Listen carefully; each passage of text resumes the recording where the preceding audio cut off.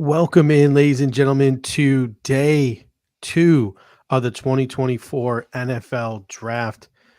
Surprise, you have the air raid hour again. Unfortunately, Anthony Prohaska, he's a little bit busy this evening, so we will be taking you through day two. Maybe possibly some various different cover one personalities will be hopping in along with us as we cover night two of the 2024 NFL Draft. The Buffalo Bills will be making their first selection, maybe in the next couple of minutes, but just a couple of things before we get started this evening. Number one, please, if you are in the chat, no tipping picks. Please wait until we announce the picks before we start talking about them in the comment section. We're probably going to be announcing early. We follow some of the people on Twitter who tip the picks, so we'll probably be a little bit of ahead of the television. So please just wait for us. We would greatly appreciate that.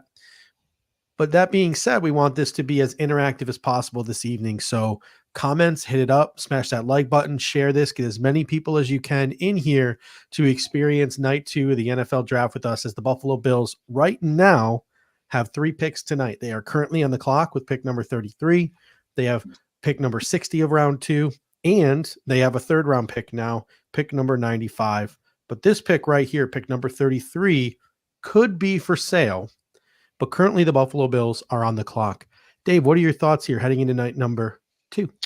After having a night to sleep on everything, it's like, obviously yesterday we were like in the moment, and like that's part of what makes this live coverage great, is reacting to in the moment things that happen. Yeah. And My perspective was a lot different 20 minutes after the draft than it was when we were live. and like people were getting on our case for like reacting a certain way. What I will say is, like, having a night to reflect on everything, I'm okay with how things went. And I'm also okay if people want to feel a way about all of this, right? You can feel however you want to feel.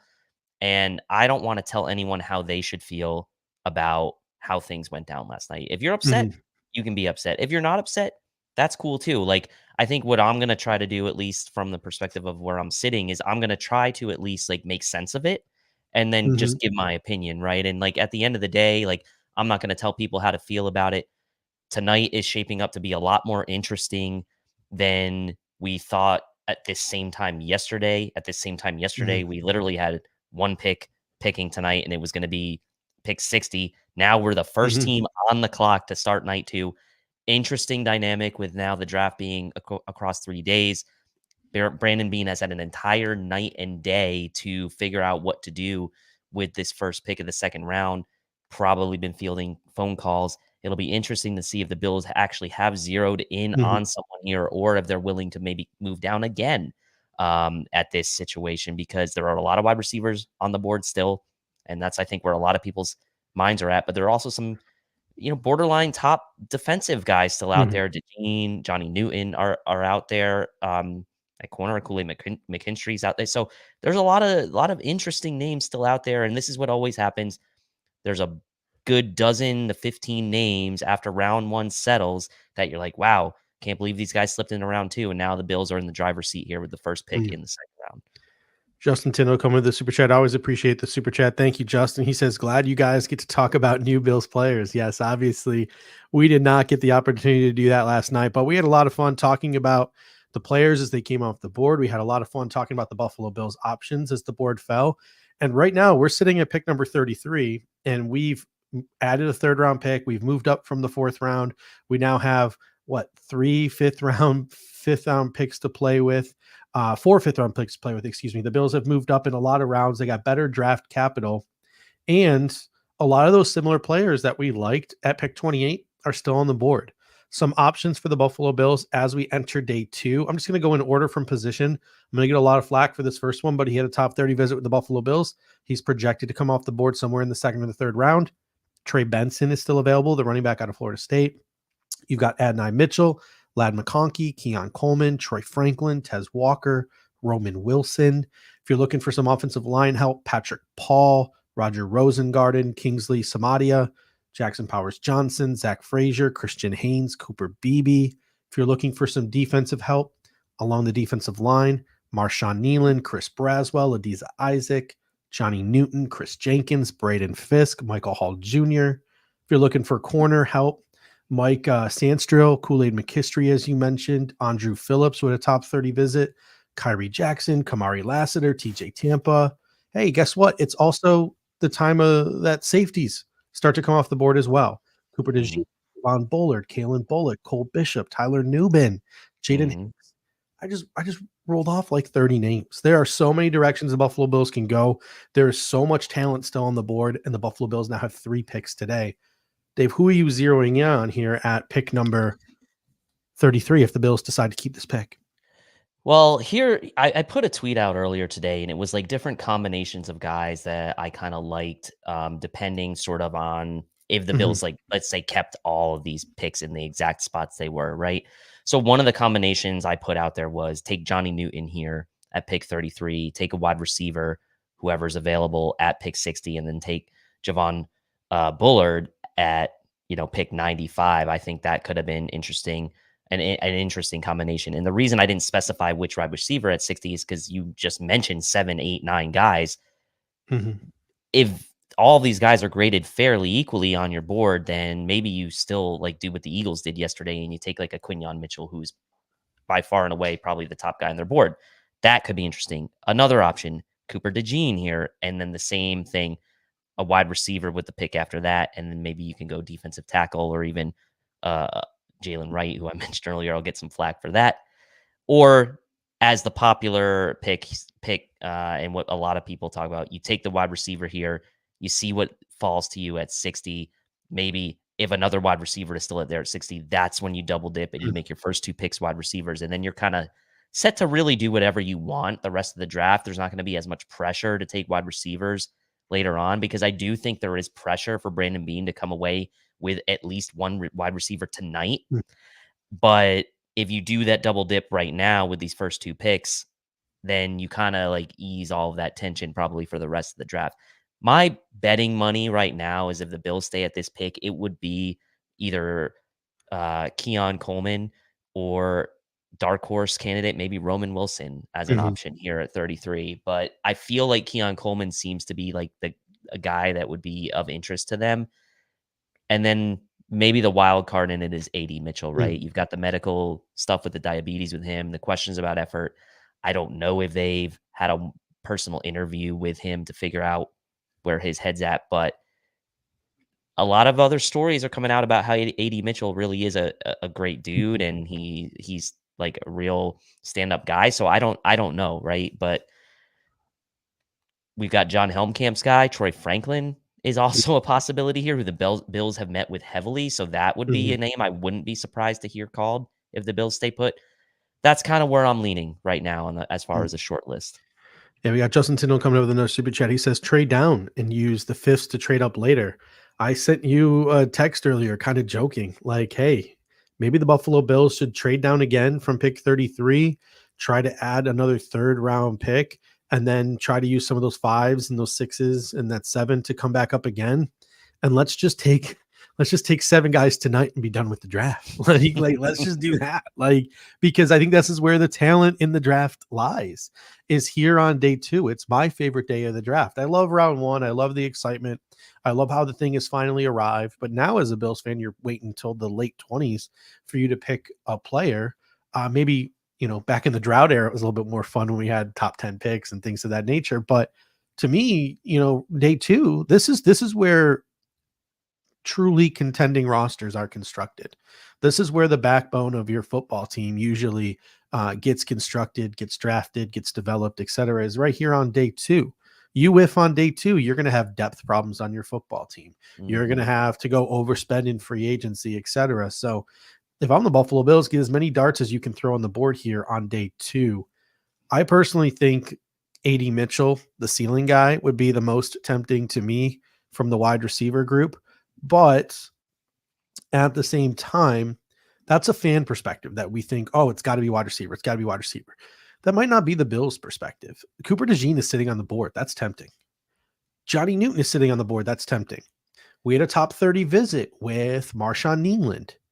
He is maybe a fringe top 40 prospect. That could be tempting to the Buffalo Bills. There are other options at other positions. Kool-Aid McKinstry. I know people don't want to talk about corners, but That's tempting if you're the Buffalo Bills. So there are other players on the board that are tempting as well. It'll be really interesting to see the direction as the Buffalo Bills are now officially on the clock. They've got 6 minutes and 30 seconds to either make a pick or make a trade. It'll be really interesting to see. Maybe they've declined all offers for trades, and Brandon Beane is trying to pull like his movie type of moment here where he's just like, all right, I'm gonna let the clock whittle down, see if anyone comes and makes a last second desperation final offer that we can't refuse. So who knows what's going to happen here? The Bills are staring at the television, maybe like they've already made a decision. I don't know, but they do have that live look in the Bills war room. Whether it's live or not, I don't know. But They it'll be were really just sitting interesting there. to see. It'll be really interesting Oh, to see the direction that they go here. they're showing Lad McConkey on the screen, so who knows, man? Ooh, yeah, those shots have steered us wrong before, though. They have. They have, and there's AD Mitchell they're showing on the screen Mhm. as well now. Clearly, they're trying to put out some vibes that the Bills are gonna go wide receiver here. Um, but you have to think, like, regardless, right, Lad and AD Mitchell will be picked at some point this round, Mhm. right? They're not getting out of this round, so it'll be interesting. Bill's still on the clock now, down to 5 minutes, so 2 minutes into these picks. These picks tonight are 7 minutes apiece as opposed to the 10-minute Mhm. clock last night, so things should go a little quicker tonight. And with 3 picks tonight, it's setting up to be a really exciting night.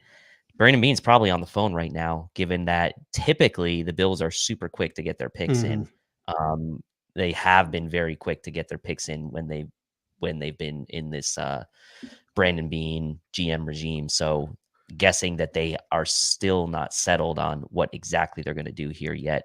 I'm sure they're settled on the player they're going to take if they don't get a trade they like, but Mhm. the fact that they've already taken this now 3 minutes tells me, and they've had the whole night and all day to figure this out, that they are still fielding offers.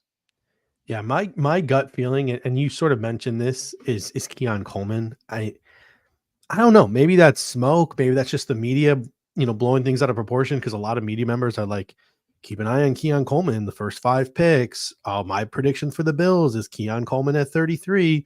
Keon Coleman is the guy to keep an eye out. Like, there's been a lot of hints over the course of today that Keon Coleman could be the first pick off the board here in the second round. Did I just see a fist bump from somebody? I just saw a tap on the back. I think the Bills Yep, might have made a pick there's some here. handshakes. There's some handshakes. Is this a trade handshake? Is this a draft pick handshake? This is going to be really interesting to see. This looks to me like we This just looks like made a a pick. This this makes looks look like a me. pick. This This looks makes like a look a pick. pick. It looks like the Buffalo Bills have made a pick. It looks like Sean McDermott has talked to somebody. So let me check some of my usual sources here to see if there's anyone ahead of the television here. And we have a pick. The pick is in. I'm going to go find that logo, and then we're going to announce the first pick for the Buffalo Bills tonight.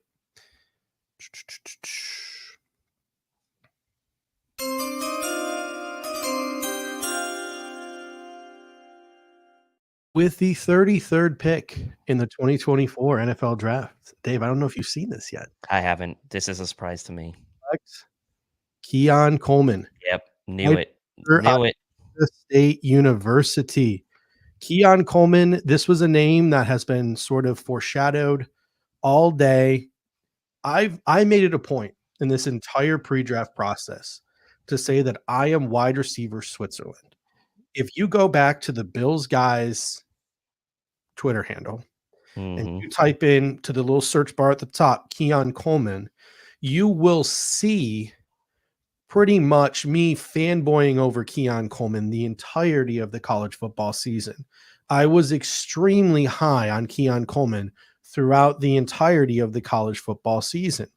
But then, as we got into the pre draft process and I started to take a closer look, he very much fell down my Bills specific draft board. Mhm.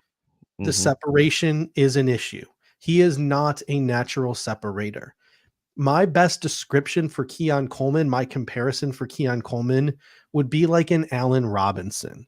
It would Mhm. be like maybe a more explosive, despite the fact that he ran a slower 40, Gabriel Davis.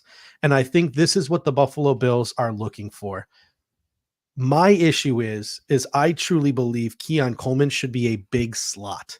he should be utilized in the way that like Marquise Colston was utilized back in the day by the New Orleans Saints. He probably will not be utilized like that with the Buffalo Bills because we have guys like Dalton Kincaid.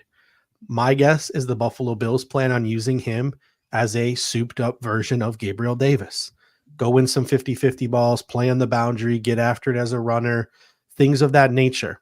But I will say with this Keon Coleman pick, I now feel pretty confident the Buffalo Bills are going to double dip at wide receiver today, and they are going to need to add a speed field stretcher unless they truly believe that Curtis Samuel is that guy. But Dave, let's get your thoughts on Keon Coleman. Yeah, so, again, there were the concerns about separation. For what it's worth, Dane Brugler had Keon Coleman as his number 7 overall wide receiver. He did have Lad McConkey and Adonai Mitchell ahead of him.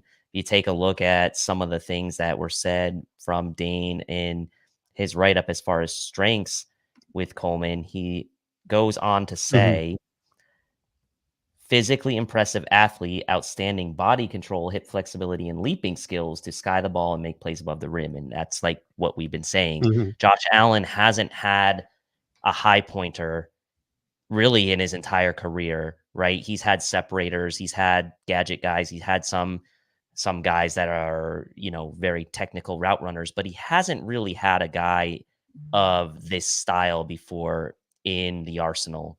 And as they are Mhm. starting to show these highlights here on ESPN, you can see that his body control is one of his best traits, his ability to go up and get and high point the ball Mhm. above defenders and Basketball player.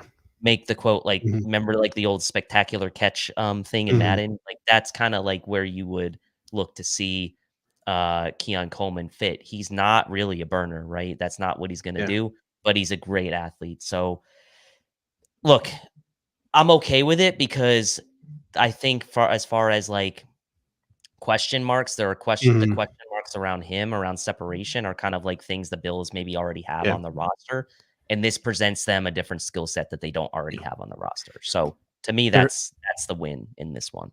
we're gonna continue talking the Bills pick, but there has been a trade. New England is now off the clock, and the Los Angeles Chargers are on the clock. My gut feeling is Roman Wilson's about to come off the board. That'll be super interesting. But let's talk a little bit about Keon Coleman, former basketball player, played under Tom Izzo at Michigan State. Like, not just like walk on under the bed. No, like Keon Coleman was a legitimate basketball player. So he's got that sort of high pointing ability. He's got that basketball skill set. So when you're looking to build sort of a wide receiver room, this is an archetype that the Bills really don't have a lot of outside of Mac Hollins, Justin Shorter, etc. Keon Coleman, 6'3", 213 pounds. Looking at his size, he's got 32-inch arms. He obviously had that 4.61 40. I believe he cleaned that up at his pro day and he got into the 4.5s. 2.68 20-yard split, not great, but hey, he had a really good 10-yard split. So you can tell that he's a guy who's going to be explosive off the line of scrimmage. 1.54 10-yard split. And he is a pretty solid linear athlete outside of the 40-yard dash time. He had a pretty good vertical of 38 inches, and he had a pretty good broad of 8.99. So RAS score. So you're looking at a pretty decent sort of linear athlete in Keon Coleman. He didn't do the shuttle. He didn't have the cone. So we really can't speak to his agility. But if you put the RAS of Keon Coleman and the RAS of Gabriel Davis side by side, these are very similar football players, with the main difference being Keon Coleman is a much more explosive, less stiff version of Gabriel Davis. You also get with Keon Coleman a guy who's returned punts and a guy who's returned kicks in his career as well. Yeah, and that's something that we probably really didn't talk about much as far as being the Mhm. guy that the Bills would presume to pick as their number 1 target, right, in this draft outside of maybe or Xavier Worthy. Like, that wasn't something that we had talked about really for any of the other bigger names, right? So Keon Coleman does bring Mhm.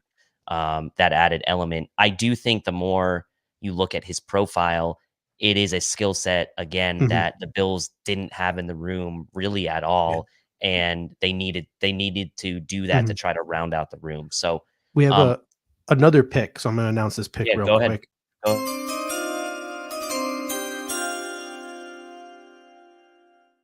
With the 34th pick, a little shocking to me, But the Los Angeles Chargers have traded up with the New England Patriots and selected wide receiver Lad McConkey out of the University of Georgia.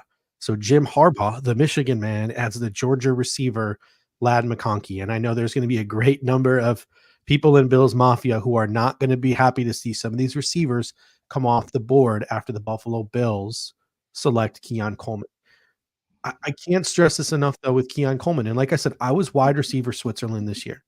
There's not a single receiver in this draft that would have upset me when the Buffalo Bills selected them. Now, are there receivers I would be less excited about? Yes. Is Keon Coleman one of them? Yes, he is. Because, like I said, he is not a natural separator. He does not have top end speed. He's not this like crazy creative route runner, but he is an athlete. He can contested catch. He can high point. He's got very good ball skills, and he knows how to utilize that large frame of his to box people out, to do these various different things. And as he gets more coaching in the National Football League, as he develops in the National Football League, this is a archetype that we just don't have in our wide receiver room that we do now. But I cannot stress this enough. I do not think the Buffalo Bills are done receiver shopping this evening, because I do think, unless you really think Curtis Samuel is all you need, I do think the Buffalo Bills need a boundary field stretcher in the style of Troy Franklin, in the style of a Tez Walker.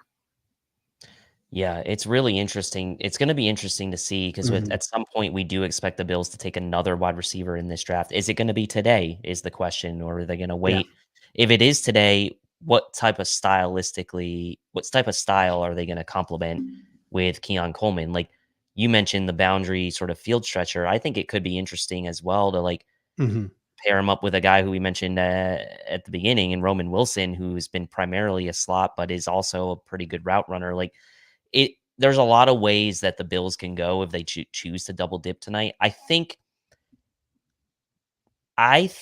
but the fact that they picked Coleman here and stayed pat at Mhm. 33, I I would bet right now that they aren't going to double dip today. That Mhm. that would be my gut feeling, is that they're gonna wait unless they end up with more than 3 picks today. If they end up with somehow another 3rd rounder today at some point, I don't think now that's probably likely Mhm. given they don't really they're not gonna really be able to get that much value from trading down from 60 to get another 3rd Mhm. rounder maybe. I don't think they're double dipping tonight. Yeah. That's just my gut feel. Here is the write up from the Draft Network's Brentley Wiseman, who had a round one grade on Keon Coleman. Coleman is outstanding with the ball in his hands at Florida State, wisely utilizing him on screens and quick hitters just to get him the rock as much as possible. Something that, Joe Brady likes to do. He displays very good change of direction and an ability to make the first defender miss. This is also evident on special teams, as he is the team's primary punt returner. One of the truly special things about Coleman's game is his ball skills, hands, and ability to excel in contested catch situations. He is a weapon in the red zone and is open when he is covered. He can elevate above most defenders to high point the football, and he understands how to use his size to his advantage and always works to get in position to secure the football. Coleman will have to get better with some of his route running, as he will get lazy at the top of his route at times, and that will be something he cleans up when facing NFL defenders. But overall, Coleman has everything you want to be a team's number one option and will likely be a difference maker early on in his NFL career. So I don't know if he has number one ceiling. If he does, I think it's low end number one. But I do agree that this is a skill set that fits into the Bills' room as something we do not have right now. Yeah, I agree, and it looks like the Falcons trade Mhm. in here with the Cardinals, it looks Yeah. like. So, Mhm. Falcons moving up from And there 43. was a pick at 34 that I missed too. I don't know who I missed here, but No, 34 was Lad, and, oh, okay. so we're on 35 now. This is pick 35, And the and Falcons, it's ooh, they get Jarzon to go with Grady Jarrett there. That'd be fun for them. I know they see Jarzon does not look happy at his home in Orlando, Florida, though. Um, let's see if maybe the pick is in. So let me go and see if maybe it's been tipped. I wanna see what that's a decent move up, right? That's like, Mhm. 8, It 9 spots up. You wonder Cardinals trade Card 35 and 86. Falcons trade 43 and 79. Wow. So it was 43 and 79 for what? 35 and what? 186. Hmm. That's a nice haul for Mm-hmm. that's a nice haul for the Oh, and here is the pick. The pick is in. It is a man who had a top 30 visit with the Buffalo Bills. I don't know if we have a logo for this, so I'm going to pull it up, but the pick is in.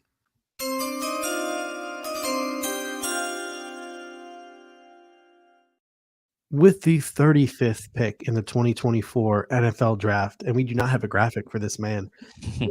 Falcons select, Dave, one of my favorite names in this draft, Rook Arororo, deep Yeah.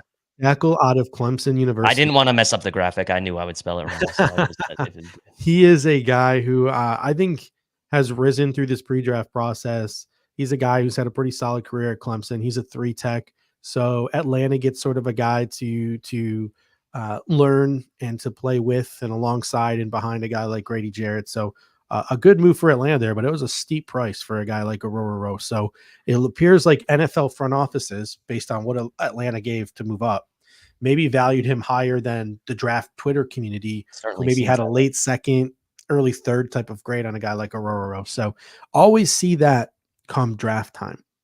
All right, Dave, let's talk about it. Where do the Bills go from here? Their next pick is pick 60. Do you expect the Buffalo Bills to work the phone to try to move up? And if so, who are maybe some of the guys that they would be targeting?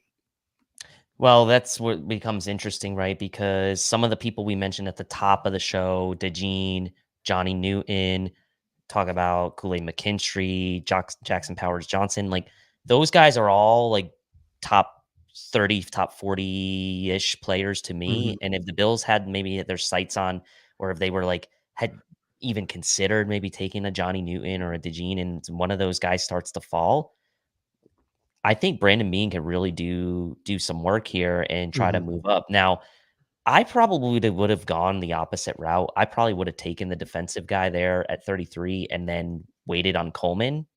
But clearly they wanted Coleman and they didn't want to let him slip. So Yeah. I'm gonna do kind of like what Brandon Beane did last night at this point. Stay patient. Now we're now back into our normal sort of Mm-hmm. 28th slot in the round.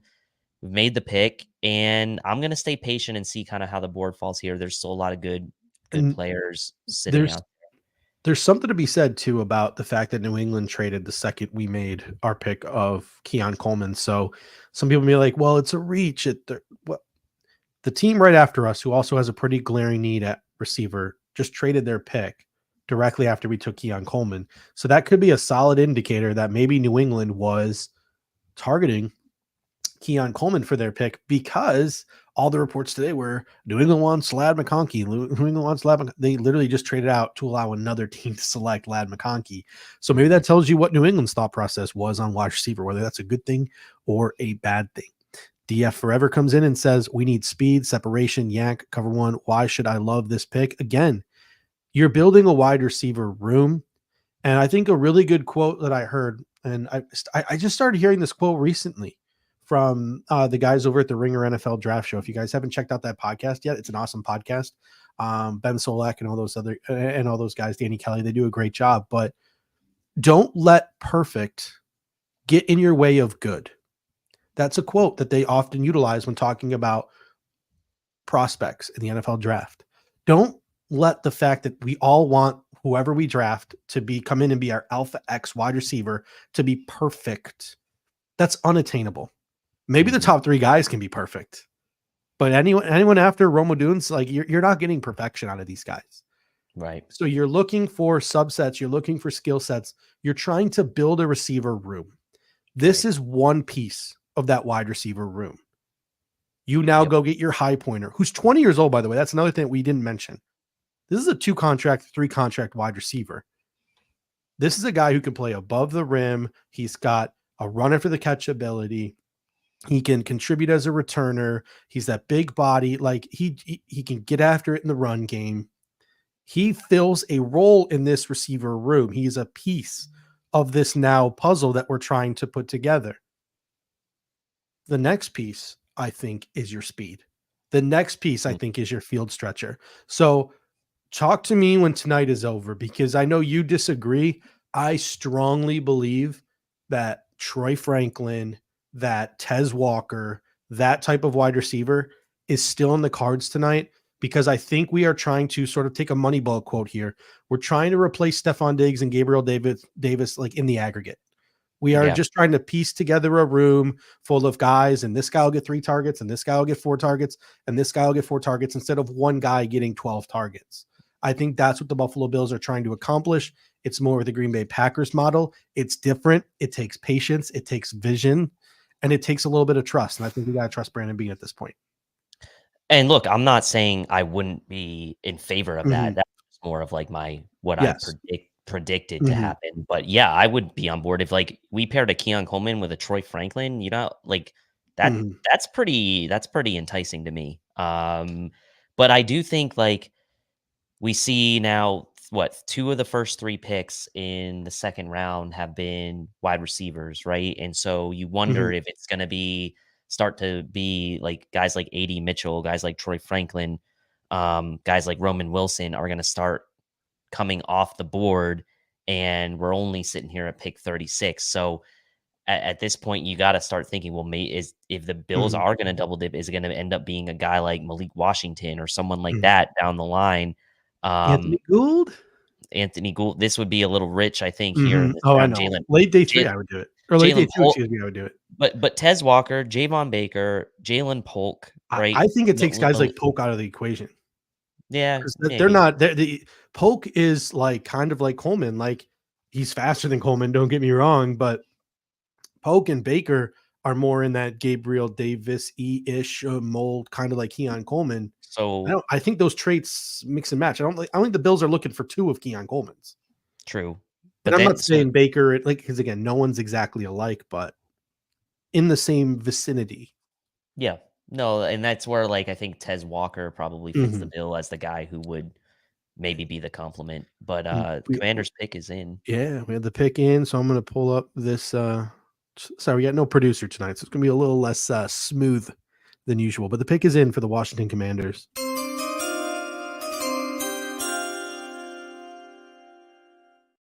with the 36th pick in the 2024 NFL Draft. The Washington Commanders select. This is a great pick for them. Mhm. Jerzon Johnny Newton, 3 technique defensive tackle out of the University of Illinois. Absolute disruptor. He was one of my favorite players left on the board. I had this conversation yesterday. I'm absolutely perplexed that a player like Chop Robinson will go in the first round and a guy like Johnny Newton can't find his way into the first round somehow. This guy, I know he's got the Liz Frank problem that maybe the medicals dropped him, but this dude played on it last year and was still just absolutely terrorizing quarterbacks in the Big Ten. I think Johnny Newton is going to be a very, very good player for them. And we have another pick in as well as the New England Patriots are now on the clock. I'm going to Mhm. pull that one up as well.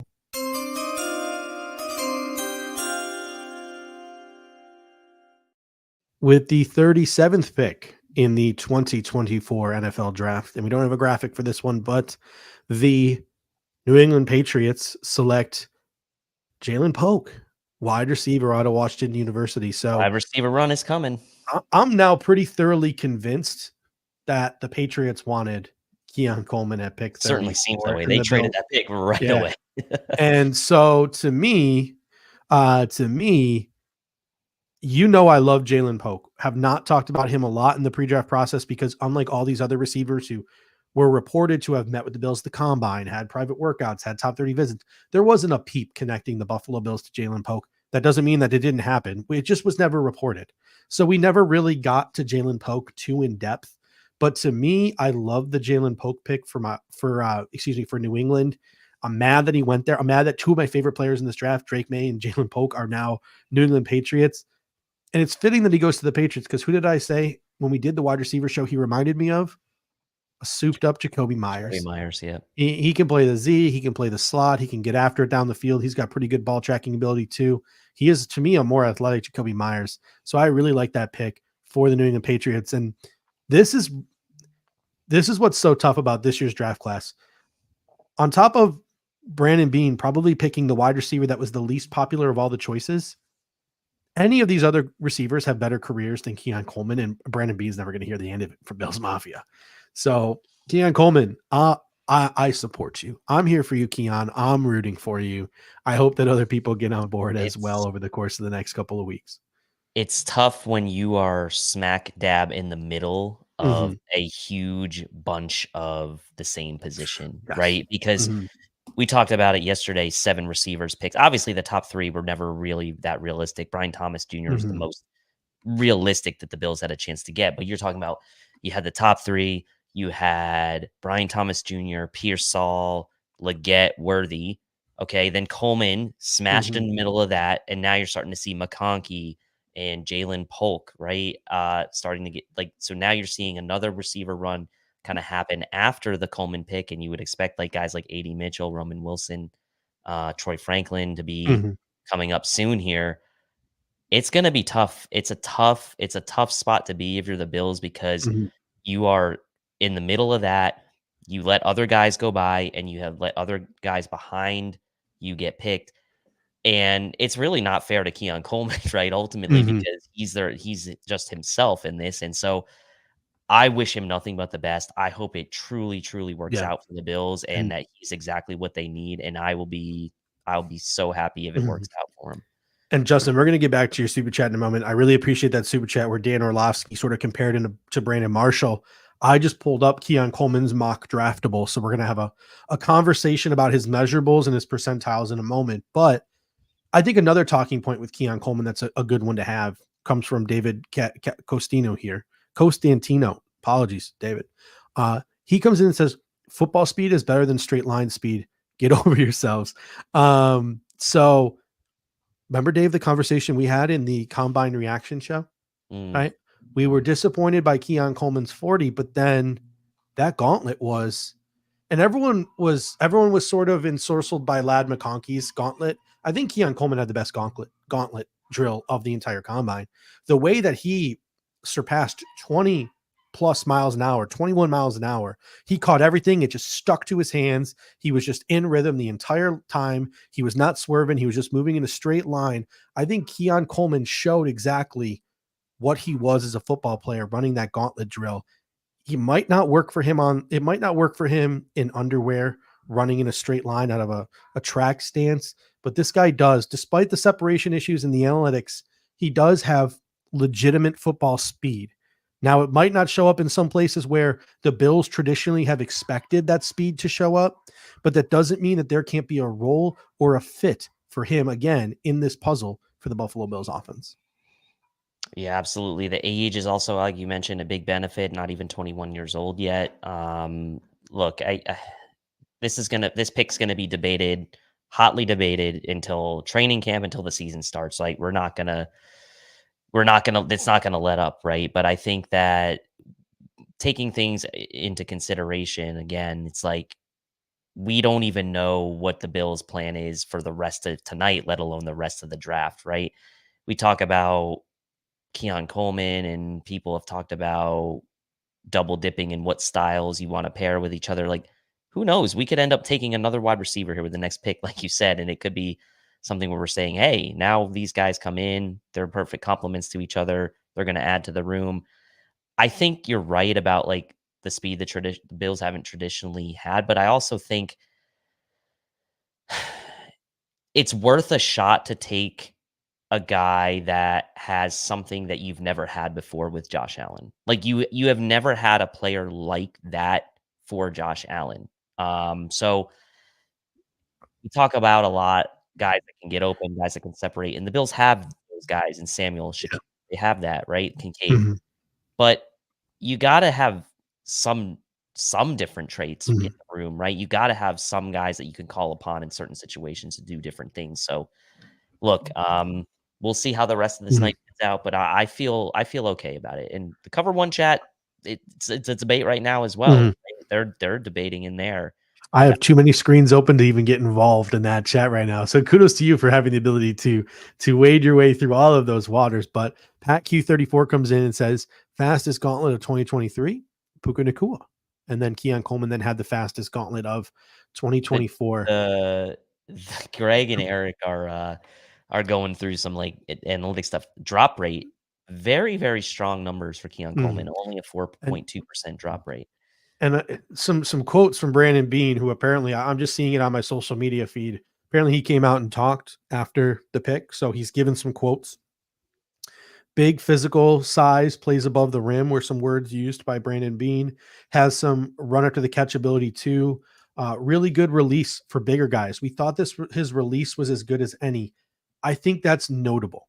I really do think that's notable because on Tuesday night I was listening to Disguise coverage and there was a great conversation between Bruce and Anthony. I wish Anthony could be here with us tonight, but obviously he's got some other things going on, so he can't join us. But they were having a really good conversation about wide receivers in this class. And they said how we love to highlight all the good things with receivers, but we don't like to talk about the things they struggle with unless we like those receivers, or unless we don't like those receivers. So everyone wants to harp on Keon Coleman and how he's not a natural separator. I, I think I'm kind of guilty of this too, because like when I said Xavier Legette was my guy, I highlighted all the reasons why he was my guy, and I didn't talk about one glaring weakness in his game. And that one glaring weakness was he had struggled throughout his entire career getting off press man coverage. But my answer to that was, well, he's got long enough arms, he's got a big enough body. You can teach him how to get off the press in the pros. It's just a matter of him going out there and learning how to do it. He'll be fine. I think the Buffalo Bills clearly disagreed. So now you have Brandon Beane coming out here and saying, really good release for bigger guys. We thought his release was as good as any. Getting off the line of scrimmage, being able to play against man-to-man defense, against teams like Kansas City Chiefs in the playoffs who want to hold on every play and get away with holding on every play, a guy like Keon Coleman might come in handy in those games. It's not just about who's got the fastest dudes who can blaze down the field, because sometimes you play in a game and that game is an absolute dogfight and you need receivers who can just box people out, go up there and get it. Brandon Beane also commented he has a lot of bravado to him, personality. He'll probably have 150 catches, 2,000 yards. He joked, said, we'll bring him along. He'll have to learn the offense. He'll help us a lot. He's a big body. And then speaking to the media, Keon Coleman said, I'm a hard worker. I don't like to be given anything. I want to earn it. I'm a great guy outside of just a football player. So this seems like another guy. After watching the Bills embedded in Terrell Bernard and Khalil Shakir and just the way they operate and the way they carry themselves, no surprising to me that that character also plays a role in this Bills decision as well. Not at all. And the Titans pick is in. I threw it through the name there Yes. in the chat, so we can All right. Let me pull this up.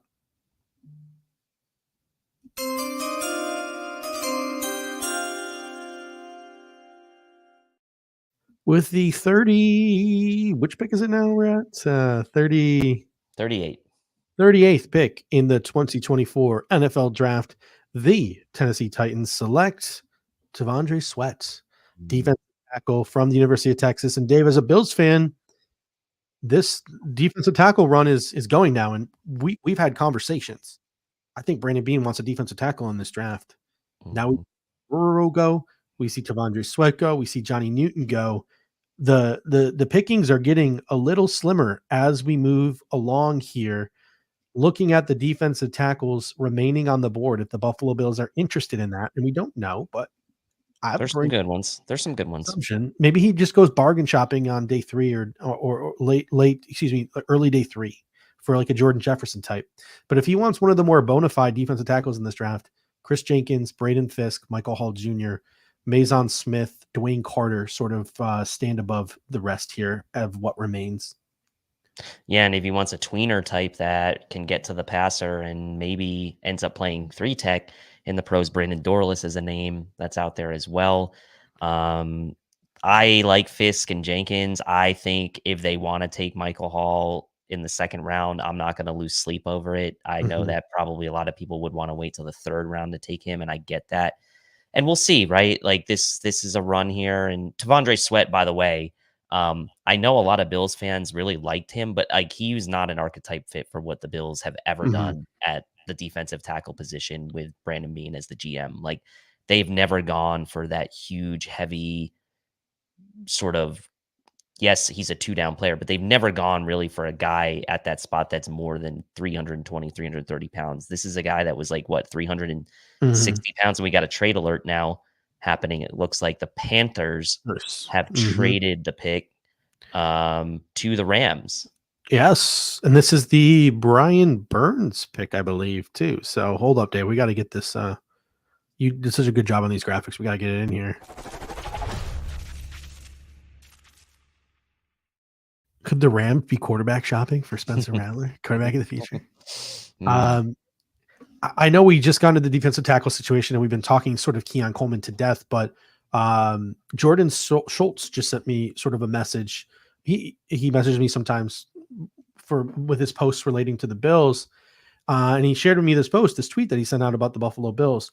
Keon Coleman was a top wide receiver left that Josh Allen wanted last night. The Bills knew they could move down, get more picks, and still get him.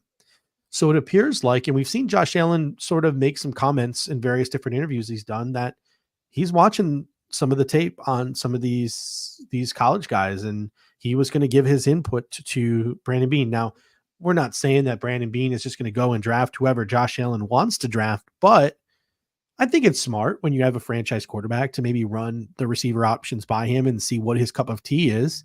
And it appears like, right or wrong, Josh Allen's cup of tea of what was available last night when the Bills got to pick 28 was Keon Coleman. Yeah, he's getting kind of the LeBron treatment here a little bit, right? Letting him run the team a little now.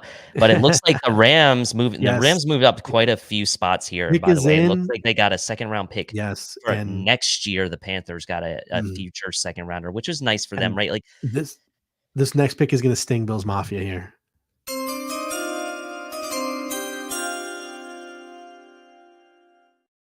With the 39th overall pick in the 2024 NFL draft, the Los Angeles Rams, who traded a 2024,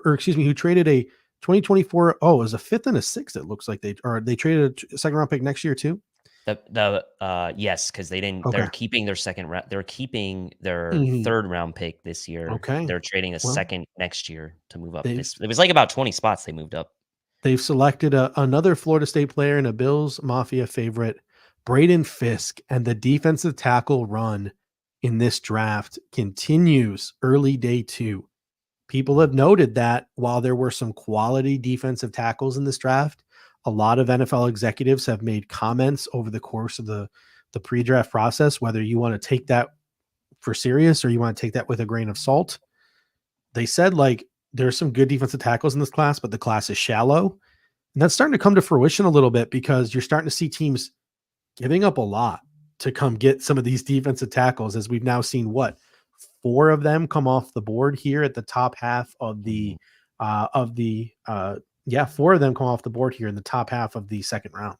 I like what the Rams are doing. They're trying to rebuild that defensive line, which was previously a force for them in years past. Obviously, you're not going to replace Aaron Donald, but 2 Florida State guys. I just Jared realized. Verse, right, in the first round, and now Braden Fisk here in the second. I mean, he's been a favorite of ours pretty early on in the process, right? Even going back to the Senior Bowl. So we're fans. I know Casey Reed, obviously fan, being the Florida State guy that he is, but I like what the Rams have done so far this year. They've kind of zagged when everyone else is zigging with going 2 defensive players. It was a while. Were they the first? No, they weren't the first ones to take a defensive player. I don't think were they the first? Was pick 19 yesterday the first defensive player picked? I think it was. No, Byron Murphy. No, Latu at 15 was the first. But even still, the Rams are doing something interesting. I like what they're doing. The Commanders.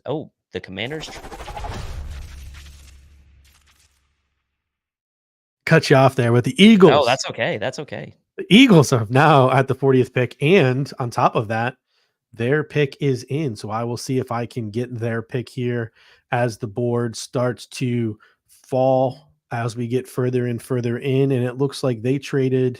The details of the trade are in from Aaron Wilson. I hate the way right he now, shows the player. Oh, dude, they're terrible. So, oh boy. All right.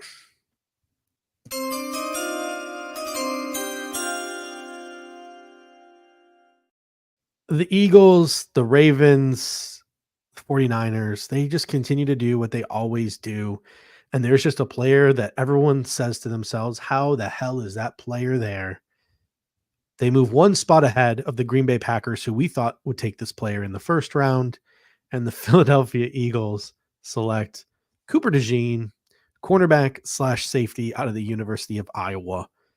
There was not, it was not an accident why Philadelphia traded up to the spot that they did. They were trying to get in front of the Green Bay Packers. Yep. And I'm trying to see what the terms here were. It Mm, looks like they gave up, so the Eagles trade round 2. They get to round 2 yeah. to get to they traded their 50th pick, which is 10 picks later. They traded a 5th rounder. It looks I hate the way Aaron Wilson does this. Mm, And looks like the Commanders also picked up the Eagles' yeah. 3rd rounder, number 78 overall, which is a big Yeah. win for them. So Got a comment in the comment section here from Trey Ellis. He says, cover one. How much does the Bills PR pay you? And this is the one time I'm going to address a comment like this in the comment section tonight. I'm just going to get it out of the way. Like, we have stated on this show, if you guys are fans of the Air Raid Hour, you watch the Air Raid Hour, our show on, that we air either Sunday or Monday nights, you will know that we have very much been wide receiver Switzerland throughout this entire pre-draft process. We've in fact probably talked about other position groups more than any other podcast. We decided that, there is more than one position in football, and it is okay to talk about them and talk about options. Every player has positives. Every player has negatives. We have highlighted the positives of Keon Coleman. We have also highlighted the negatives of Keon Coleman. He is not a natural separator. I think both of us will tell you that Keon Coleman was not our first choice at pick 33. I said Adney Mitchell was my first pick. I believe you said that you would take Adney Mitchell as well. But it is what it is. I think that over the next couple of days, guys like Eric and Ant, they're going to dive even deeper into the tape. Guys like Adam is going to dive into the analytics even more over the next couple of days, and they will highlight the positives and they will highlight the negatives. There is absolutely no reason in the middle of April, end of April, early May, for us to just have this cloud of toxicity over the draft pick.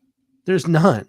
Like, there is no reason for us to sit here and be mad and swear at Brandon Beane and comment in toxic way, shape, or form on every Bills social media post that, oh, I can't believe you screwed up. I can't believe you didn't take this guy. This team will never get over the top. We suck. Like, save that for the Sabres who deserve it, because it's been 13 years. Because I'm guilty of doing that with the Sabres because they deserve it. Let's just highlight the positive, highlight the negative, and move the freak on, because I don't understand the need to throw temper tantrums and to make comments like that over a freaking draft pick. Let's all take a deep breath and let's move on. Yep, and as you were talking about that, and by the way, I agree with you. And anybody who watches us, and really anyone at Cover One, knows we try to be as objective as possible, right? We try to bring the facts. We do bring opinion, obviously, but we do try to come at it from as unbiased as we can, right? Will we try to stay positive throughout this process? Yeah, I mean, probably we will. We'll lean towards the positive, but anybody who's watched us and has watched other shows, we have certainly given out our fair share of criticism of multiple decisions, personnel moves, etc. But there's been another trade. So the Packers are trading this pick to the Saints. Well, you didn't give me a chance to throw the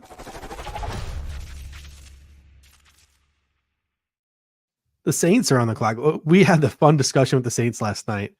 The Saints are just so much fun watching them just struggle and try so hard to just win 8 games a year. It's so much fun, but they've actually made a pretty good pick, and the pick is in.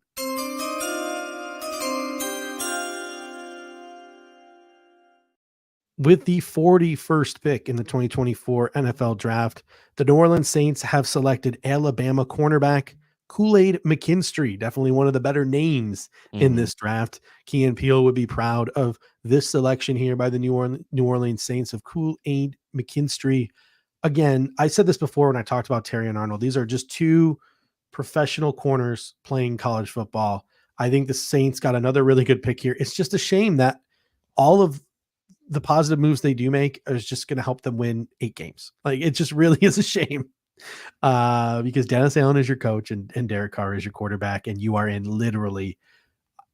If there was a place below hell, I think that's where the New Orleans Saints would find themselves in terms of the salary cap situation they find themselves in.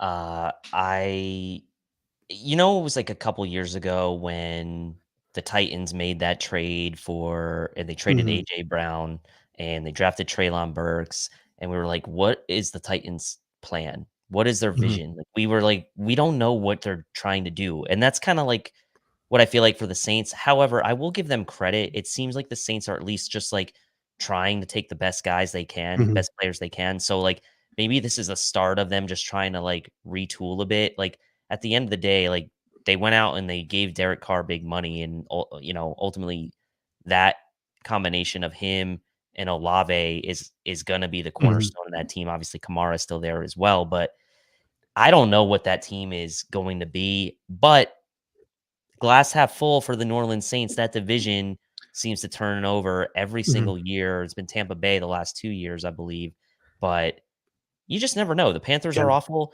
The Falcons, Kirk Cousins, maybe now they're the favorite to win that division, but Mhm. it's a new coaching staff, a new quarterback. It's gonna be still a dogfight in that division, and maybe the Saints, Mhm. who were the favorite to win the division last year, by the And way, could make a move.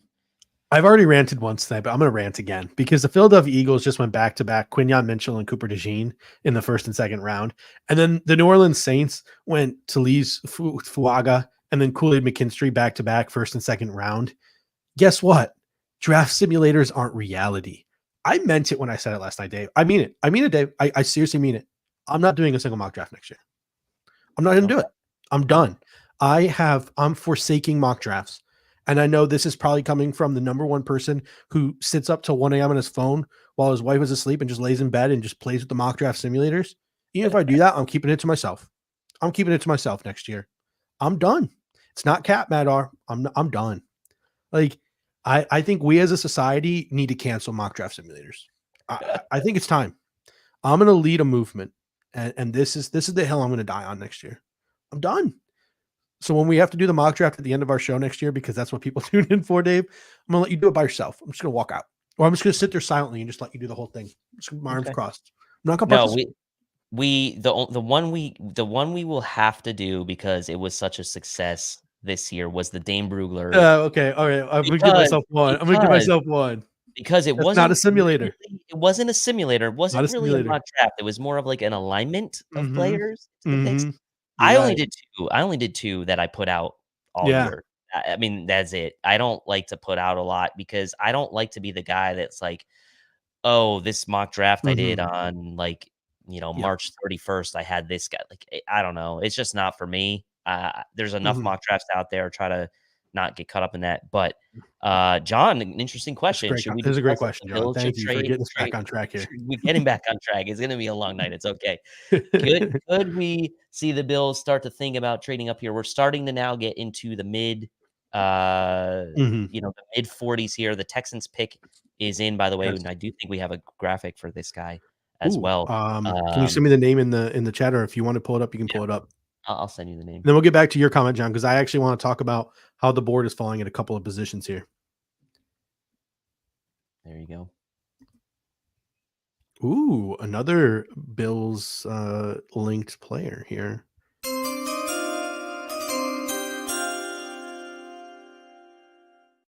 With the 42nd pick in the 2024 NFL draft, the Houston Texans, who are once again having another great draft, select Kamari Lassiter, cornerback out of the University of Georgia. And I shouldn't say great draft because that was their first pick, I believe, but still, it's a good first pick. A guy like Kamari Lassiter now play opposite of Derek Stingley Jr., the sticky man corner from the University of Georgia, a guy who's played a lot of big games in the SEC, to go along with another guy. And Derek Stingley Jr. has played a lot of big games in the SEC. Man, did the Houston Texans do a major about face when they got rid of Deshaun Watson? They are building a juggernaut there. Buffalo Bills have to play them on the road this year, and they are going to be a legitimate contender as long as CJ Stroud stays healthy in the AFC. Whew. I love that pick CJ for the Texans. CJ Stroud, I think is my favorite non-Bills Mhm. player in the league. And I know it's only going to be his second year, but man, was he fun to watch last year. And Hearing him talk too, some like the Micah Parsons podcast he just did, like he's just a phenomenal dude. Like, just love him. Really big fan. And then you look at what the you go on the total opposite with the Carolina Panthers, who picked Bryce Young number 1 overall, gave up that a huge amount of assets to draft Bryce Young, and they're just like in total disarray. I mean, they get Leggett, they've signed, like, they got Thielen last year, but like the trade for that ended up being Caleb Williams, Bijan Robinson, somebody else, and next year's second round pick for Bryce Young. Like, it was just brutal for the Carolina Panthers. Set that franchise back. David Tepper is still yelling at waiters in restaurants now too. Like, just I saw that. Yeah. Just things are absolutely falling apart. And the pick is in, and we are now seeing a run on cornerbacks with the Arizona Cardinals adding to the fray here. I'm going to pull up the little. We got to do it.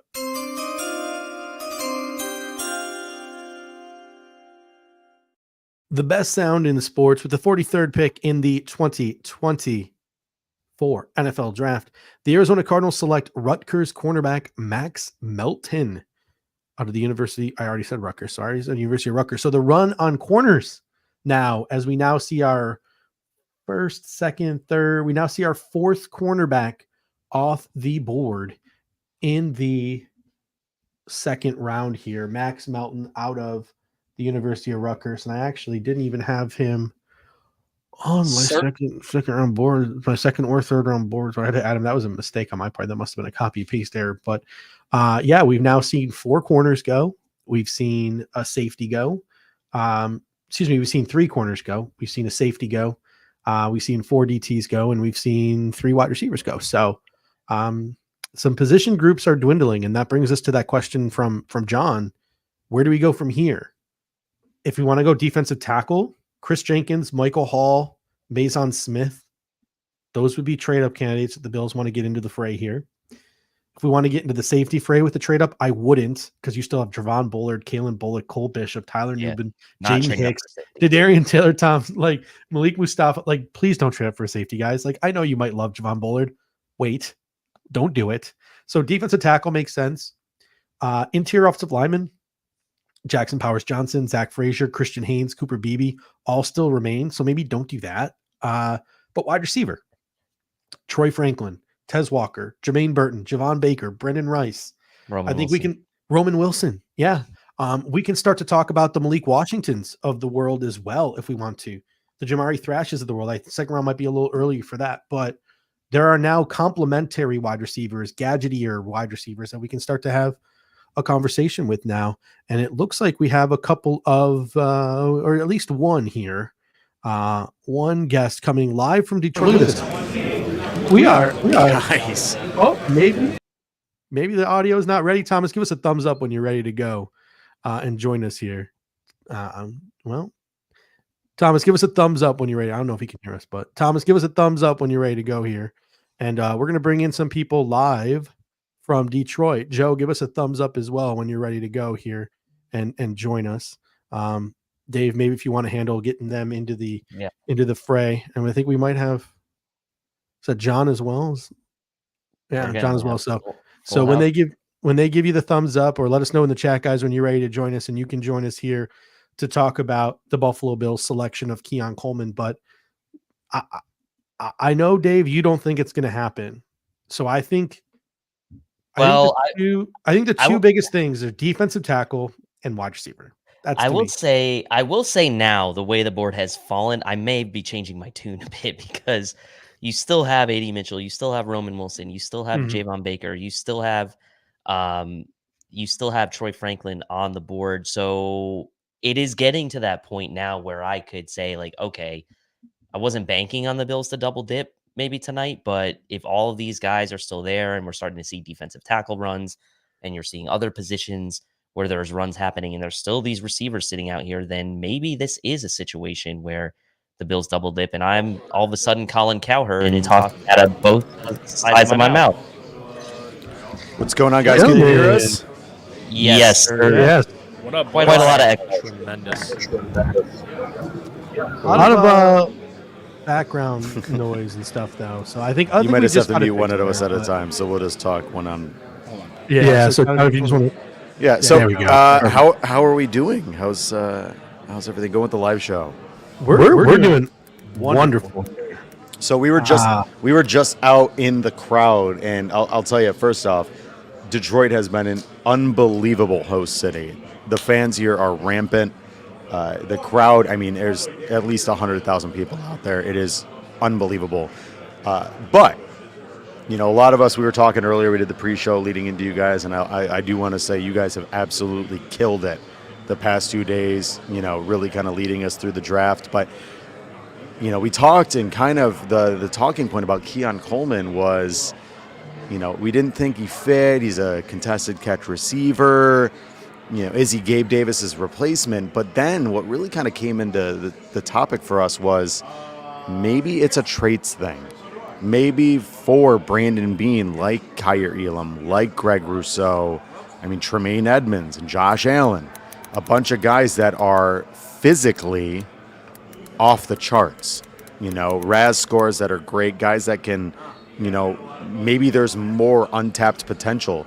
So I think the excitement of what Keon Coleman can be is very intriguing.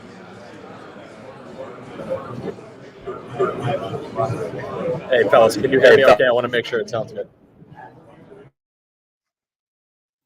Yeah, we're basically gonna have to like mute all of you guys except for one at a time if this is gonna work. So, who's next? Joe, are you next? We'll get Joe. Bad does it sound? Is it good? Yeah. There we go. Go ahead. Hold on. All right. Can you guys hear me okay, or is it better? It's not good. How about now? How about now? Nope.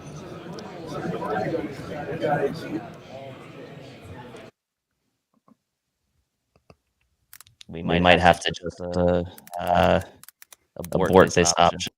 Yeah, sorry guys. It's throwing off our audio too, so we're just gonna have to go back to the 2-man. So apologies to the guys who came in from Detroit. We try to make it work, but it's busy. It's hectic there in the war room, there in the media room at the NFL Draft in Detroit. Which kudos to the city of Detroit as well, because they had 475,000 yesterday, and then like they had like maximum capacity again today. So that's a big day for them. While they were joining us here, we got Jackson Powers Johnson to the Raiders as well. So now maybe do we see a run of interior offensive linemen? JPJ was more intriguing to me than Zach Frazier, because I'm pretty excited about the Connor McGovern to center transition. I think he's athletic. I think he's big. I think he's strong. I think he's physical. I really am looking forward to that. And to me, that I would have liked Jackson Powers Johnson because he could have played left guard. I'm not sure if you're going to get that versatility from a guy like Zach Frazier. You can get that from Cooper Beebe. You can get that from Christian Haynes playing left guard. But it'll be interesting to see the decision the Buffalo Bills make here. Now maybe a run on interior offensive lineman start. Yeah, and I like what the Raiders have done so far. I mean, you take a look at their depth chart. They're slotted in to have Andre James as their center. They have Dylan Parham, who they got a couple years ago. Thayer Mumford at right tackle, Cody Whitehair at left guard, and Colton Miller at left tackle. So the center was a glaring, that would look like to be a glaring need for them. And they obviously went and got Brock Bowers in the first round to pair with Michael Mayer, who they drafted a year ago. They still have Devontae Adams. They still have Jacoby Myers, Tucker. It's an interesting approach the Raiders are taking. They are seemingly going into this season saying, like, let's see what we can do with Gardner Minshew while we rebuild this team around him, and really setting themselves up to, if next year they want to go after a franchise type quarterback, they're going to already have a ton of pieces in place. So I kind of like where the Raiders are headed. I'm sure Greg Vorse, who is our Cover One resident Raiders fan, is also liking what they're doing right now as well. We have another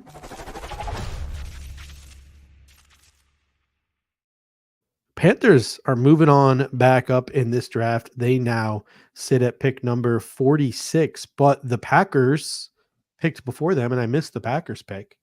So sorry, we were a little distracted with some of those technical issues coming in from Detroit. So the Packers pick is in, and then it's going to be the Panthers, not the Colts, on the clock. And let me just pull up here and see who this Green Bay Packers selection is. Dave, if you find it before me, I'm checking let right me now. know. Yeah, it looks like this might be the first pick tonight. We're not going to get tipped. The TV is going to beat us here. So we're getting it in at the same time as you guys here as the Green Bay Packers are on the clock. They have someone who looks familiar, an offensive lineman of some kind, making their selection for them. There it is. Edgerrin Cooper. Yeah. Nice.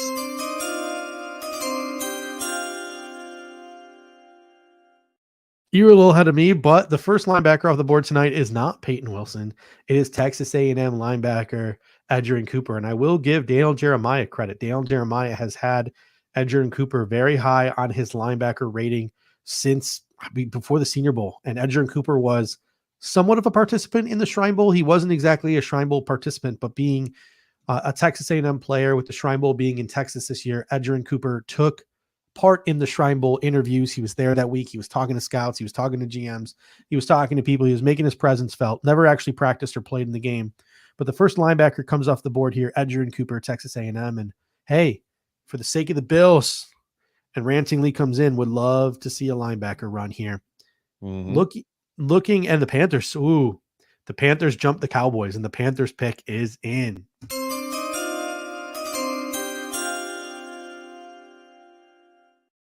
Unless Jerry Jones was fibbing, Jerry Jones should have kept his mouth shut, because with the 46th pick in the 2024 NFL draft, the Carolina Panthers take the first running back off the board, the first running back off the board before Trey Benson. Jonathan Brooks, University of Texas, the guy who Jerry Jones yesterday said was the best interview of any player they had in 30 years. Jerry, please tell me that was a smokescreen, because the Carolina Panthers trade up. I don't know where Dallas picks, but they were certainly in front of the Dallas Cowboys, and they select Jonathan Brooks here. So if you're a Cowboys fan too, you're probably sweating bullets because you've now lost a linebacker, you've now lost a running back, two things that the Cowboys need.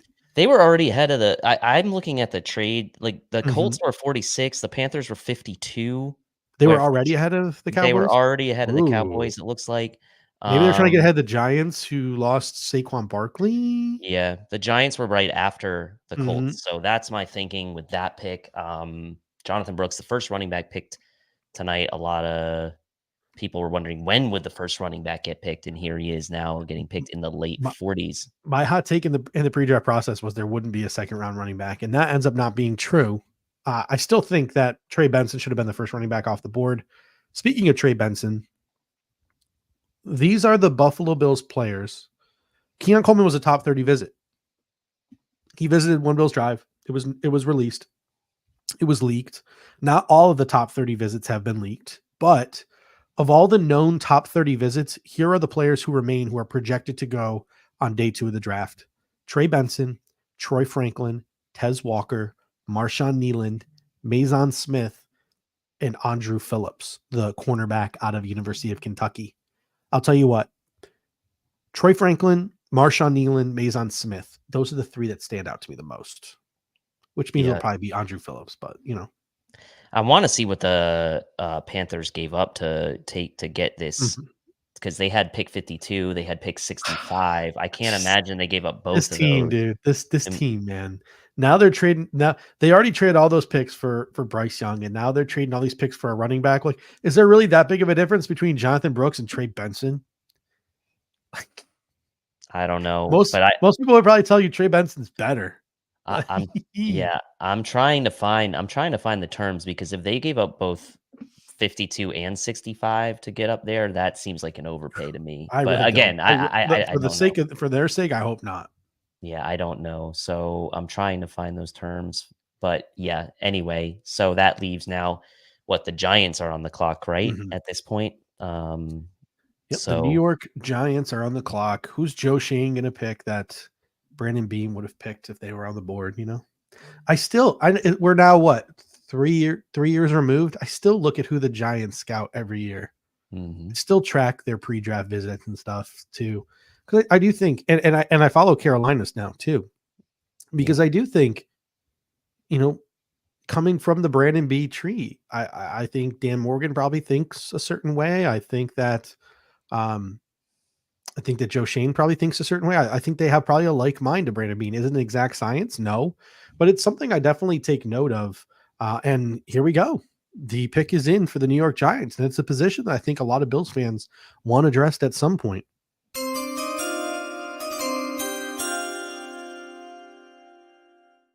With the 47th pick in the 2024 NFL Draft, the New York Giants select, and they have a hole to fill with Xavier McKinney off to Green Bay.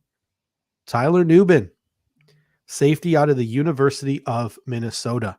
So if you don't want to count Cooper DeJean as a safety, Tyler Nubin becomes the first safety off the board. Just has been projected since, I don't know, January. There's a lot of talk. Could it be Javon Bullard? Could Cole Bishop be making a run? Could, someone else? At the end of the day, it's chalk. It goes back to the guy who everyone said was safety number one, if you don't want to count Cooper DeJean, since, I don't know, mid-November. Tyler Nubin is the first safety off the board here at pick number 47 to the New York Giants. Not the greatest athlete in the world. He does need some work at the way he takes angles in the run game, and he needs a little bit of work at the line of scrimmage, but a ball hawk nonetheless there, center fielding for the Minnesota Golden Gophers. He's just got great awareness and ball skills.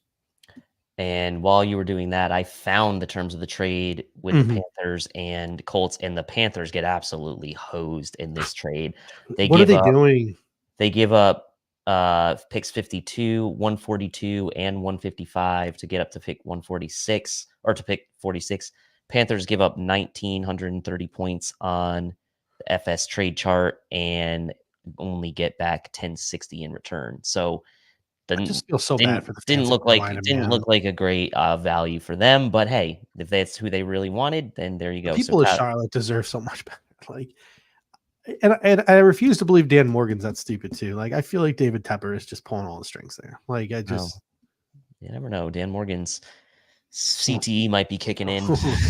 Is that too soon? At least he's not murdering anybody. Yeah, that's true. That's true. So Anthony Northrup comes in and says, late to the party, boys. Quick take on Keon. A summary of what we talked about at the top of the show. He is a piece of the puzzle. I'm convinced the Buffalo Bills are not done at wide receiver tonight, because another piece that is still missing is a down the field stretcher, unless the Bills really feel like Curtis Samuel is the only one that they need. But he's a guy who can play above the rim. He can get after it in the run game. He can box people out. We talked about those games against the Kansas City Chiefs when they're playing grabby, they're playing handsy. Sometimes guys can't run down the field past people. Sometimes they just got to be able to go up and get it and make those physical contested catches. Keon Coleman also gives you return ability. He gives you that big body. So there are negatives to Keon Coleman. He's not going to probably beat people over the top. He's not a natural separator, but there are a lot of positives to Keon Coleman's game as well. So a piece of the puzzle. I don't think he's ever going to be a true X receiver in the National Football League in terms of he's going to be an alpha bona fide number one guy, but I do think he'll be a solid piece to this wide receiver room. Yeah, I agree with that take. I mean, time will tell how much of those separation issues will be a hindrance to him, depending on how Joe Brady wants to kind of deploy Keon Coleman in this offense. Like, at the end of the day, like, he may only be called upon early on to do get 4 or 5 targets a game, because we don't know what the Bills might do the rest of this draft, or even after the Trey White cap space clears up, right? This could be, like you said, a piece of the puzzle. I think that's the way we need to look at it for now, until we see the rest of the draft and possibly post June 1st play out. Then we can really say, like, okay, if there's no other plan and there's no other receiver in place, then that's the plan, right? And then we can really kind of criticize it maybe at that point. But the Jags now on the clock, it looks like. Pick is it?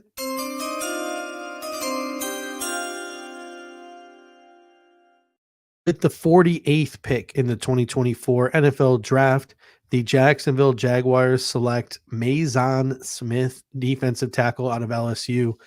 Dave, we talked about this at the Combine. Mason Smith was projected to be 4th, 5th round pick, had a down year coming off of an ACL tear. But what was the comment that we made at the, oh boy, and we got another pick coming in too. The comment we made at the Combine was, this guy's got the build of a Dan Williams. He's got the build of a Jeffrey Simmons. He's now going to be 2 years removed. He was a high off the ACL tear. He was a high recruit He's going to go earlier than people think. And sure enough, here he goes off the board. And the run on defensive tackles is just about through because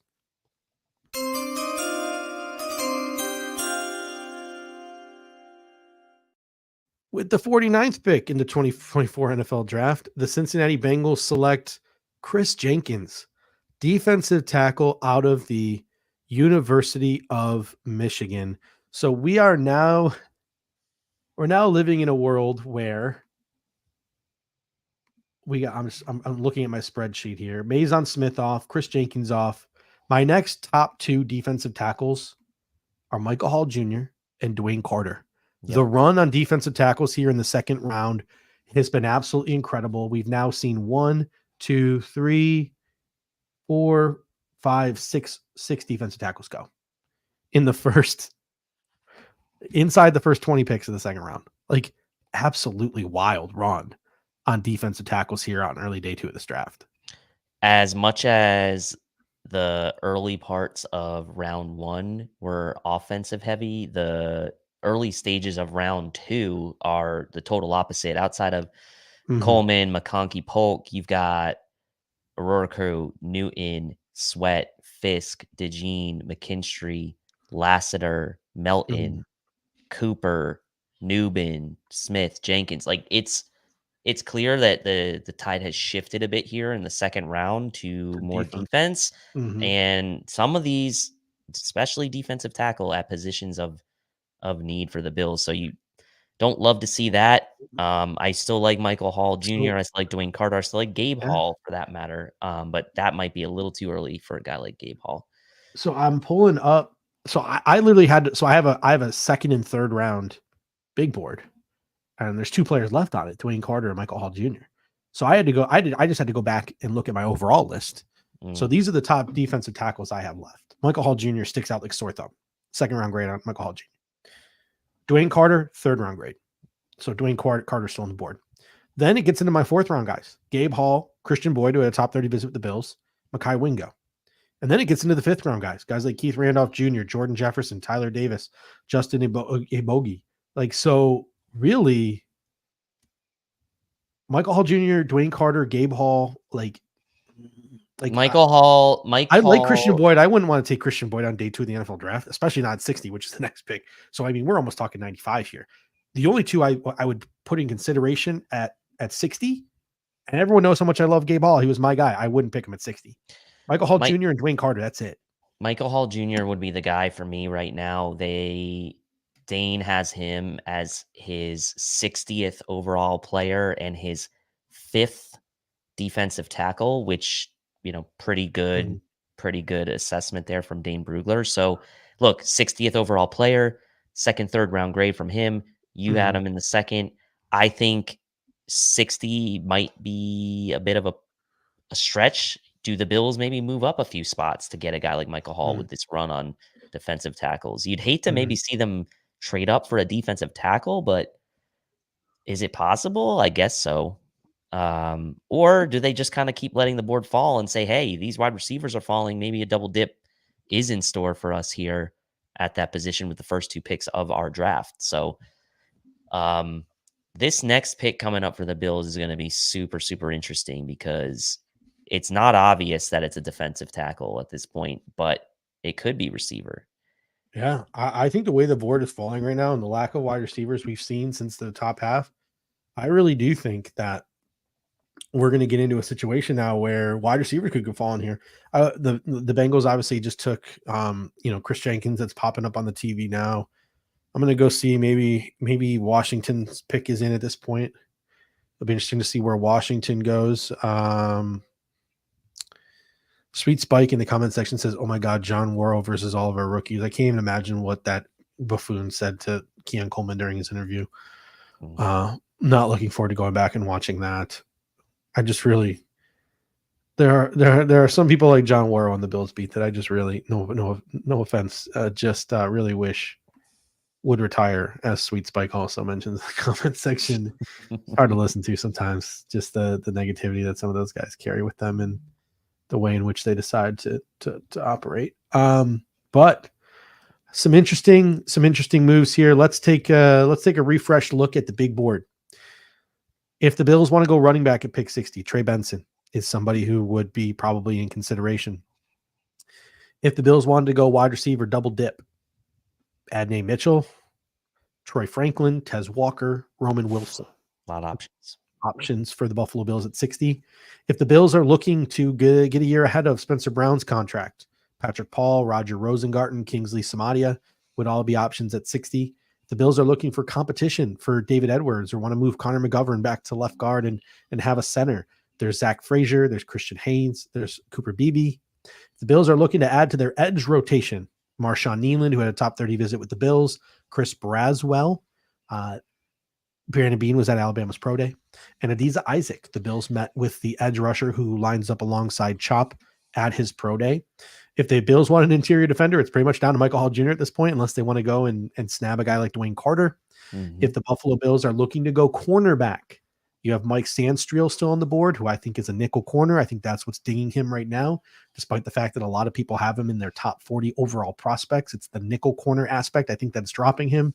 You have Andrew Phillips, who did a top 30 visit. You have Kyrie Jackson. I just said Mike Sandstreel, and Mike Sandstreel is about to go off the board here, but Kyrie Jackson, corner, big, physical, 6'4", TJ Tampa, Enos Rankstraw, and then safety. If the Bills want to go safety at 60, Javon Bullard, Kalen Bullock, Cole Bishop, Jaden Hicks, D'Adrian Taylor, Demerson, they all still remain as well. But we have a pick in here for the Washington Commanders, and then Dave, I'll get your take with who is still left on the board.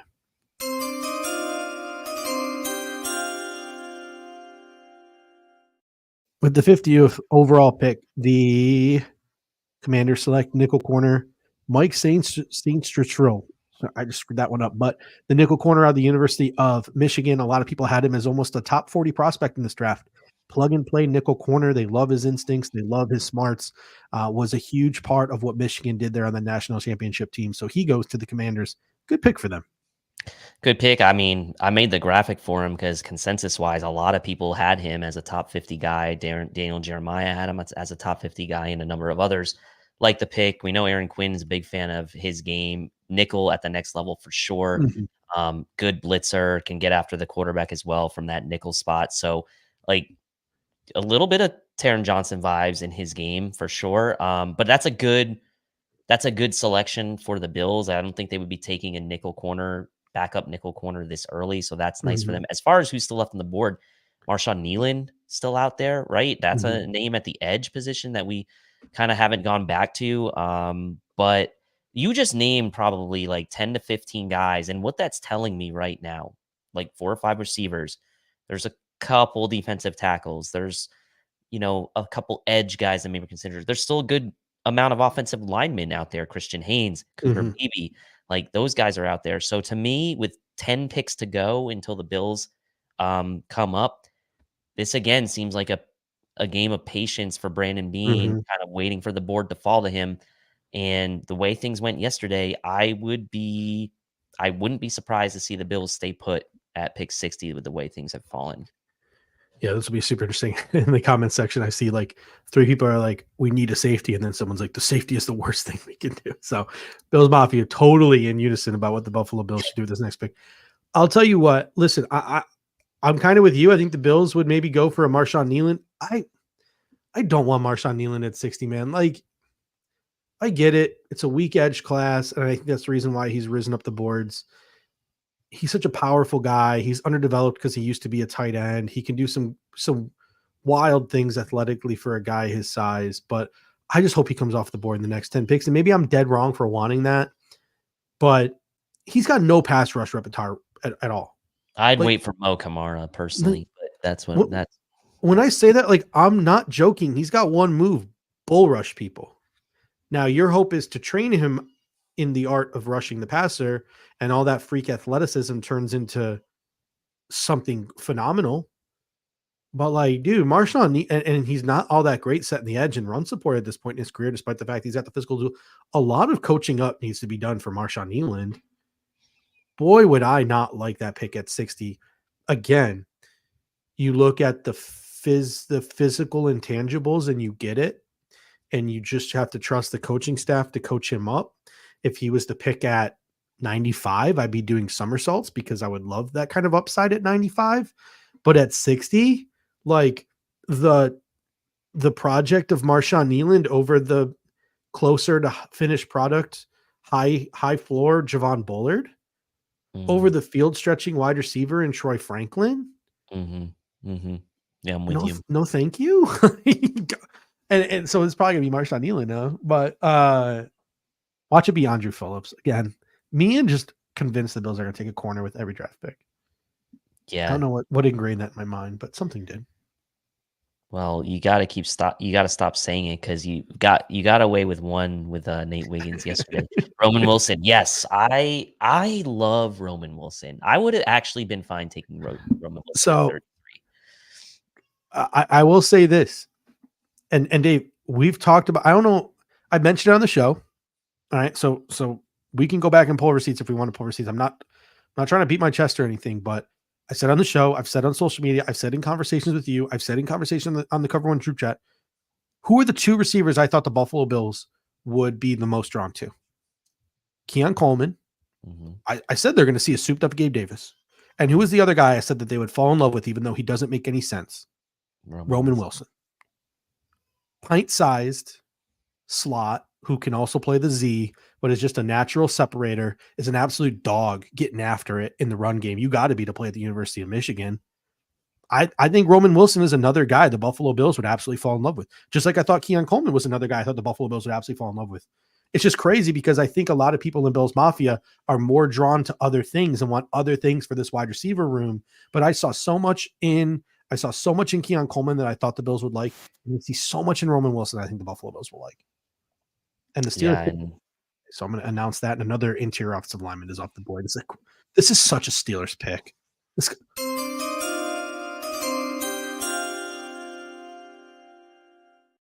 With the 51st pick, I just feel like this guy going to Pittsburgh, he's going to be a future Hall of Famer. Interior offensive lineman / center, Zach Frazier, out of the University of West Virginia. I don't know why, man. Like, I feel like in another life, Zach Frazier, who was like a legitimately decorated wrestler in his life, was probably somebody who worked in a steel mill, a steel factory, or a coal mine of some kind.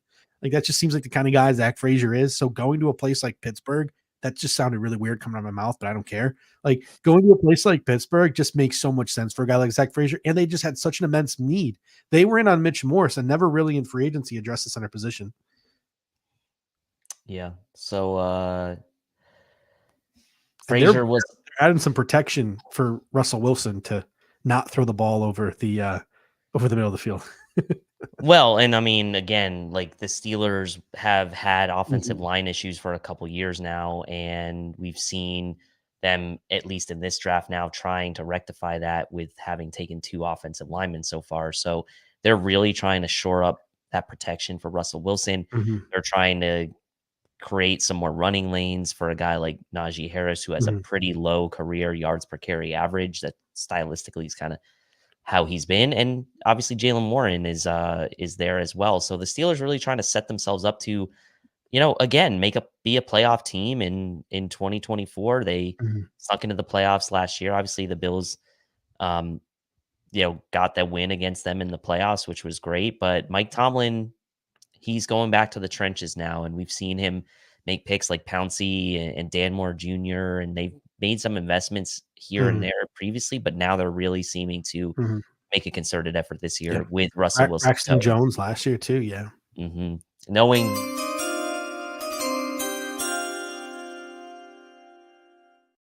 Sorry, I didn't mean to cut you off there. I thought we were sort of done with that conversation. But with the 52nd pick in the 2024 NFL draft, the Indianapolis Colts get the wide receiver some people thought they would take in the first round, and they select Adonai Mitchell, wide receiver out of the University of Texas. So Adonai Mitchell off the board for the Indianapolis Colts and for the Buffalo Bills. What a great trade for them, by the way. Going down when the Panthers moved up to 46, going down to 52, getting those extra picks for the Colts, and then snagging AD Mitchell. So now the Colts, Latu in the first, AD Mitchell in the second, really in picking up picks along the way. Like Colts are doing a good job in this draft. So we're now we're now 8 picks away from the Buffalo Bills, 53, 54, 55, 56, 57, 58, and 59. So we're 7 picks away. The Bills pick 8 picks from now. Here are the players who I think could possibly go in the second round. I have them on my second round draft board here. Here are all the players who in one way, shape, or form, not just a top 30 visit, but in any way, shape, or form, a combine interview, a private workout, whatever. Here are the players who have been in some way, shape, or form linked to the Buffalo Bills. Troy Franklin, Tez Walker, Roman Wilson at wide receiver, Patrick Paul along the offensive line, Marshawn Nealon and Adiza Isaac at edge rusher. You can throw in Chris Braswell as well if you want. Brandon Beane was at Alabama's pro day. Linebacker Peyton Wilson talked to the Bills at the combine. I would be shocked if that was the pick. He's got some medicals you got to deal with as well, but I know he's one of your guys at NC State. Andrew Phillips, the cornerback out of Kentucky. Javon Bullard, who spoke with the Bills at the combine and also has the relationship with Jamil Adai from the University of Georgia. And then Kalen Bullock out of USC. Franklin, Walker, Wilson, Paul, Nealon, Braswell, Isaac, Wilson, Phillips, Bullard, Bullock. Where's your head at right now? My head's at Troy Franklin or Roman Wilson right now. I'll tell you that right now. Exactly where my head's at. I mean, look, It's if you going to be don't Nealon. get, It's going to be Nealon. I think Franklin and Wilson to me are just sticking out like a sore thumb. I could maybe be convinced to take a guy like Christian Haynes here, but that would be really, I think, a stretch. Back to back, big beefy offensive linemen. I would love that. It would be interesting. No Javon Bullard connection to the Bills in the pre-draft process, no. though, that we know of. But we know from the film studies that Eric has done that he is a very big supporter of Christian Haynes. So I could get on board with that. I mean, it's probably too early for a guy like Brandon Coleman at this point, but you never know. So for me, my short list right now would probably be Troy Franklin, Roman Wilson, and I'd put Javon Bullard on my short list as well, just because I've loved him the whole process. He'd probably be my third option, but Franklin and Wilson to me would be at the top of my list at the moment. I think that Roman Wilson, I think, is the receiver the Bills would like the most. Oh, and how could I forget Javon Baker? Baker's third on my list ahead of Bullard. Thank you for reminding me. I'm like my head spinning. So Roman Wilson to me, I have Baker as a third round guy, but he probably won't be there at 95. So 60 would be the play for him. That's why I haven't mentioned him yet. But yes, and he's another guy. There's not a single even ounce of or inkling. Just like we talked about with Jalen Polk, like the Bills were connected to so many wide receivers in this pre-draft process. Javon Baker was not one of them. But vibe-wise, Roman Wilson screams Buffalo Bill. We just mentioned that. I'll tell you what, I think Troy Franklin or Tez Walker. We're looking to replace our receivers in the aggregate. We're looking for traits. We're looking for puzzle pieces to put this whole thing together. To me, and again, Curtis Samuel is capable of doing this, but you don't want him to be the only one doing it.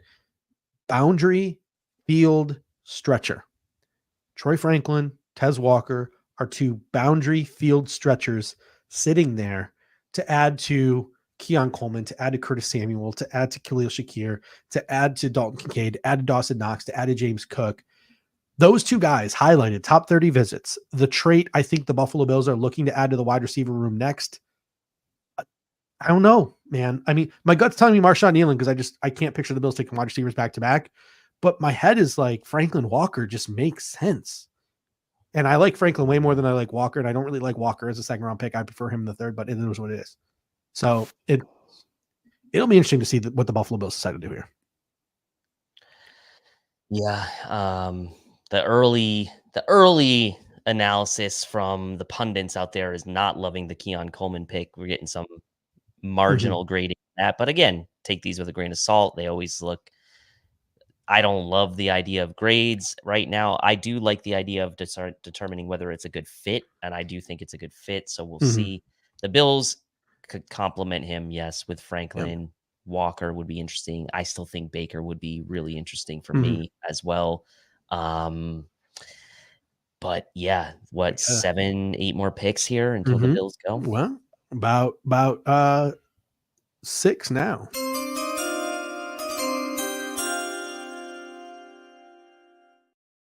With the 53rd pick in the 2024 NFL Draft, the Washington Commanders select Ben Sinnett, tight end out of Kansas State University. And I'll tell you what. Listen, I'm not comping him. I'm not comping him. But a guy like Ben Sinnett to the Commanders, who just got their GM from the 49ers, maybe Peter sees a little bit of George Kittle in Ben Sinnett as they take him with the 53rd overall pick, which now puts Cleveland and then Miami on the clock. Cleveland, then Miami, then Dallas. So interesting run of teams here, right? Because we thought Dallas was a candidate to maybe take Xavier Worthy in the first round, and they didn't. And so who are they going to pair with CD, right, going forward? No more Michael Gallup. They still have Brandon Cooks, but he's obviously an older veteran. Could Dallas be a team that would be interested in a receiver? Possibly. I don't think the Browns would probably go that route. They have Elijah Moore. They traded for Jerry Jeudy. They still have Amari Cooper. The Browns probably aren't a candidate for that. The Dolphins, again, that type of skill set, probably not, but maybe. And then you have teams like Tampa and Green Bay coming up before the Texans, and the Texans will be the last team in front of the Bills, and wouldn't think they would go that direction either. So you never know. It's shaping up okay right now. Look at this draft from the Commanders so far. I love this draft. Like, again, I said I wasn't as high on Jaden Daniels as other, but they got who they think is their franchise quarterback. So Jaden Daniels, Johnny Newton, Mike Saintstrow, and Ben Sinnett. Man, those three picks, 2, 2, and 2, Newton, Saintstrow, Sinnett.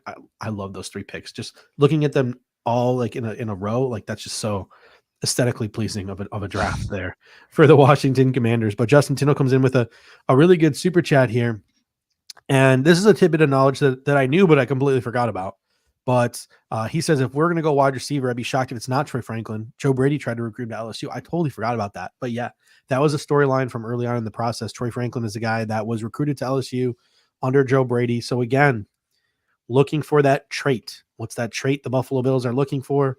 Field stretching, speedy wide receiver, a guy who could take the top off, a guy you target maybe 3 to 5 times a game, but their speed makes safeties back at the F up. I think guys like Tez Walker, guys like Troy Franklin, they give you that ability. It opens things up underneath for Khalil Shakir, Curtis Samuel, Dalton Kincaid, James Cook, etc. So really interesting to see if the Buffalo Bills, a lot of Bills fans in the chat, a lot of Bills fans on social media, they don't think the Buffalo Bills could possibly go wide receiver back to back. So it'll be interesting to see if Brandon Beane would be willing to pull that trigger.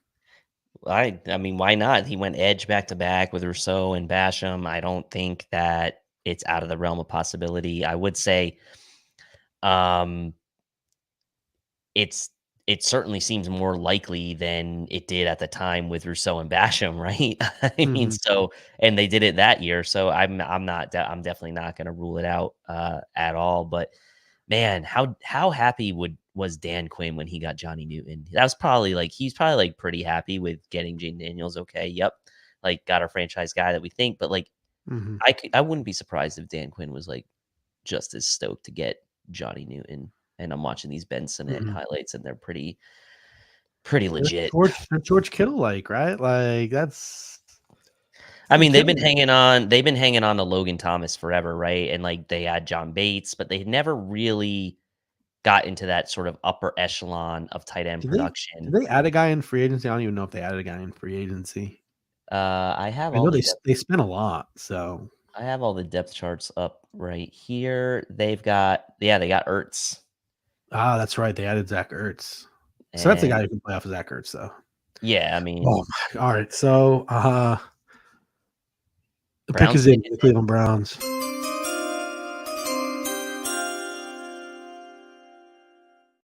With the 54th pick in the 2024 NFL Draft, the Cleveland Browns select Michael Hall Jr., defensive tackle from Ohio State University. And guys, listen, I love Dwayne Carter.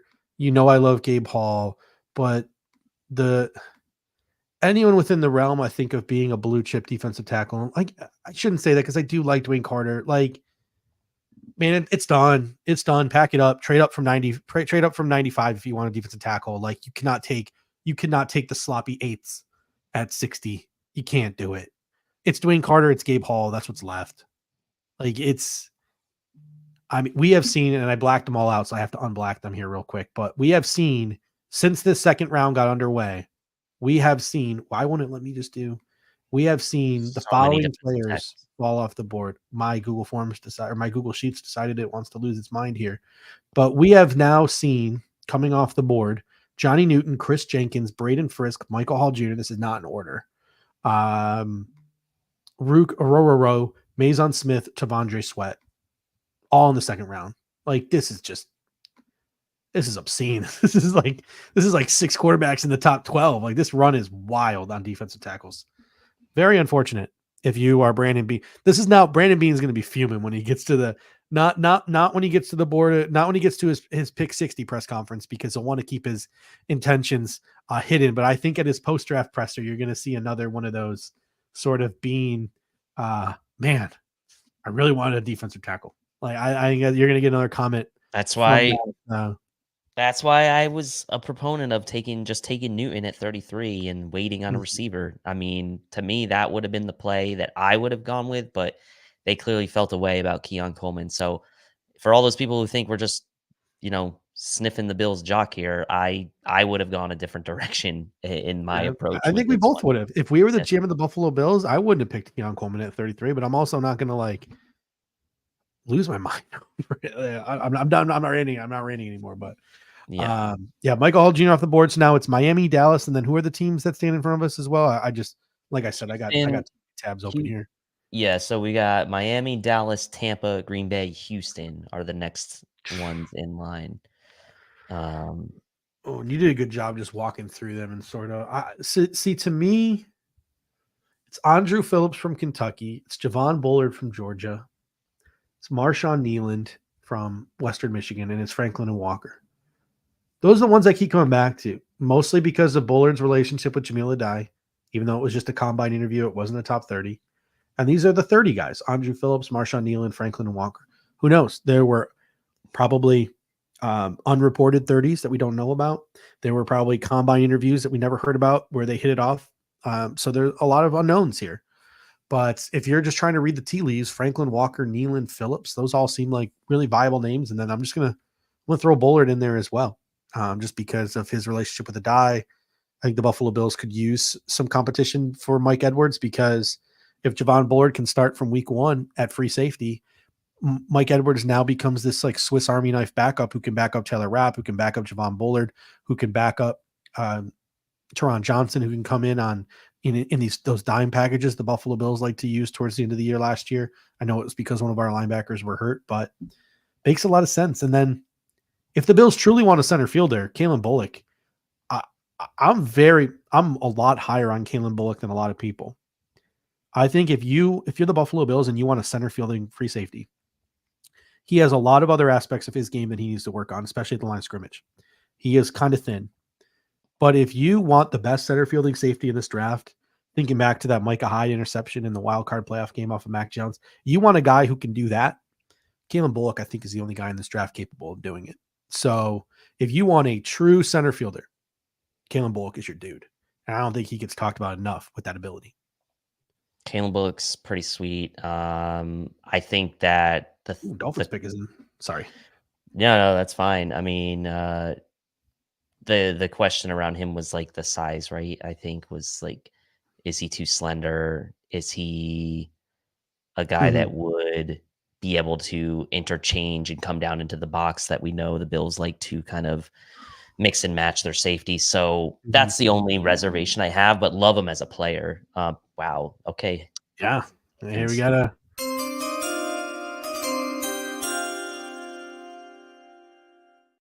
big man comes off the board to the Miami Dolphins. Patrick Paul, the offensive tackle out of the University of Houston. He's got all the intangibles you are looking for. He analytically grades out very, very well as a pass protector. Still needs, in most people's opinions, a lot of work in the run game. But Patrick Paul, the mammoth offensive tackle, and I'll pull up his mock draftable in a minute here just to talk about how mammoth he is. to the Miami Dolphins. I think that's a really good offensive lineman for what Mike McDaniels wants to do. I don't think he'll have to start right away with Armstead and with Austin Jackson, but I think this is a guy who is just a really good pick for them, especially with how much Teron Armstead is hurt. Yeah, I mean, look, the issues around Miami and that offensive line, that's been one of the advantages the Bills have had against that team in the division, right? Over the last couple years is seemingly when the Bills have matched up with Miami, even when they're somewhat healthy, it's just been kind of a mess for them with that offensive line. Now they've gotten around it because Tua has essentially for 80 to 90% of his throws is going with that first read and it's out and the ball is out of his hands quickly. So they've masked a lot of that with Tua's ability to get the ball out quickly. But as they progress and he's going to need to, yeah. What? His mock draftable 6'7.5", 91st percentile, 331, 87th percentile, 86 and a fourth wingspan, 96th percentile, arm length of 36 plus, 97th percentile. His small hands, I guess, 9.3 is only 9th percentile. And then a 29-inch vert, which is the only thing he had at the combine, 60th percentile. He is mock draftable comparison. Paris Johnson Jr. is up there for him as well. So Jawan Taylor is another guy who's up there. So again, a lot to work on with his game, but what an athlete Patrick Paul is.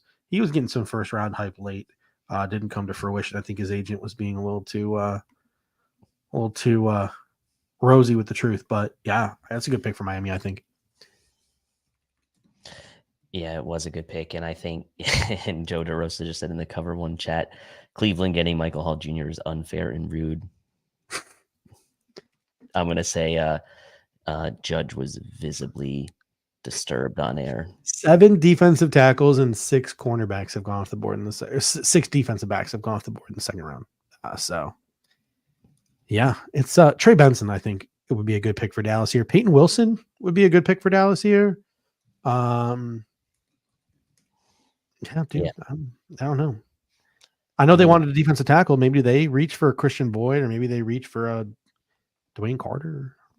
I know Micah Parsons told Jerry Jones he wanted a linebacker and a big beefy defensive tackle.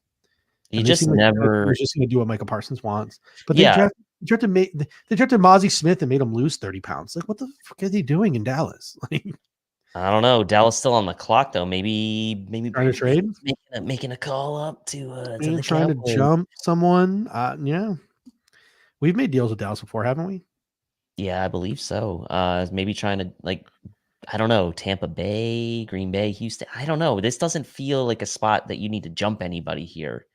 But maybe Brandon Beane doesn't want to risk it. So we'll see. Dallas coming now down to so Green Bay got jumped for Cooper DeJean. Yep. Who did Green Bay end up taking with their second with the pick they traded? Is that Green Bay's trade back pick?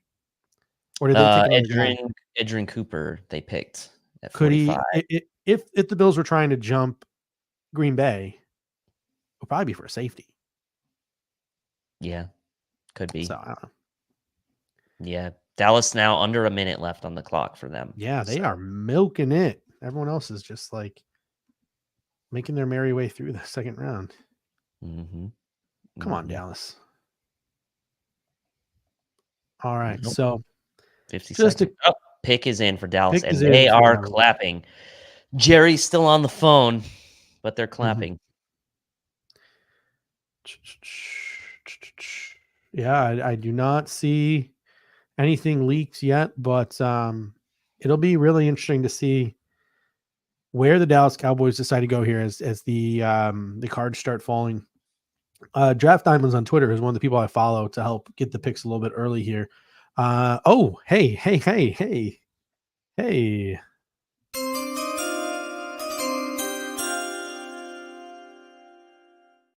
With the 56th pick in the 2024 NFL Draft, Dave, my dreams have come true, which means this guy will probably turn into be an all-pro.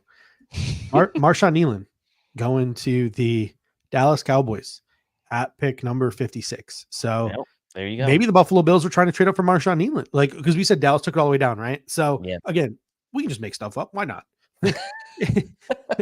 Maybe there is a world where Brandon Beane wanted Marshawn Nealon because he was a top 30 visit. The Bills need help at edge. And maybe he's calling Dallas and he's offering, and Dallas is like, who are you going to take? Who are you going to take? Who are you going to take?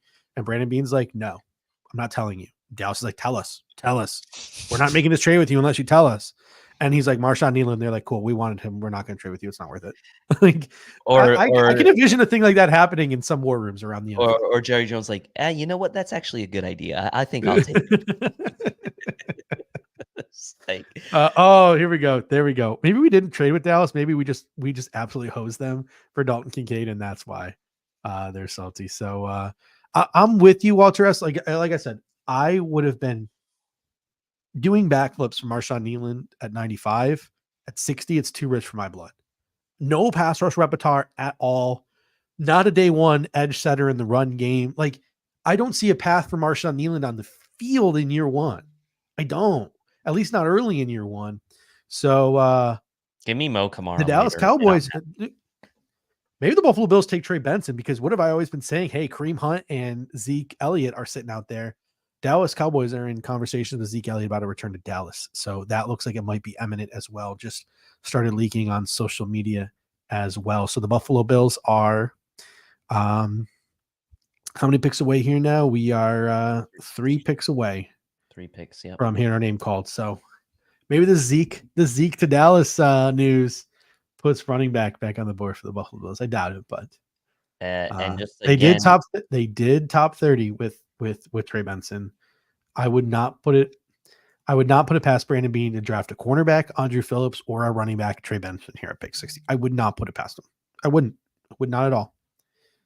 Yeah, but man, the Franklin, Wilson, and Baker sitting out there, and Tez Walker, that's 4 receivers I could be pretty happy with in a double dip scenario. And mathematically, you would be guaranteed to get one of those 4 if you wanted one of those 4. So that's tempting for me. If I'm kind of power ranking, like, I might put those 4 guys at the top of the list. Like, I don't know, John Bullard would be in consideration for me.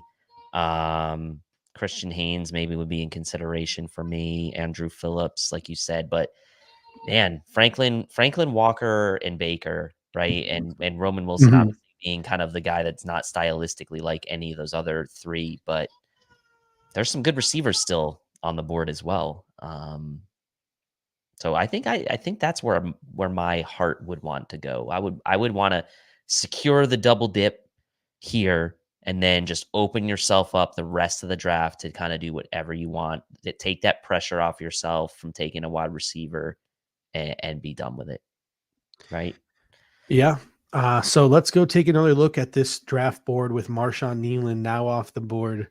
Here are the names that I have sort of on my second round projection board that still have connections to the Buffalo. But actually, I'm just going to go through the whole thing. Oh, we got another pick is in. So we got a pick in from the Tampa Bay Buccaneers. This is a very Buccaneers pick here too.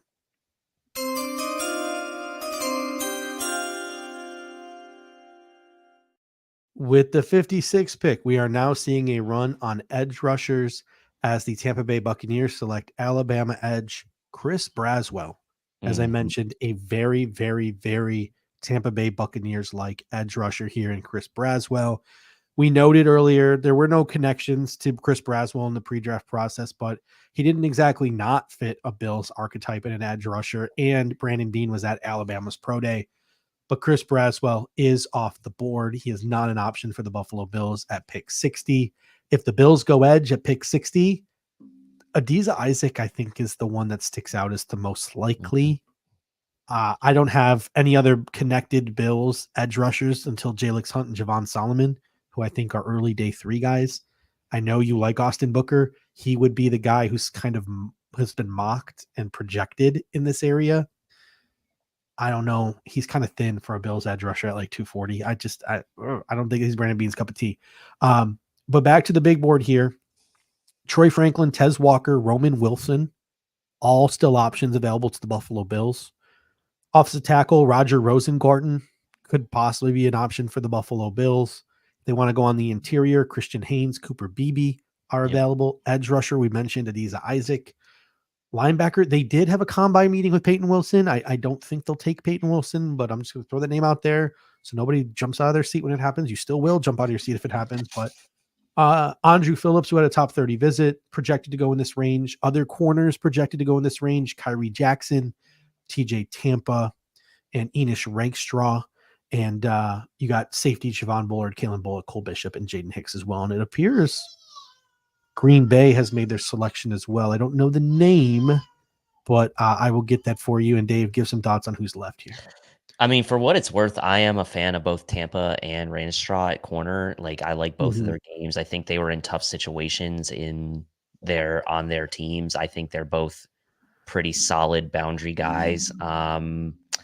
Tampa would be the guy I think I would be a little more interested in. But yeah, I think for me, edge is probably off the board for me right here with pick 60. I just think it's a little too rich unless maybe Adida Isaac could maybe Oh, be. Dave, I'm so sorry. I got to do this to you right now. Okay, I got to interrupt because you're about to be the sad one.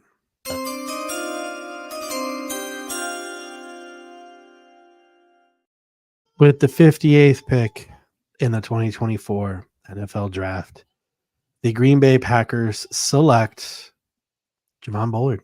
No, we talked about it. They got jumped. No. They got jumped for Cooper DeJean, and the Green Bay Packers get their safety now in Javon Bullard. Dave, take it away, because I don't know if you can hear the audio in the background, but I think I got a crying baby that might be making its way through in the audio. So I'm going to mute myself for a minute here. But honestly, let that baby cry, and I'll just let it sum up my feelings right now with my sweet prince Javon Bullard off the board. I wish Chris Jenke was in the comments section tonight so we could each pour one out for Javon Bullard. I will say the silver lining, it's not going to matter to any of you. My wife's a Packers fan, so in that regard, I'm happy he's on the Packers. At least my brother's a Packers fan as well. Glad he's not in the conference, but man, that one stings because he was one of the first guys I scouted during the pre-draft process, fell in love with him right away. Still love his teammate Tyke Smith maybe for later, but Javon Bullard was definitely my guy. And Eric and Anthony's film breakdowns of him kind of validated my feelings on him. And I always rely on those guys with the film to be a little bit more precise and have that, that more critical eye on the film that I'm not necessarily the expert on like they are. I do what I can, and they validated my thoughts on him. And so I think the Packers, man, between, getting Cooper, now Bullard, getting the offensive lineman in the first round, like I like what they're doing. I like what the Packers are doing. It's sad though. It's sad. Yeah, the Green Bay Packers are in good hands. They got a good general manager there. They got a good head coach there. They got a good foundation put in place, a team that has been built through the draft. Houston Texans are on the clock now at 59. Justin Tyndall says Franklin, Beane said field stretcher, and Yak. So a couple interesting things, right? So field stretcher, Tez Walker, Troy Franklin. You want the Yak in this draft? The Yak King is Malachi Corley. Malachi has been not comped, but there are like shades of Debo in his game. But a lot of people were sort of like, it's lower level competition. If you're looking for the guy closest to Debo, it might actually be a guy like Xavier Legette and the way he plays. And there's just a lot of back and forth that you hear if you listen to as many freaking NFL draft podcasts as I do. But the pick hopefully will be in here at 59 soon. And then the Buffalo Bills are on the clock. To me, Franklin and Tez Walker just stick out so much to me. Like, let me go back to this board now that Nealon and Bullard are off of it. It's now that Nealon and Bullard come off, it's fucking go get Jalen Wright. No, it is Troy Franklin, it is Ted Walker, it is Roman Wilson, it is Adiza Isaac, it is Andrew Phillips, it is Kalen Bullock. These are the names that pop out to me, that stick out to me the most. So it'll be really interesting to see what they do here. I think most fans now that we've drafted Keon Coleman, I think most people would probably be pretty supportive. Trey Benson, I didn't even mention Trey Benson. I think most people would probably be pretty supportive of a Troy Franklin here. And the Texans pick is in, and the Buffalo Bills are on the clock. Let me get to the little graphic here.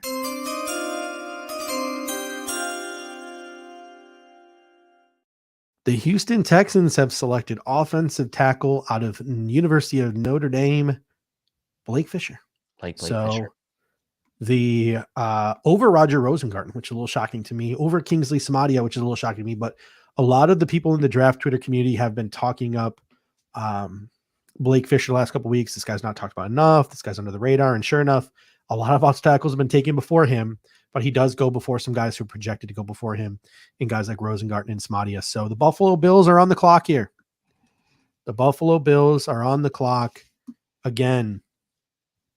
Just looking at my board here, Franklin, Walker, Wilson, Benson, Rosengarten, Christian Hayes, Adiza Isaac, Andrew Phillips, Kalen Bullock, Cole Bishop, TJ Tampa.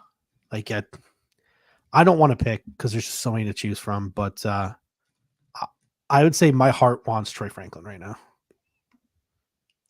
My heart wants Troy Franklin, but I would not be mad at all with Wilson, Baker, or Walker at this point. Javon Bullard is no longer an option.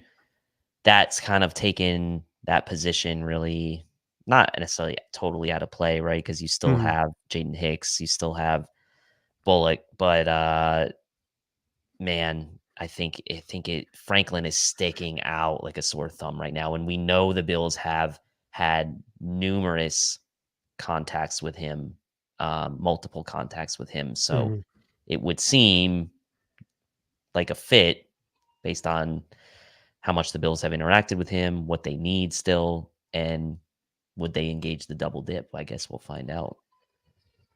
Yeah, so the Buffalo Bills, even though on your television you still see the Packers pick just coming in and Houston about to be on the clock.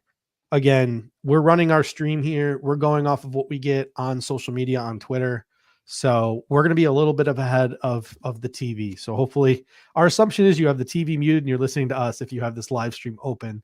So with that assumption in mind, we are, I don't want to say tipping the picks, but we are ahead of what you will see on the likes of ESPN and NFL Network. So it'll be interesting. David Constantino comes in and says, if Beane trades back, I'll see you in September. So that'll be super interesting. I can't imagine a world where we trade back again, but hey, that's the one thing about not having the ticker here. There's no little clock for us to see if how long the Bills are into their whatever, et cetera, et cetera. So it looks like we're now into the part of the draft where NFL GMs are going a little quicker than the television broadcast would like them to. Oh yeah. So this happens on like day 3. They'll be like 10 picks behind. They'll be like, 15 picks behind. So it'll be really interesting to see. No word yet that I'm seeing. The nerves are killing me a little bit here. I'm gonna like puke at this point. Like I before every Bill selection, I just have the need to want to vomit. So being on a live stream is probably not a great place for me, huh? So the pick is in for the Buffalo Bills. So now we just await the player. Mo Kamara, Justin Walker wants at pick 60. That'd be wild. Ooh, all right. The pick is in for the Buffalo Bills, and it is it's one you like, Dave.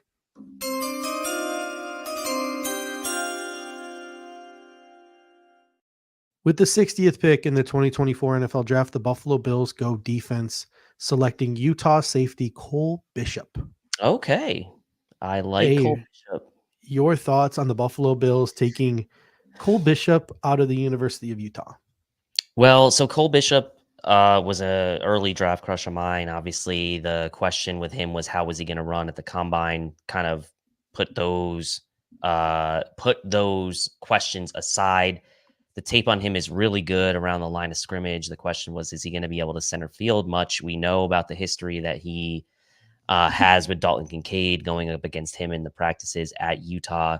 A really, I would say, trendy name after the combine, after he tested, but a guy that I really liked even before the combine, going back to the Senior Bowl. I've really liked Cole Bishop all along. Him and Javon Bullard have kind of been the two safeties that have been sort of my favorites, I would say, during this pre-draft process. And at the end of the day, missing out on Javon Bullard, getting Cole Bishop is a really nice consolation prize for me, just because I like the player.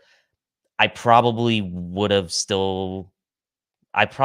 not have necessarily thought the Bills were gonna pull the trigger for him here, but I'm actually quite happy that they did. And look, There's still a possibility to double dip at receiver later on today. Like, there's still another pick. We don't know what they're going to do the rest of today, but locking up a young safety who you would probably foresee as a starter on this team, maybe not right away this year, but at some point, maybe down the road, not necessarily in 2024, but headed into 2025, Yeah. I don't think make a pick like this in the second round without envisioning this guy being a starter for you at some point. Barbarous Sloth comes in and says, is Cole Bishop more of a Jordan Poyer or a Micah Hyde replacement?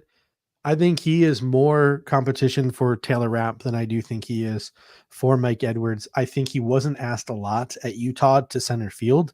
He played mostly in the box, but that doesn't mean he's not someone who is capable of not doing those things. He just wasn't asked to do it a lot.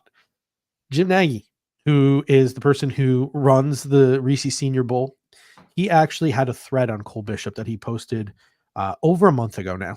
And he sort of posed the question on Twitter. He said, tomorrow I'm going to do a thread on a player that's going to go in the second round that no one's really talking about in this pre-draft process. Guess who that player is? And he had thousands of comments guessing who the player could possibly be. And then the next day he did a thread on Cole Bishop. Cole Bishop is a player, Jim Nagy says, with very little buzz, but teams are telling us he's not getting out of round 2. Jim Nagy was correct. Cole Bishop has done 3 things to boost his draft stock during the pre-draft process. Number 1, Nagy says, he proved he has man cover skills at the Senior Bowl after not being asked to do that much for the Utah Utes. 2, he had elite combine testing. And 3, he impressed with his maturity and football IQ in team interviews. He's young. He's a true junior. He's got immense upside. He ranked 3rd among combine safeties in both the 40-yard dash at a 4.445 and vertical jump at 39 inches. And he got the best RAS score of any safety in this year's class. Those are explosive numbers, might have surprised some, but closing bursts consistently showed up when you go back and watch the tape. Nagy further goes on to say one overlooked aspect of Cole Bishop's game is he's highly effective second-level rusher who consistently hurries and alters a lot of throws. That sounds like something that Micah Hyde and Jordan Poyer did a lot of. I think back to the Miami Dolphins games against guys like Tua Tagovailoa.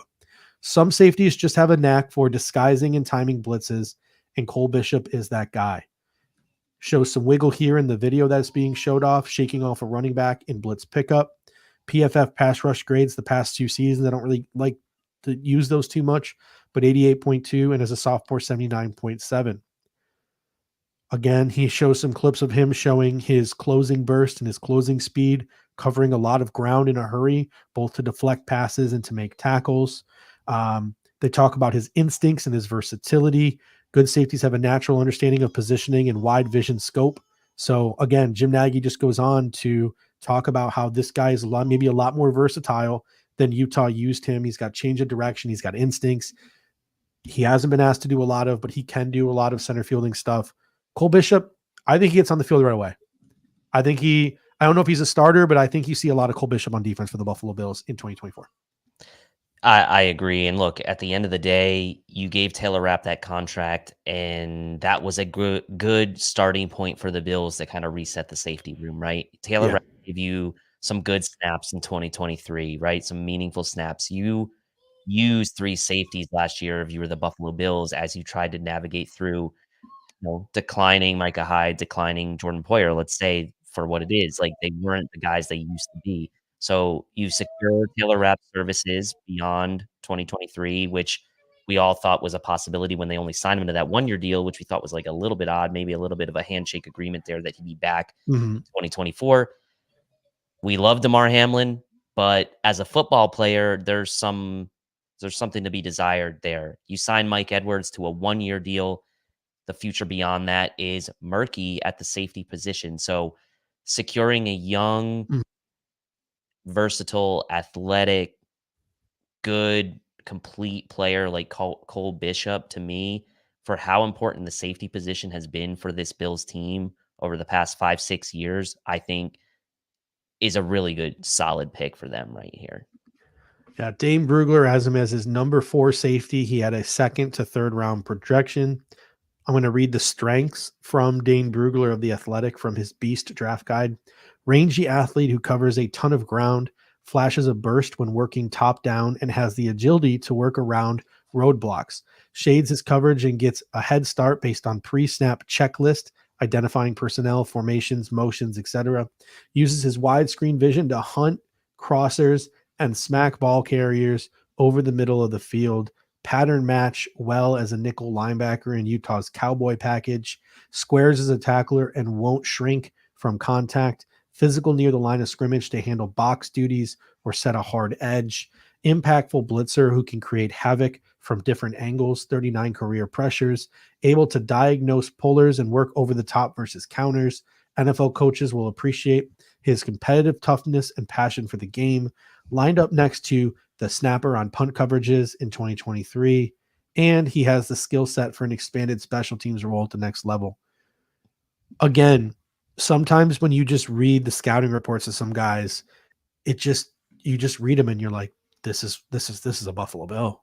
This is what Sean McDermott and Brandon Beane want. So to me, it's a home run pick. Cole Bishop. The Bills are going younger too. Keon Coleman, 20. Cole Bishop, true junior, 21 and a half. I think these are two solid picks. Again, if we were projecting this draft 2 months ago, it's a little underwhelming when you think about the mock draft simulators and all those different things. But then once the Bills actually make the picks, it's kind of just like, yeah, this makes sense. This flows. So I'm really cool with this pick as well. Very cool with it. And then it brings up a good topic here from Justin with the super chat, who's been, by the way, killing it with the super chats. So appreciate you, Justin. Appreciate it. Do we use the 5s to move up in round 3? We have 4 of them. We obviously have pick 95, which is still a ways away. The second round here is just about to come to a close, and we have this ammo, right? You have a bunch of these receivers still on the board that we were talking about coming into pick 60. Would the Bills use ammo to come up and do a double dip, right? That's an interesting thought, and I think they have the ammo to do it. The question is, do they want to do it? And if they do want to move up, do they even want to move up for a receiver or some other position? It would seem on the surface, based on what's available, it would be for a receiver. But Beane's been patient in this draft, and so far it's, I would say it's fairly well worked out for him. I think the Bishop pick worked out. 2 picks earlier was Bullard, but you never know, right? He's going to come out and say Bishop was our guy all along. We know that. We're never going to know whether they wanted Javon Bullard or not. The Ravens do what the Ravens do, and they select at were the Ravens at pick 61? Were they the ones? No, the Lions picked Rake Estraw Jr. right after. Man, they got 2 good sticky corners, man. And then the Ravens got Roger Rosengarten just now as well. So Roger Rosengarten off the board, Enos Rakestraw off the board. So yeah, it's gonna be really interesting to see as I now highlight where's Cole Bishop. Yep. I mean, I had Cole Bishop right behind Kalen Bullock. So he's the guy who we didn't really know the Buffalo Bills' interest. It appears like maybe the guys over at the Shout podcast were holding out on us. Ryan Talbot just tweeted, if you were a member of the Shout Insider text line, you knew about the Bills' interest in Cole Bishop a few weeks ago. Shameless plug. Come on, Ryan. You were holding out on us. I've been using your tracker for weeks. You couldn't have put it on there. But Cole Bishop to the Buffalo Bills with this pick. He is now off the board. Again, is it what people expected? No, but I think that these are 2 in a vacuum. These are 2 solid picks for the Buffalo Bills. 49ers trading the pick to who? Oh, the Chiefs. Oh boy. So the Chiefs move up 1 spot. Interesting. Chiefs take Troy Franklin. Shut up, man. Oh. They trade one spot. They need a tackle and Blake Fisher and Rosengarten as well. Do they draft maybe like Kingsley Sameda? But they need a left tackle, not a right tackle. Let me go look at my projection board, my predictive board. Patrick Paul's gone. Roger Rosengarten's gone. Karan Ademaji, Javon Foster. Maybe Javon Foster. I could see the Chiefs liking Javon Foster. Missouri guy. And I just think he could play left tackle. Christian Jones is another guy I could see them liking. Is it a little rich? Yeah, but I could see them liking Foster and Jones. Yeah. Christopher Lynn's asking, what pick are we on? We're we're Was that a right super chat? I now. apologize for taking that No, off, it but wasn't. But I think just for everyone's reference, we're on pick 63. This is the last two picks here, 63 and 64, last two picks of the second round coming up. It looks like the Chiefs and Niners just swapped picks here, and I'm guessing the Chiefs or the Niners got something minimal Yeah. in return. It was a one spot move, so it couldn't have been anything Mhm. from today. I wouldn't imagine that's being switched And around. then this is I think a great move here or a great comment here from Josh Clark. He says Bishop, Bernard, and Milano are going to raise hell around the line of scrimmage. Yeah, That is a great comment. That is a great comment from Josh Clark right there. I'm really looking forward to that. So we are now the second to last pick of the Yep. third or second round. Excuse me, second round here. Yep, this is pick 63, and then we'll have 64 to the Niners, and then we will be back at the top of the board of the third round, pick 65, the Carolina Panthers. Do the Bills come up using any of those fifth round picks as ammunition? I That think is the next thing we're going to figure out. yeah, maybe Oh, dude, the Chiefs, man, I don't get them. The Chiefs pick is in. Sorry. oh So yeah, I'm gonna pull that up. Oh, sorry.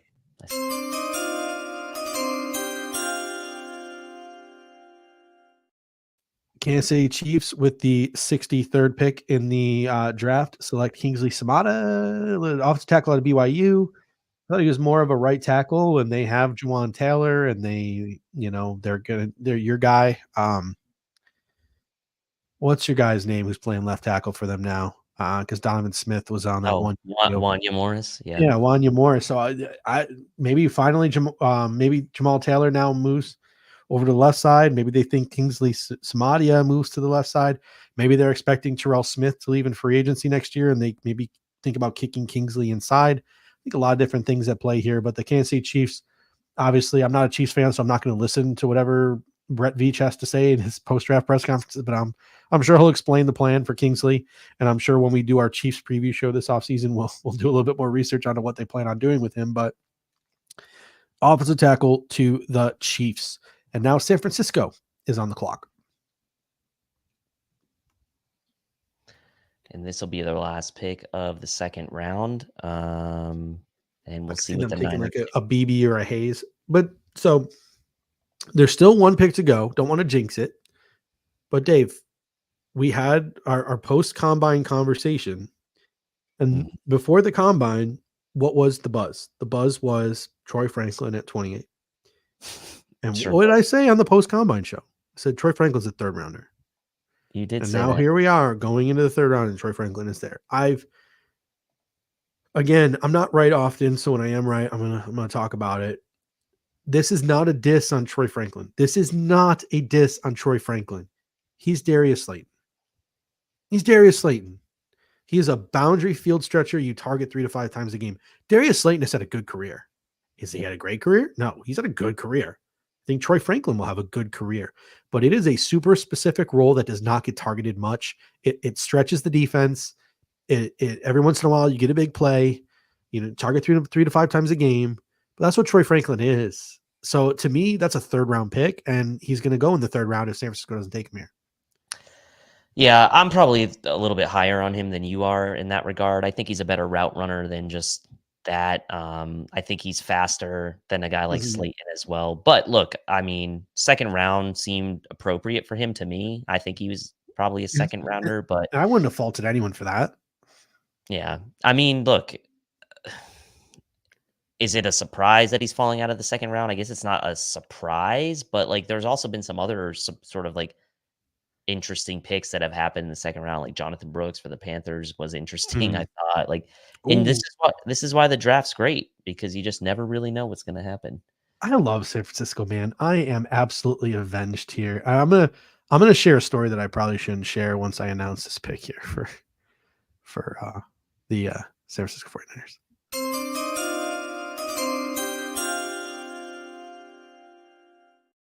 With the final pick of the second round, the San Francisco 49ers select all-purpose DB cornerback Renardo Green out of Florida State University. And I'm going to share a story now because we got way more viewers than we had on the day we did our dueling mock show with Dane Brugler, with the Dane Brugler big board. I had the Buffalo Bills taking Renardo Green in the 4th round, and we posted our mocks, right? Mhm. And we had a comment from Jim Nagy, the guy who runs the Senior Boys. You got a bunch of reaches on that board, and he messaged. I'm not insulting Jim here, because I like Jim and he keeps me honest. Like, he'll message me sometimes when he thinks I'm too high on a prospect, and he'll talk me through why he thinks I'm too high on a prospect. And he messaged me. He's like, dude, Renardo Green's not going as high as you think he's going. And I had Renardo Green as like a 4th rounder. He's like, there are other guys who are going to go before him. And I was like, I respectfully disagree. I think Renardo Green's going to win some people over in this pre-draft process. And sure enough, Renardo Green won some people over in this pre-draft process. So Renardo Green goes to San Francisco at the end. It just takes one team, man. It just takes one team to fall in love. And Renardo Green blew up the Shrine Bowl. I mean, him, DTD, Mason McCormick, Malik Washington, Christian Mahogany, they owned Frisco. They owned the Shrine Bowl. They made that place their home, man. Like, those guys are the ones I think were the biggest winners coming out of the Shrine Bowl. It'll be really interesting, as Claude says, to see what San Francisco's plan is for Renardo Green, because I do think he can move back to safety where he started his career at Florida State. So we are now through 2 rounds. And we are into round number 3. Mm-hmm. And the Panthers are on the clock. And look, I love Jim Nagy. I think what he does with the Senior Bowl is great. Obviously, you've had chats with him directly through the DMs. He's going to defend his Senior Bowl guys, but at the end of the day, like, this is a win. This is a win for you. This is a notch in your belt on the you were right, scoreboard. And so, look, I mean, you obviously went a little bit more different direction with that Dane Brugler mock you did, but you know what? Renardo Green, the 4th now, seems like it was a steal, with the 49ers now picking him in the 2nd round. So, dude, okay, so I'm laughing here, and Chris Sims. Can I read you this tweet from Chris Sims? All right, I wish we could pull this tweet up and just show it on the screen right now. Chris Sims, sometimes you just got to leave things in the sometimes you got to leave things in the draft, man, in the draft section of your Twitter. Chris Sims tweets, "Wow, the Buffalo Bills needed a safety, and they got the great white safety." No, he didn't say that. The great white buffalo. That's literally what it is. The great white safety in Cole Bishop. Great athlete who is best around the box, but can do free safety too. He can cover top tight ends in the NFL. He will start this team. I mean, edit that tweet, bro. Edit it. I'm screenshotting this for when he ultimately deletes this tweet. It'll be interesting to see tomorrow, like, what he comes back and. I meant to say it was a typo, and the Jets made a pick, and we're going to talk about the Jets pick in a moment here. But he does make an interesting comment. Chris Sims says he can cover tight ends in the NFL. This is the concern with Cole Bishop. Again, we're not carrying weight for the Buffalo Bills. We will talk about a player's weaknesses when they have weaknesses. In his mock draftable, he has 47th percentile weight, just 206 for 6'2". That's kind of light. He's got 29 3/4 inch arms. That's 3rd percentile. Mm-hmm. So when you need to go man to man with 29 3/4 inch arms, that's an issue. When you want to tip balls with 73 and 5/8 inch wingspan, which is 17th percentile, it's an issue too. So, I mean, Cole Bishop blows up almost every other percentile. He's 85th percentile for height. He's 89th percentile for hand size, 76th percentile for 10-yard split, 84th percentile for 40, 86th for vert, 60th for broad, 47th for weight, so it's not terrible, but 17th percentile for wingspan, 30th percentile for arm length. There's a reason why he was available at the end of the 2nd round. If Cole Bishop was a completely put together player with like 36-inch arms, he's probably going in the top 40. So there's a reason for that. So every player, as you start to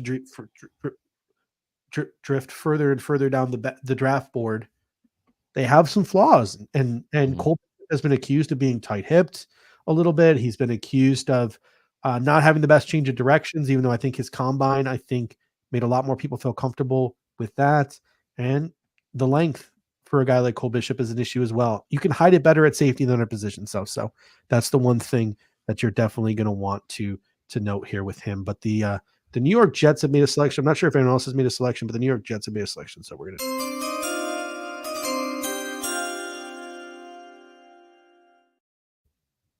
The New York Jets have taken a wide receiver off the board, trading up to select wide receiver Malachi Corley. The Panthers trade pick 65 to the Jets for pick 72 and 157. The Jets add a very, very, very, I would say, underdeveloped receiver in the fact that he was not asked run a lot of routes in college, but they get a baby Deebo Samuel is the comp for him. The Yak King of this year's draft in Malachi Corley. Yeah, and we know a huge favorite of John Helmkamp's. Most yak in college football, I believe, was Malachi Corley. Great blocker in the run game as well. Some recent film that some of the analysts have been putting out are showing some of the ability he has down the field as well, where he really didn't get asked to do that a ton given the situation he was in, but he did deliver in those scenarios. I think the Jets, look, Garrett Wilson, Malachi Corley, Breece Hall, like that's a pretty nice core that they're putting together there for the Jets. So it's interesting to me that the Jets go out and get a guy like Corley, who for Aaron Rodgers, is he maybe a similar type of dude to a Randall Cobb? I don't necessarily see it, but I think Aaron Rodgers will really do a good job to make use of his skill sets at or around the line of scrimmage. We've seen Aaron Rodgers be able to come up, get the ball out on some of those screen plays in the past, and that would be something that would be right up Corley's alley. So I think a good, solid pick for the Jets in a position that they needed to add something else to that room, right? There was talk of them maybe going for O'Dunes if he was still there at 10, but I think a solid addition for the Jets here.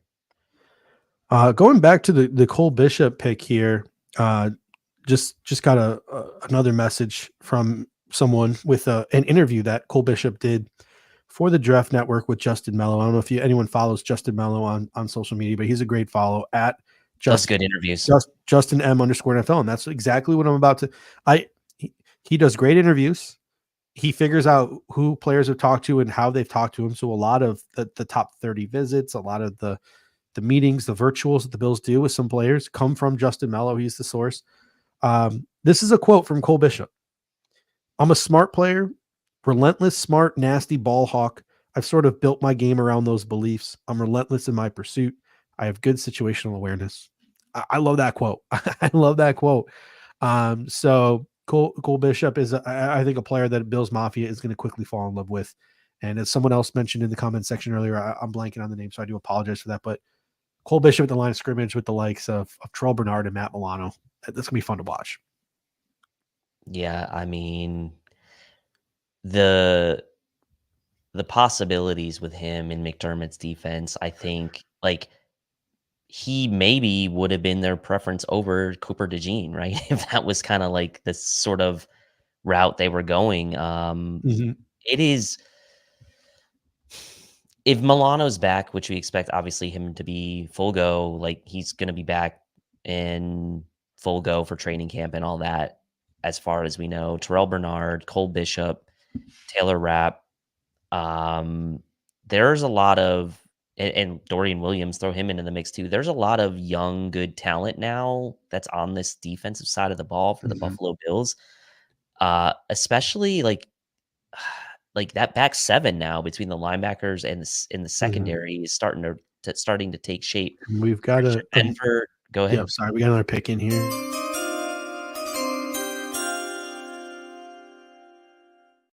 Another Buffalo Bills top 30 visit comes off the board with the 66th pick in the 2024 NFL Draft. The Arizona Cardinals select running back Trey Benson out of the University of Florida State University. There we go. Almost screwed that one up. Did screw that one up. Florida State University, Trey Benson off the board. He was my RB1 in this draft. So he comes off the board here. I think the Cardinals are having a pretty good draft as well. I really like what they're doing in this draft. Yeah, killing my any chance of any kind of dynasty value from any chance of any kind of dynasty value from DeMarcado or Michael Carter. Maybe just went down the tubes there with Trey Benson. A really nice compliment to James Conner, who's obviously an aging back, but still quite effective. Smart of the Cardinals to kind of get a guy to maybe come in, be a compliment to James Conner in his rookie season, and then eventually maybe take over the reins. I had no idea, but the Cardinals actually own the third round because they pick again at 71, 79, 90. They pick 3 more times before the Buffalo Bills are up at 95. The Cardinals about to own the third round of this draft. I mean, they need it, right? They gotta totally reshape that roster, and that division is brutal, man. I mean, we know the Niners are legit, but like even the past couple of years, the Seahawks and Rams have, I think, performed better than people expected, and so the Cardinals are in a tough spot in that division. I would imagine they're going to be projected to finish last again in that division, just based on how it stands right now. But they're trying. I got to give them credit, and they got a lot of picks coming up. So let's see what they can. Oh. 2 of our guys have just come off the board, and we're going to talk about that in a moment. But first, Michael Stover says, are you worried about our edge rushers? We're going to get back to that one, Michael Stover, because we've got a 2-fer coming in here.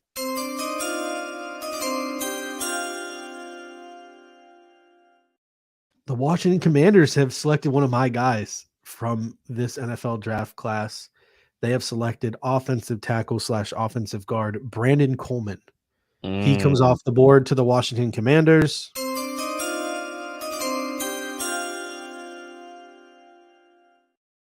And excuse my temporary amnesia, Dave, but I do believe this is your guy that has also come off the board. The New England Patriots select offensive tackle Caden Wallace out of Penn State.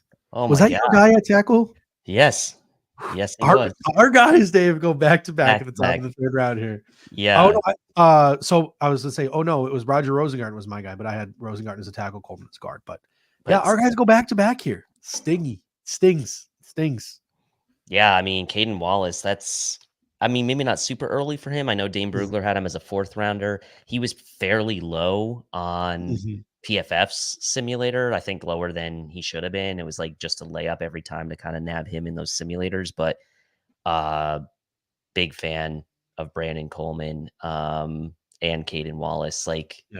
I mean, yeah, I think that PFF was definitely too low on both of those guys, to be honest. And it's not a surprise to start seeing these guys now with as many offensive linemen have been picked in this draft. It's just one of those things that teams are valuing right now. It seems right, like over other positions, like the offensive line is being valued. The NFL GMs are showing you where they felt the depth was in this draft class. They're telling you that the depth in this draft class was at offensive line, and the depth in this draft class was not at the edge. Even though edge is a premium position in the NFL, it hasn't been in this draft class, right? The talent top to bottom just hasn't been there. So man, I really like the Commanders draft. Yeah, the Commanders are killing it. And back to the edge conversation. Let's talk about the Bills in the edge rusher position a little bit. They got Gregory So, they got AJ Panessa, they got Von Miller, they've got Casey Toohill, they've got Kingsley Jonathan, they've got Cameron Klein. So yeah, the Buffalo Bills could use another edge rusher unless they want to go back and re-sign Shaq Lawson. And even then, I think most people would tell you the Buffalo Bills need more edge rushers. But I will say this. I like Jalix Hunt. I like Javon Solomon. I need a guy who can play from day one. So Mo Kamara, your guy, I think he could come in and play from day one. I'm worried that Brandon Beane will not like his measurables. Maybe I'm wrong. Jonah Ellis, who a couple of people have mentioned in the comment section, I think he's too thin. I don't think he meets what the Bills threshold for an edge rusher. The 2 guys I come back to are Brennan Jackson, my guy, and Cedric Johnson, like early day 3. Those are the guys that I sort of come back to as guys who I think high floor, low ceiling, can come in, step in and be part of the rotation from day one. I think that's the best you can ask for. If they draft a ceiling guy, awesome. Like if they draft Solomon, they draft Hunt, they like cool. Like, but at the end of the day, I don't know how they get on the football field. Mhm. So early, how they get on the football field early. So it'll be interesting to see where they decide to go with it. But that's our thoughts, and that's been our musings since sort of day one with the edge rusher class. Like if you're not going to get one of the top 4, what do we do? So that's where we stand now. Yeah, and obviously now, like, it's not necessarily likely that the Bills go for other guys that we thought maybe they'd be interested in, like a Cam Kinchins, because they got Cole Bishop ready.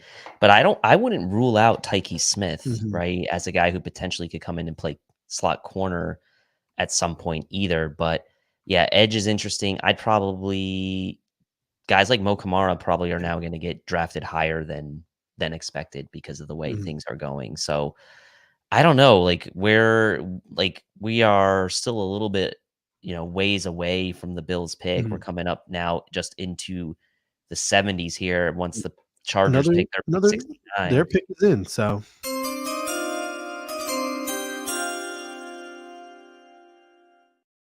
another linebacker is off the board. Jim Harbaugh gets a Michigan man, Junior Colson, off the board to the LA Chargers. I'll tell you what, man, of all the players who are still on the board, I think I have to say Roman Wilson is the most surprising to me. Of I any agree. players draft still on the board, I think Roman Wilson has to be the most surprising to me.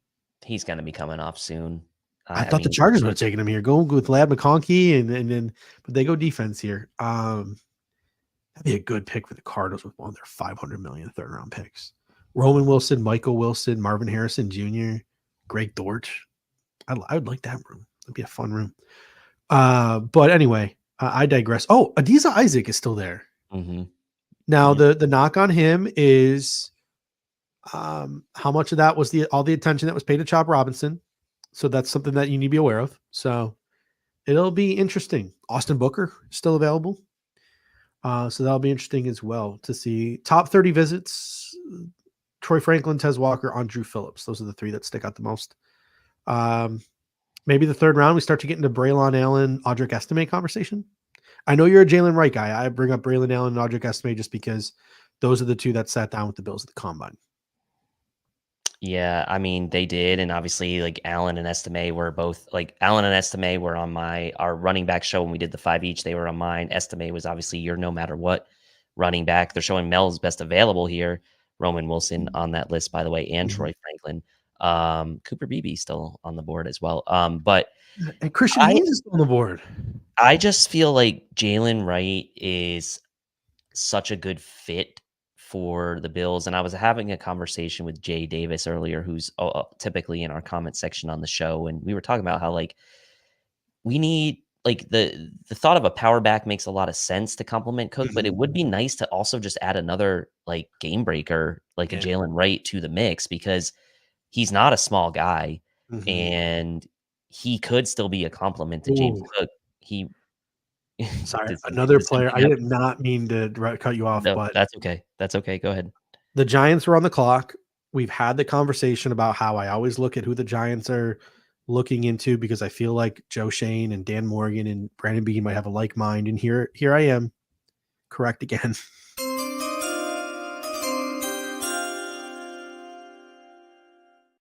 The New York Giants select Andrew Phillips, cornerback out of the University of Kentucky. So again, I made this comment at the beginning of the show.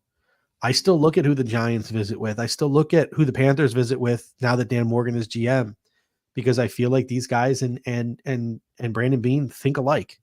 Now teams need different things. Teams run different schemes. Teams run different personnels. But a Bills top 30 visit, Andrew Phillips just went to the New York Giants. So I think that it's still it's not worth taking too seriously, but it's still worth looking at. It's still worth looking at. Still we're looking at those things in the pre-draft process. Michael Stover comes in, and you were talking about running backs, and you can finish your thought on running backs here because Will Shipley was also a top 30 visit as well. I think Will Shipley is to me, Will Shipley is a wide receiver playing running back. I don't think he gives you much between the tackles. I don't think he gives you much in terms of contact balance and running through people. So to me, Will Shipley is like kind of like a James Cook without the ability to be like really a running back. So I don't mind Will Shipley as a change of pace guy, but I would definitely prefer more of a guy who can lower his shoulders like a Braylon Allen or an Audric Estime. Yeah, and the reason I was liking Wright, is because of the style of offense he was in at Tennessee, plus his ability to break the big one, Yeah. right? I mean, he was in that sort of read option offense in Tennessee. He ran a ton out of the shotgun there, very similar to what you saw James Cook and Latavius Murray doing last year, and Joe Brady, and before that Ken Dorsey's offense. So he would be, I think, very comfortable in the Bills' offense and could hit the ground running, like no pun intended there, but I would be a fan of that as well. I also would like Estime or Allen, but Wright just to me is like he's a little bit more of a game breaker than the other two. Pops Mafia with a great comment. He says, Bishop, I credit Dalton Kincaid on teaching me how to cover tight end. So a quote from Cole Bishop. I forgot the Bills have gone Utes back to back the last couple of years. Dalton Kincaid and now Cole Bishop. So Cole Bishop saying, hey, I had some tough challenges in practice with a guy like Dalton Kincaid. So that was an interesting comment from him. Obviously, us being live here, don't have a chance to go and watch these pressers. This will be something that we go and watch tonight, tomorrow morning, etc. Looking at my big board here are the second round names that I still have. Guys who I thought would go in the second round who are still available. Mm-hmm. Troy Franklin. Yep. Tez Walker. Roman Wilson. Christian Hayes. Cooper Beebe. Adiza Isaac. Peyton Wilson. Kyrie Jackson. TJ Tampa. Jaden Hicks. Kalen Bullock. So to me, Hayes and Beebe start to look pretty intriguing. Yep. Adisa Isaac is intriguing. And then the receivers. I mean, Franklin, Walker, and Wilson remain intriguing. What about those Jim Harbaugh face cutouts that the Chargers fans are holding? Are those intriguing to you? Those are... I actually had to turn off the television in order to be able to do some of the maneuvering that I've been doing here going on. I have like 50 different tabs open on this computer, so it's running too slow. So I had to turn the TV feed off, and now I'm doing some stuff on my phone to try to pull things up. So Dorless is interesting to me still, honestly. Yes, that's true. That is true. Dorless as a 3-tech, yes. As a 3-tech, as a guy who played edge, played a little inside, trying to figure out what he was going to do. I mentioned that conversation yesterday for those who watched that I had with John Helmkamp and Daniel Harms around Dorless and how he kind of, in my mind, was a version, I would say, of Darius Robinson, a little bit smaller version, obviously, but some good pass rush moves from Dorless. And if you can get some of that from the interior with him as a 3-tech, I wouldn't hate that. I wouldn't hate that at all. A super chat coming here from Justin Tyndall. He says, is Coleman the Davis replacement?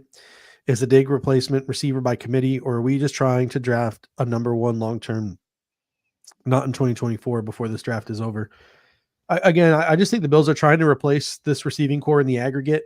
I think the go-to X receiver is going to be Dalton Kincaid. I think he's going to be the go-to guy this year, but James Cook is going to be heavily involved in the passing game. Curtis Samuel, Khalil Shakir, Keon Coleman now. Dawson Knox will have a role, a lot of 12 personnel. And I'm pretty convinced the Buffalo Bills will draft another receiver before tonight is done. And guess what? The Bills have 2 second-round picks next year. So I can't envision them making this move before June.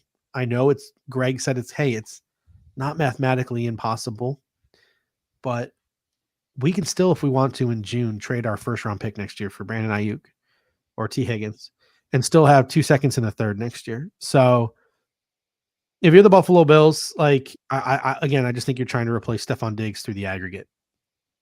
Yeah. I mean, I think that's got to be at least the plan for now, right? And the way that receivers are getting paid, like it seems unlikely to me that the Bills would cut bait with Stephon Diggs, given the dead cap, given the potential cap save they would get for next year, and then go out and like pay a guy, 50% more than what you were already paying Stephon Diggs. Like eventually you're going to have to do that, right? I get that, but you want to have a cost controlled situation for the time being. Right now you've got Shakir cost controlled, Kincaid cost controlled, Cook cost controlled, Dawson Knox, you've got the big contract on, but otherwise you don't really have any big time contracts at ideal position right now if you're the Buffalo Bills. Curtis Samuel is your you know, your blue chipper as far as sack is concerned out of the group. So I think that I relate this comment here from Bills fan 7883. DJ says Cole Bishop is the best at covering tight ends in the draft. He's long and can tackle. Again, I would disagree with the word long, the usage of the word long there. If Daniel Jeremiah was using that, I pulled up the mock draftable. He's very low percentile arm length and wingspan. He's long and can tackle, has the comp to Harrison Smith. I would agree with that. I'm going to pull up Harrison Smith's mock draftable in a moment to get the arm length on Harrison Smith. But yeah, I think Harrison Smith is a good comp for Cole Bishop. Cole Bishop is either going to start or play the wrap role from day one. And I agree with everything there except for the use of the word long. He's not long. He's not. Like you can look it up. Like there's no way, shape, or form. You can say he plays long, but he's not long. He did have a 988 RAS. He is 21 and a half years old. There are so many things to look forward to about Cole Bishop. His length is not one of them. right. So another pick has come in. The Arizona Cardinals with one of their 50 million picks here in the third round. I'm jealous of.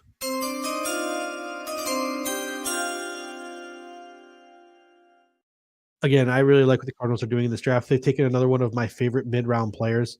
I'm still surprised Hayes, Beebe, and even Dominic Pooney are still on the board, and this guy has gone, but I do like this guy. Isaiah Adams, the offensive will be kicking inside to guard in the pros. Big fan of his game. I really like him. Isaiah Adams to the Cardinals. Yeah, his name has been picking up steam, right in leading up to the draft. I think there was like, I mean, it was obviously a far-fetched report, but they were like, oh, you wouldn't be surprised if Isaiah Adams heard his name called on day one. And it's like, no, well, that obviously didn't happen. But they got to do that for drumming up the agent speak, yeah.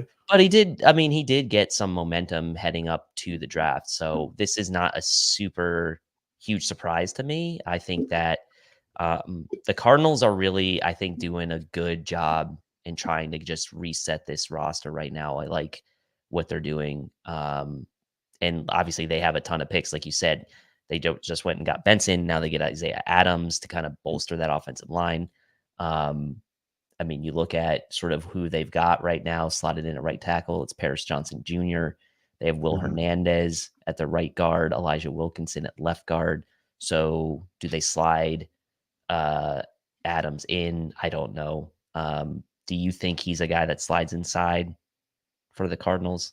Yeah, I think he competes with Elijah Wilkinson at left guard. I think that's where you're going to see him compete. They got Jonah Williams at right tackle.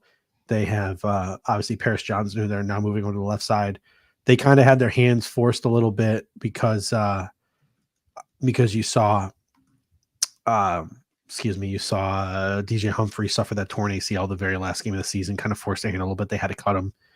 So that was really unfortunate. But yeah, trying to see if the Carolina pick is in. I'm trying to see if it's been tipped yet or not.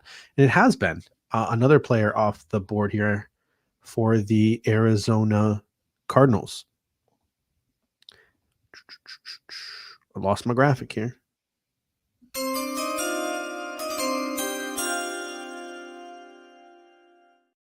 The Arizona Cardinals select Trevin Wallace, linebacker out of the University of Kentucky. So we roll on, and Dave, we're going to give you a little break here. You said you got to I'll be right back for a little bit. So I'll be running the show here, solo dolo, for a little bit. Don't be too concerned. Don't turn it off. Dave's coming back. Don't worry. I will be You're not back. going to be stuck with me solo for too long. So taking a look here at what is left on the board. And this is really interesting as the Buffalo Bills are now about 73, 83. Yeah, 17 picks away. The Buffalo Bills are 17 picks away from being on the board again.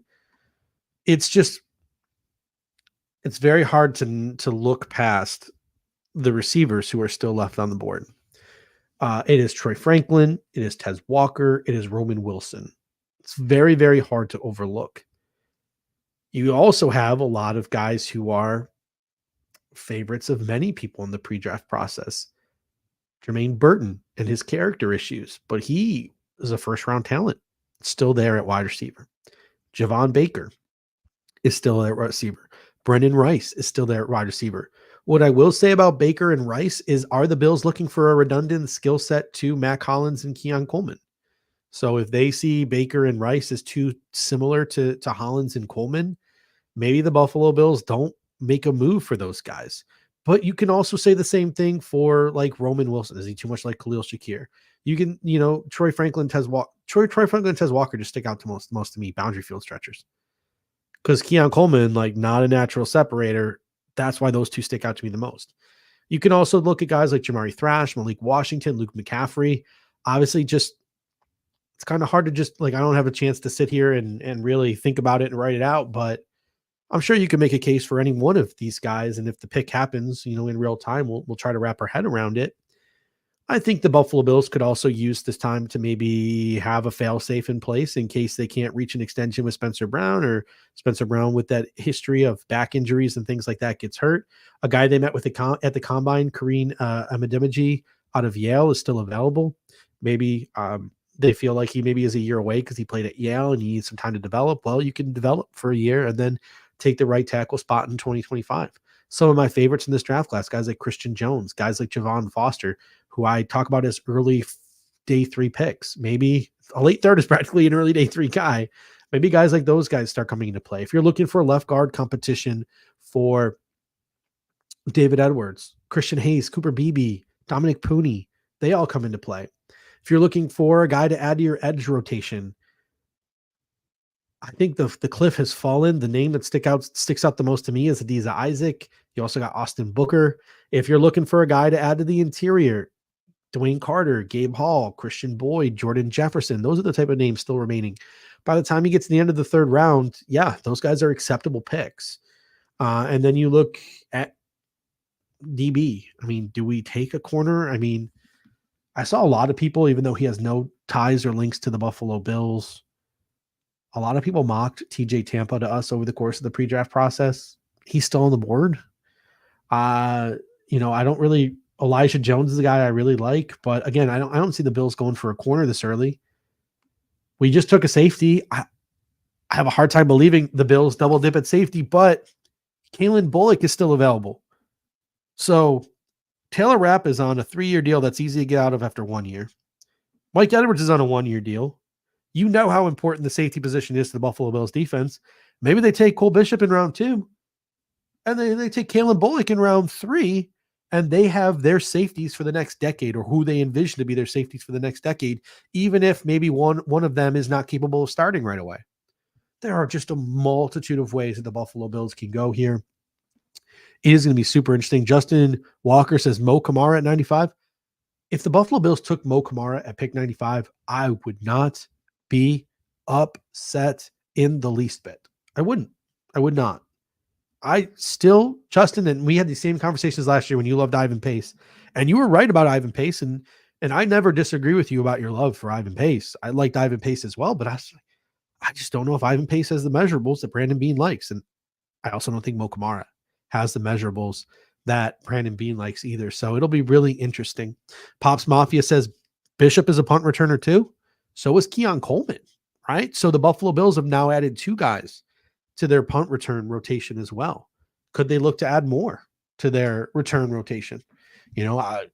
I will stand on a table as early as pick 95. I think Anthony Gould out of Oregon State should be in play. I think he's a 3-level player. I think he's got that speed to stretch people deep. I think he gives you return flex.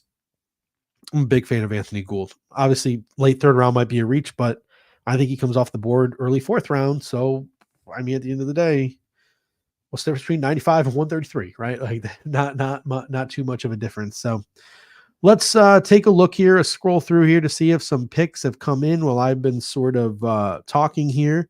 It appears like Cooper Beebe is now off the board. So looking through some of the picks, some picks coming off the board here. The Dallas Cowboys have selected Cooper Beebe, and the Atlanta Falcons have selected Braylon Trice. I was not a fan of Braylon Trice, and a couple of people have mentioned Braylon Trice in the comment section. I'm kind of glad he's off the board. 6'3", 245. And here's the thing about 245. That's 7th percentile, by the way. Braylon Trice cut weight for the combine. I don't think he played at 245. I think he played heavier, but he still managed to only run a 4.72. Braylon Trice was 7th percentile at 245. It didn't help his 40 really at all. He's 10th percentile wingspan, 12th percentile arm length, 5th percentile hand size, 41st percentile 10-yard split. I just, the analytics community will love Braylon Trice. The people who care about physical intangibles for a defensive end will not be very high on Braylon Trice, but Braylon Trice goes here to the Atlanta Falcons. I think he'll be better standing up, so that might be good for him. The Dallas Cowboys take Cooper Beebe, so he is now off the board for the Buffalo Bills. And again, someone mentioned Christian Hayes' age, 24 years old. The Bills have gone young with their first couple of picks. Keon Coleman, 20. Cole Bishop, 21 and a half. So maybe that's a trend for the Buffalo Bills that will continue as this draft progresses. But we've also seen the Bills willing to take older prospects as well. They took Dalton Kincaid last year, was an older prospect. So if Christian Hayes can come in and compete at left guard day one, you can get him at pick 95, go for it. Pull the trigger, right? So Justin Walker says, I'm a tape guy. Care less about analytics. Yeah. So the analytics committee, the analytics people, the film people will like Braylon Trice. I meant more sort of the measurables people, right? Like you got to hit these benchmarks if we're going to draft you in a certain spot. That's not going to be in Braylon Trice's favor, but he does go here in the 3rd round to the Atlanta Falcons. All right. Let's see a little update here to see if anyone else has sort of come off the board in the last couple of picks here. Whew. Not used to talking this long. You'd think I'd be good at it, but no, I'm not. All right. So no one has come off the board since Braylon Trice. So the Buffalo Bills are looking at this draft tracker here now about 15 picks away. So let's do a little bit of an exercise here. Let's look at some of the position groups that the Buffalo Bills could look at here. Maybe the Buffalo Bills decide to go running back. There really is, it's Ty Johnson and Darrington Evans behind James Cook. And one of the things that I've talked about privately, some philosophies I've been workshopping. I haven't really talked about it publicly on any of our shows or anything yet, but why not just bury it here 3 hours into our show? I think the Bills might be trying to zig while other teams are zagging here, right? Like you see this influx of, cover 3, this influx of 2 deep shells in the National Football League. And I think you saw like a pivot. Aaron Cromer, Joe Brady, their influence is going to be even more felt in the Buffalo Bills offense this year. If you're looking to combat these 2 deep shells, I think you have guys underneath: Kincaid, Knox, Samuel, Shakir. Keon Coleman can get you some yak stuff. James Cook out of the backfield. Playing the dump-off game, adding more of the short to intermediate stuff into your offense, having Josh Allen become more of a patient guy, that could be a zig to open some things up over the top. Now, we still need the guys to go down the field, so we're going to have to figure out who that is. That's why I still think Troy Franklin and Tez Walker are an option here.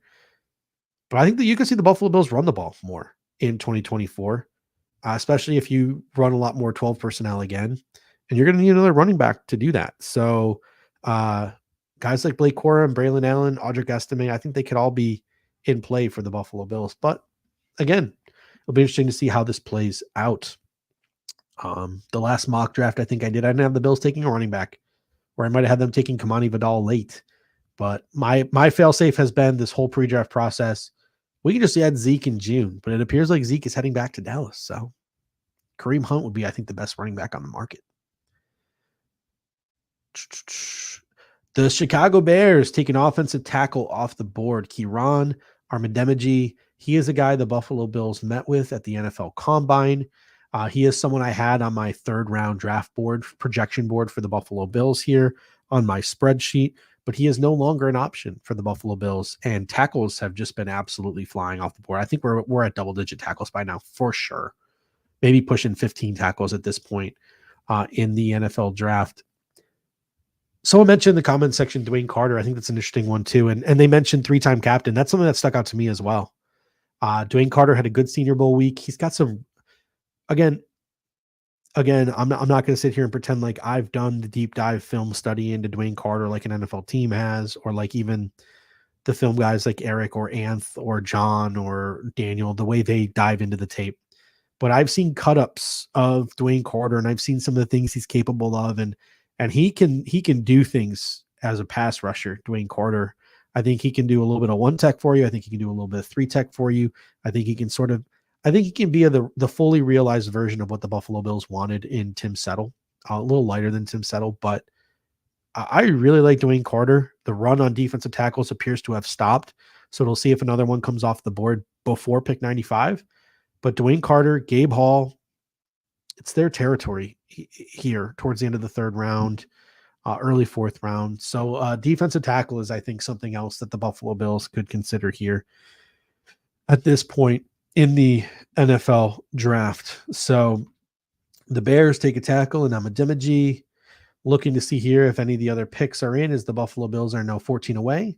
And another edge rusher has come off the board, and I really like this pick for the Denver Broncos. They take defensive end Jonah Ellis out of Utah. Now, again, I like Jonah Ellis personally. I did not have him on my Bills specific draft board. I thought he was a little too light, a little too thin for them, but I think a defense like Denver, where he's probably going to be more standing up, I think it's a good fit for a guy like Jonah Ellis. Walter S. says, did Baker go yet? We have not seen Javon Baker go yet. So that's another interesting talking point here, right? Draft Twitter love and reality. And I put a couple of tweets out on social media the last couple of weeks stating sort of that point. It's kind of really, it's odd. The differences between the draft Twitter community and NFL front offices. There are a lot of extremely competent film watchers who now have made their way into the social media sphere, the content creation game. We have how many here at Cover One? Eric, Anth, John, Daniel, previous producer of the Air Raid Hour. We used to have Kendall Mirsky on here all the time. I love talking to Kendall about the film that he watches. All the various guests that they bring onto their shows, all Joe Marino and Kyle Krabs and the great show that they do, all the different websites and all these guys who watch film. There is this growing community of film watchers out there, and it's not just people who are like just making stuff up or like going off of YouTube highlight clips. These are guys who get access to actual all 22 and have studied the game. And every year it seems like there are draft picks, like guys like Javon Baker, who just everyone loves. The draft Twitter consensus is Javon Baker is this dog. He's good. He should be borderline first round pick. He should be top 60. And then it seems like year after year after year, that same guy who everyone on social media loves, NFL front offices do not feel the same way. And that appears to be Javon Baker here this year. Javon Baker appears to be the guy this year who gets a lot of love on those X streets, but is not getting a lot of love from NFL front office this year. And that's not to say he's not going to get love, because a third round pick is nothing to there's nothing to disrespect if he ends up going into the third round. That's not disrespectful. You're a pretty good football player if you go in the third round, but it'll be really interesting, man. It'll be really interesting. And it's NFL front offices miss too. So sometimes those guys that draft community loves that don't get drafted high and then end up going later, they end up blowing up and being good. So a couple of more picks have come in. Well, one pick has come in. The Las Vegas Raiders have selected one of my favorites in this draft. I say that a lot when a player comes up, but I just love the middle round offensive lineman this year. If you've listened to the Air Raid Hour, which I'm sure most of you have, or some of you have, I just loved the third to fifth round talent of offensive linemen in this draft, because their measurables are just perfect. Like, they're awesome measurables for all these guys. Delmar Glaze goes to the Las Vegas Raiders. And then Philadelphia has traded picks to the Texans. So the Texans are back on the clock. And maybe my voice can get a little bit of rest here. Sorry about that. Good. You're good. The people I think are sick of me, though. Javon Baker, his sort of, I talked about maybe the difference between draft Twitter love and NFL front office Mhm. love. And Yep. Javon Baker has seemed to fall into that trap this year. But he's still on the board here, and this would be a great landing spot for him somewhere here in the later half of the third round. I mean, the film on him is pretty clean, right? And I think that's why people like Eric and Anthony and a lot of the film community is pretty high on Javon Baker. I think some of the negatives on him, which I mean, I've tried to battle people on these narratives, have been the drops, right? And that he's not really the fastest guy, right? He was like a 4.5 plus 40 guy. So he's gonna really need to rely on his route running and his body control, right? Body control is a plus for him, but then you have the concerns obviously with the drops. So to me, in a worst case scenario, he would have been your first option, but I think in a really good scenario, he's a double dip option, and I think it would be a nice option to kind of like you get a guy that can run, has a little bit more of a nuanced route tree, can play the boundary. You all of a sudden then have guys like Baker and Coleman on the boundary. You have Samuel and Shakir that you can move all around the field. You have Knox and Kincaid that you can move around, and you have James Cook. So to me, it would be a nice way to round out the room, in my opinion. So I'm still a fan, and I would still be pretty happy with getting him, obviously. And I see the Raiders have picked. Yeah, the Raiders took Delmar Glaze, and I was telling people about my love for the interior offensive lineman the mid-tier offensive lineman in this draft. There's just such a sweet spot in this draft class of third to fifth round tackle guards and even interior guys like Dominic Pooney is still there. I love Dominic Pooney. Christian Hayes is still there. I now have to go to my predictive board away from my Bills specific board, but Javon Foster, Christian Jones, Travis Glover, Matt Gonclaves, Garrett Greenfield, Walter Rose, Cedric Van missed Granger, Mahogany, I missed McCormick. Dallas taking BB here. I missed that one. Tanner Bortolini is still there. Zach Zinter, Trevor Keegan. I really liked some of the middle guys in this draft, and they're still on the board. So a lot of I would love the Buffalo Bills to take 2 offensive linemen in this draft, 1 tackle guard, 1 guard center. I would be very happy if they do that. When they decided to do that, I don't know, maybe with those 5th round picks, that'd be great, but I don't know who will be left by then at the rate we're going here. Justin Tyndall comes in there, super chat. Appreciate you, Justin. He says, I think we have 141, 144, 160, 163 in the 5th round. If Beane don't trade, what is the talent of the 5th round? Well, a little preview there. I didn't even see the super chat before I said that, but I think that's the place to get. I would prefer to double dip at wide receiver sooner. There might still be a defensive tackle there, but at the rate that defensive tackles went, maybe not. I would love to get 2 offensive linemen with 2 of those. Is that 5 picks or 4 picks? 4 picks. I would love for 2 of those 4 picks to be offensive linemen. I will say that right off the bat. I would love to get one of those back-ish half of the draft corners. Get a corner guy to come in and compete. That'd be great in the 5th round, I think. MJ Devonshire comes to mind, a guy that we both love in this draft class. Corner, I think, would be a good position there. Running back, because I don't know if I want to take a running back with any of these earlier picks because I'd rather them go elsewhere. But there are some intriguing running backs on the board. Running backs are slipping. Like we could realistically maybe get Braylon Allen, Blake Cora, Modric Estime, Jalen Wright. We could realistically get one of these guys in the 4th round if we wanted. That's kind of tempting.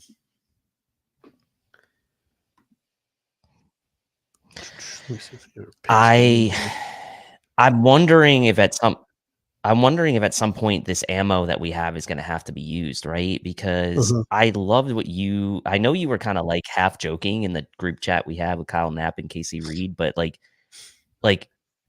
ending, like just like having all your picks today would be like ending like just like 6 or 7 picks and having them all be today would kind of be nice.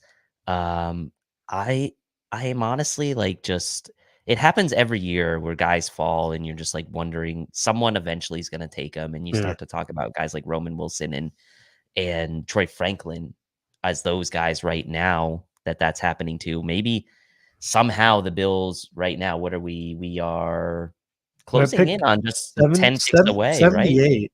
The Colts have traded up with Arizona, so the Colts are now sitting at 79, but we're also still waiting for the Texans pick to come in at 78. So we had a trade behind the Texans, and the Texans pick is in, but it has not been leaked yet. Was this pick a trade? This 78th pick? No, yes. Houston traded up with Philly. Yeah, okay. That's what I thought. So and now the Colts are sitting behind them. So that's so we've seen now 2 trade ups. What's the position prediction here? And the Colts traded with the Cardinals. They moved up Yeah. only three spots. Prediction here: the Texans and the Colts both draft a player from the same position group. Yeah. The Colts already took a wide receiver. Do the Texans need a wide receiver with like Noah Brown, Stephon Diggs, Nico Collins, Tank Dell? Sons of bitches. There's some good receivers. Well, they just picked a guy that you love, so. Oh no! Break my heart. Tell me who it is because I haven't seen it yet. Yeah, Texans pick is in. Let's load her up. The old son of a.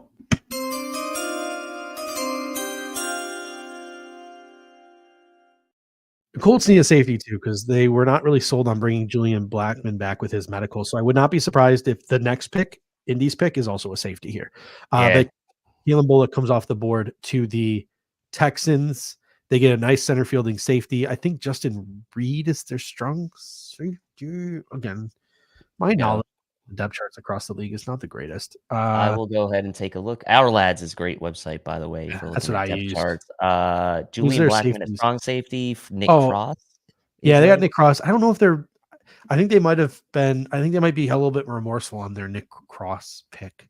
But who the Texans have at safety because they just took Keelan Bullock. Texans have Jimmy Ward as free safety and Jalen Petre, who had a nice season last year. But both those guys are like nickel. Colts took an offensive lineman. Pick is in for the Colts. No.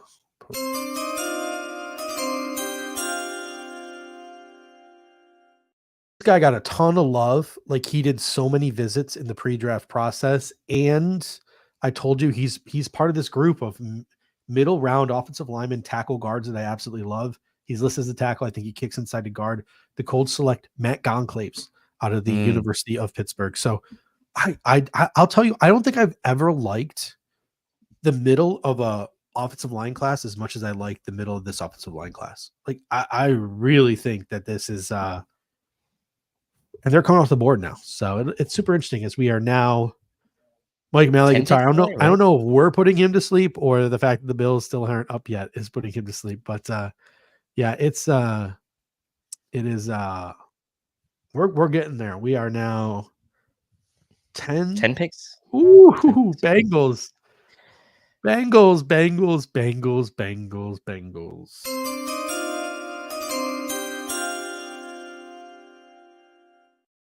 Pick number 80.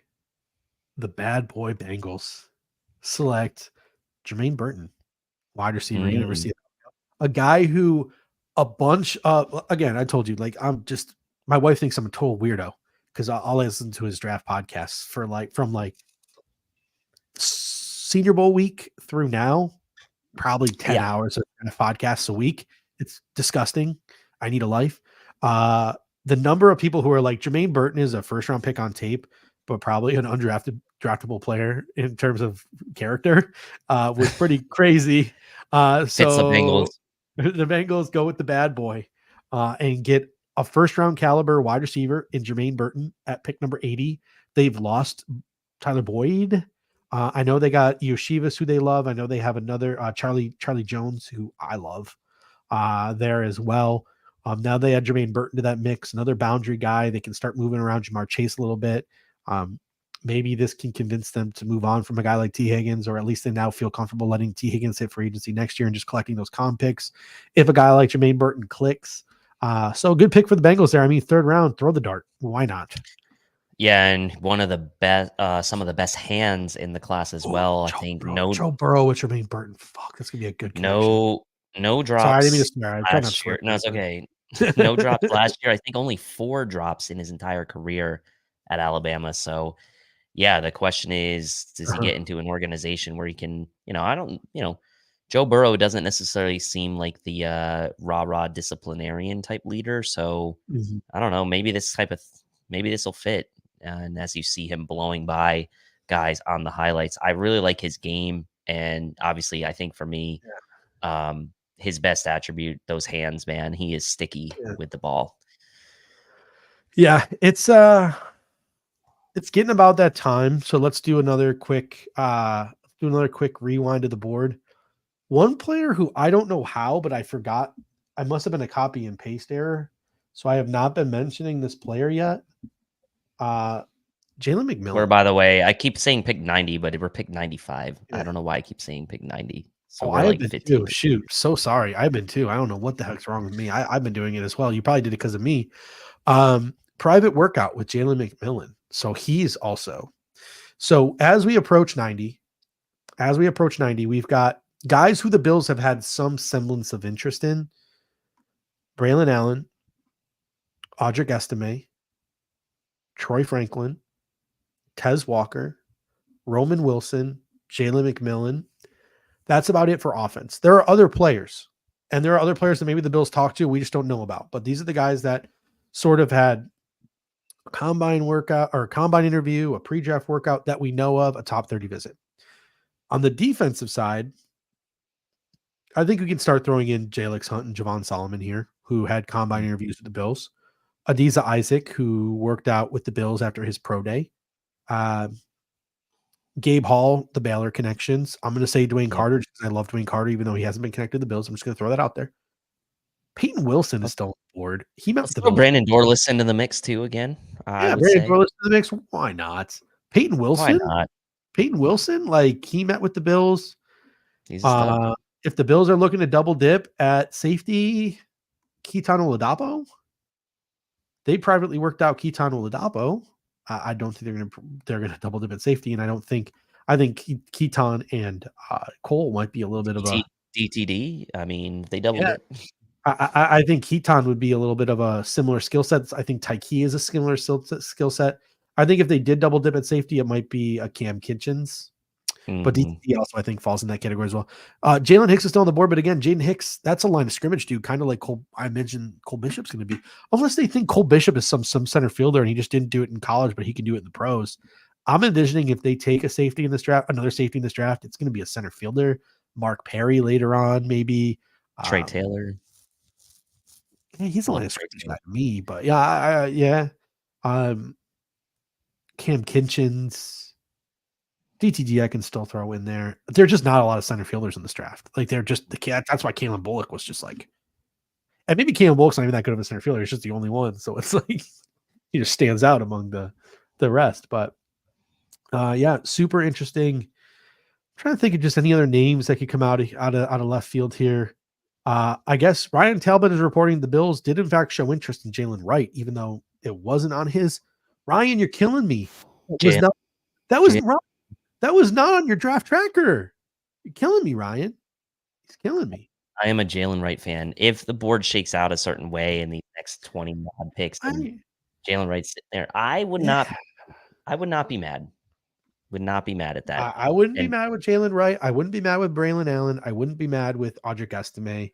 I think if wide receivers are going to fall down the board in this draft at pick number 95, why the hell not? Especially we don't know the dozen or so names that are going to come off the board between now and then. So this is a great stat from Dylan here. I actually did see this when talking about sort of like I'm blanking on the name that of the catapult testing and all those various different things that they wear now and the tracking that they do at the Senior Bowl, the Shrine Bowl, stuff like that. There was a game this year where Jalen Wright was clocked at 22 plus miles an hour. So he's a fast dude when he hits the open field. He's a game breaker. My concern with him is my concern with him is that offense he was in at Tennessee. How long is it going to take him to translate? He was a pretty good pass blocker from what I remember. I had to pull up the scouting report to double check. And just between the tackles, right? But I guess James Cook has shown he can get between tackles. So and he got freaking Josh Allen too. So I actually think the offense at Tennessee is a good translation to what the Bills do. I mean, a lot of running out of the shotgun, a lot of running out of the read option at Tennessee, which the Bills do a lot. I just feel like he would be a good fit, but again, there's we're at pick. What are we at? We're at pick 81 here, so we still got 14, 12, 14 odd picks to go. A lot of guys. Oh, we got two picks in.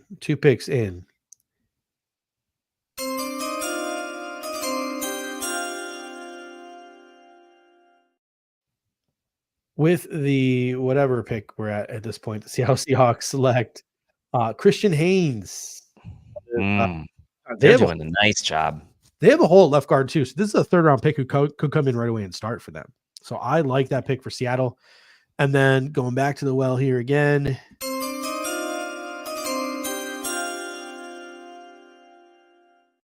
A little rich. This is a disgustingly bad tight end class. But I think this pick serves a purpose, and they have so many third round picks that I actually think this is a good pick for the Arizona Cardinals. Tight end Tip Riemann out of Illinois. I think he's the best run blocker in the draft. I think he's the best pure like inline guy in the draft, which is sad because he's not great. But like next to McBride, I think Tip Riemann is going to serve a purpose. It's going to allow the Cardinals to play some 12 personnel. He's going to help them, with those two deep shells and using Trey Benson and using James Conner to run the ball down people's throats, to keep a guy like Kyler Murray under center, which he showed some flashes of being pretty good at last year. I think a guy like Drew Petzig really likes that. People will call that a reach. I'm fine with Tip Riemann there, and it also helps the Bills because we don't need a tight end, so that helps us drop some more guys. But I liked Tip Riemann. I liked him as like a 5th round pick, but hey, whatever. And there was and there's another pick in as well, but there was a tweet from Dale Jeremiah, like the top 50 are chalk. Like most teams agree with the top 50. After 50, like don't be shocked. Like every board is drastically different after 50. Like there are some teams that will draft a guy in the 3rd round that other teams have a 7th round grade on. There are some guys who will go in the 7th round that some teams like have a 3rd. Like it's going to be wild is essentially what he said. And that's what the draft is every year. I QT'd that and said, what do you mean? That's not what the mock draft simulators told me, because that's why I'm done with mock drafts. I'm done with them. But another pick is in.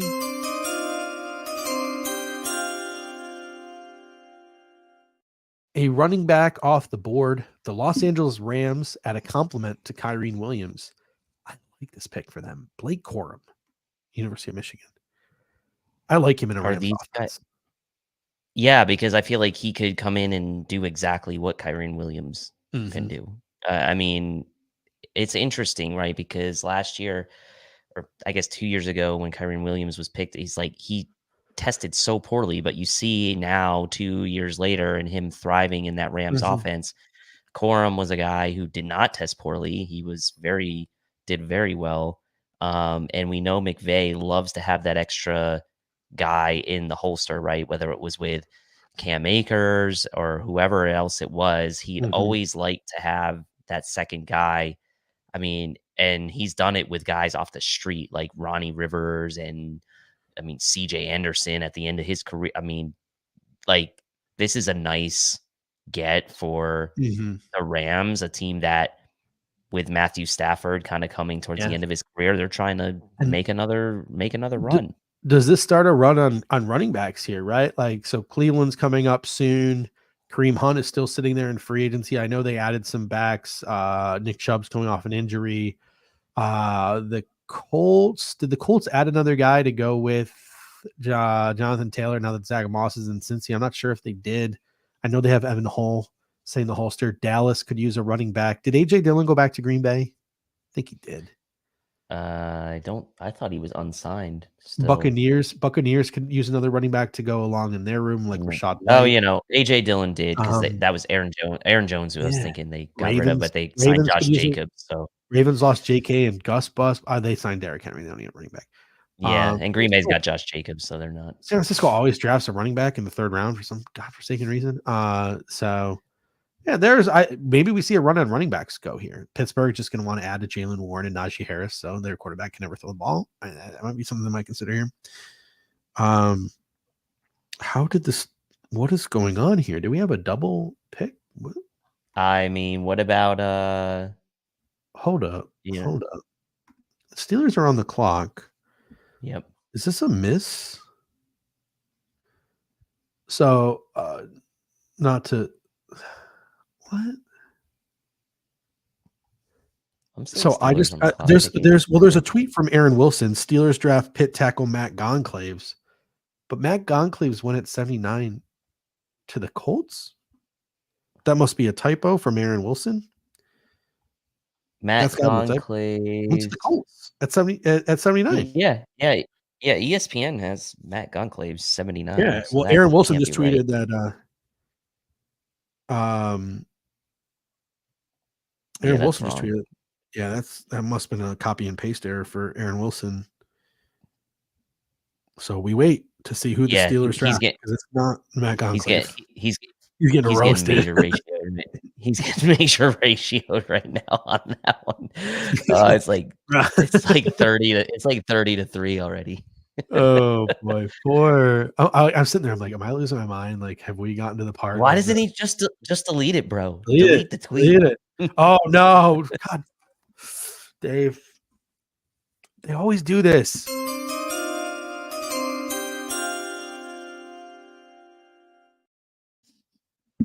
With the whatever pick of the 2024 NFL draft in the third round, the Pittsburgh Steelers select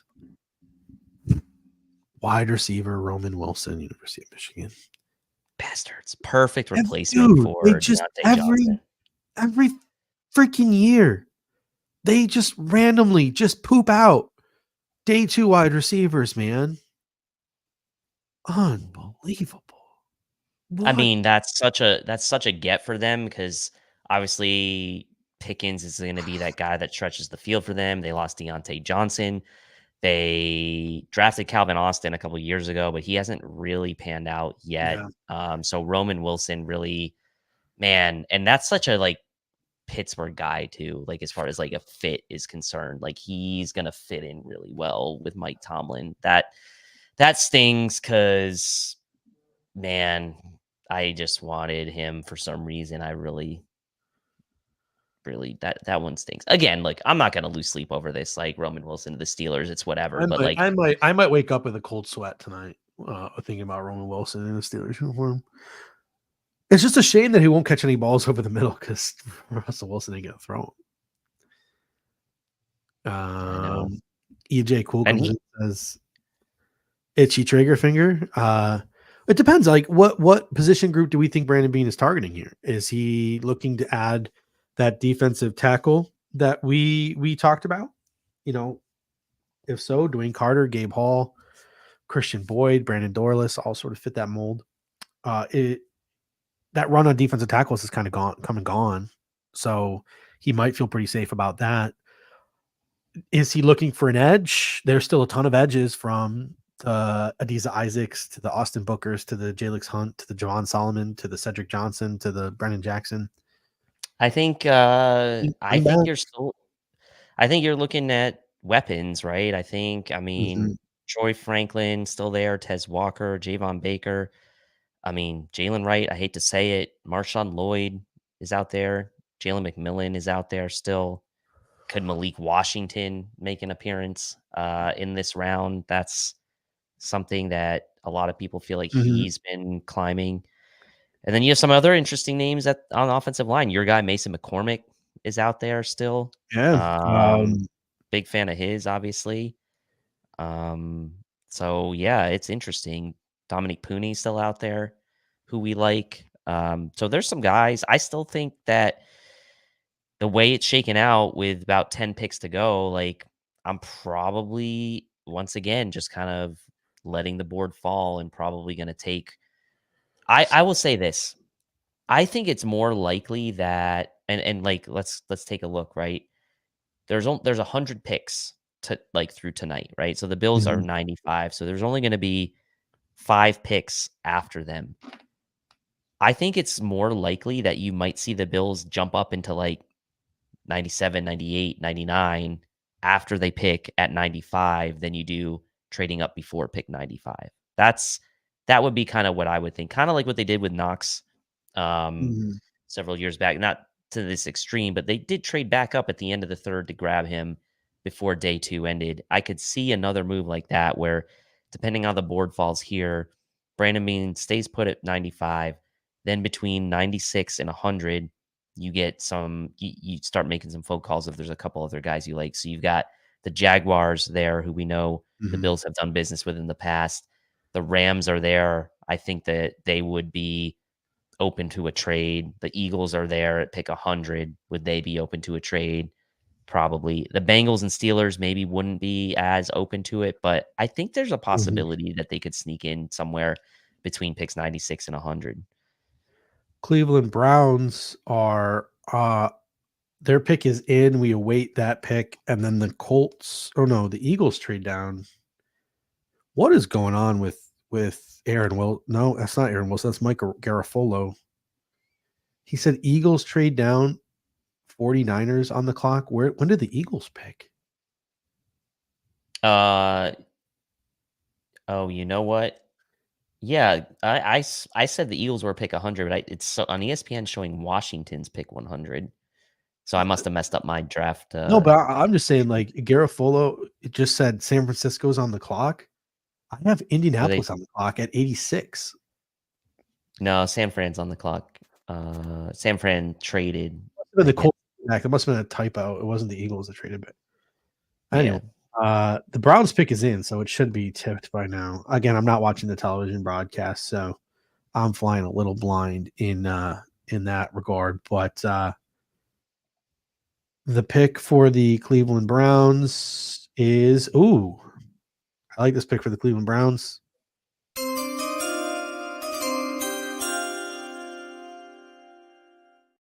Back to back to back Michigan players in the third round. The Cleveland Browns add interior offensive lineman Zach Zinter. Ooh. Injury. We didn't know how far he'd fall. Was he going to be this year's Andrew Voorhees? Turns out no. He gets himself selected in the third round. Cleveland Browns take Zach Zinter, a guy they can sit behind, the Wyatt Tellers of the world. So a good pick for Cleveland there. I know they don't have Bill Callahan anymore, but I don't know. Another Michigan player going to go here to San Francisco, make it a four-peat here in the middle of the third round. Will be interesting to see. Why is Garofalo saying the Eagles traded back? I thought this was the Colts pick. What is NFL Draft Tracker is letting me down? Yeah, I'm showing San Fran is NFL.com Draft Tracker is telling me the Colts are on the clock. I'll hit refresh here to see if something changes. Still telling me the Colts are on the clock. From Philly, from Houston, from Indy. Dude, I don't know what's going on. You're better off than me at this point. I mean, I'm just looking at the ESPN's draft cast and in round 3, and it's got the little trade symbol. Yeah, which means that the pick was traded, but it's showing to me that it's the Niners. But now ESPN on the broadcast is saying the Eagles are on the clock. So I wonder if the Niners traded the pick to the Eagles. Oh, the Eagles traded the pick to the Niners? Oh, that's what it is. Eagles traded the pick to Niners. Oh, so ESPN Draftcast had updated, but the broadcast hadn't shown. I need to turn my TV back on because I'm confused as hell about what's going on right now. The Draftcast online was more up to date than the broadcast. But it's saying the Colts are on the clock at 86. No, yeah. Now the broadcast is definitely showing Niners and pick being in. And Draftcast is saying that as well. So it is the Niners. Section. This is where we lose you. All right, so let's see who the 49ers are going to take. This will be interesting. And then once the 49ers pick comes in here, another one of my favorites is off the board.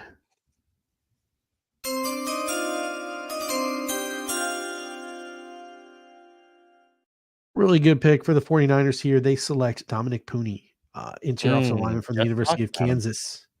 It's a good pick for the 49ers. Always like those guys. So let's do a little bit of a reset here. We're at pick number what, Dave, now? So that was pick, because the Dolphins forfeited their pick. That was pick 86.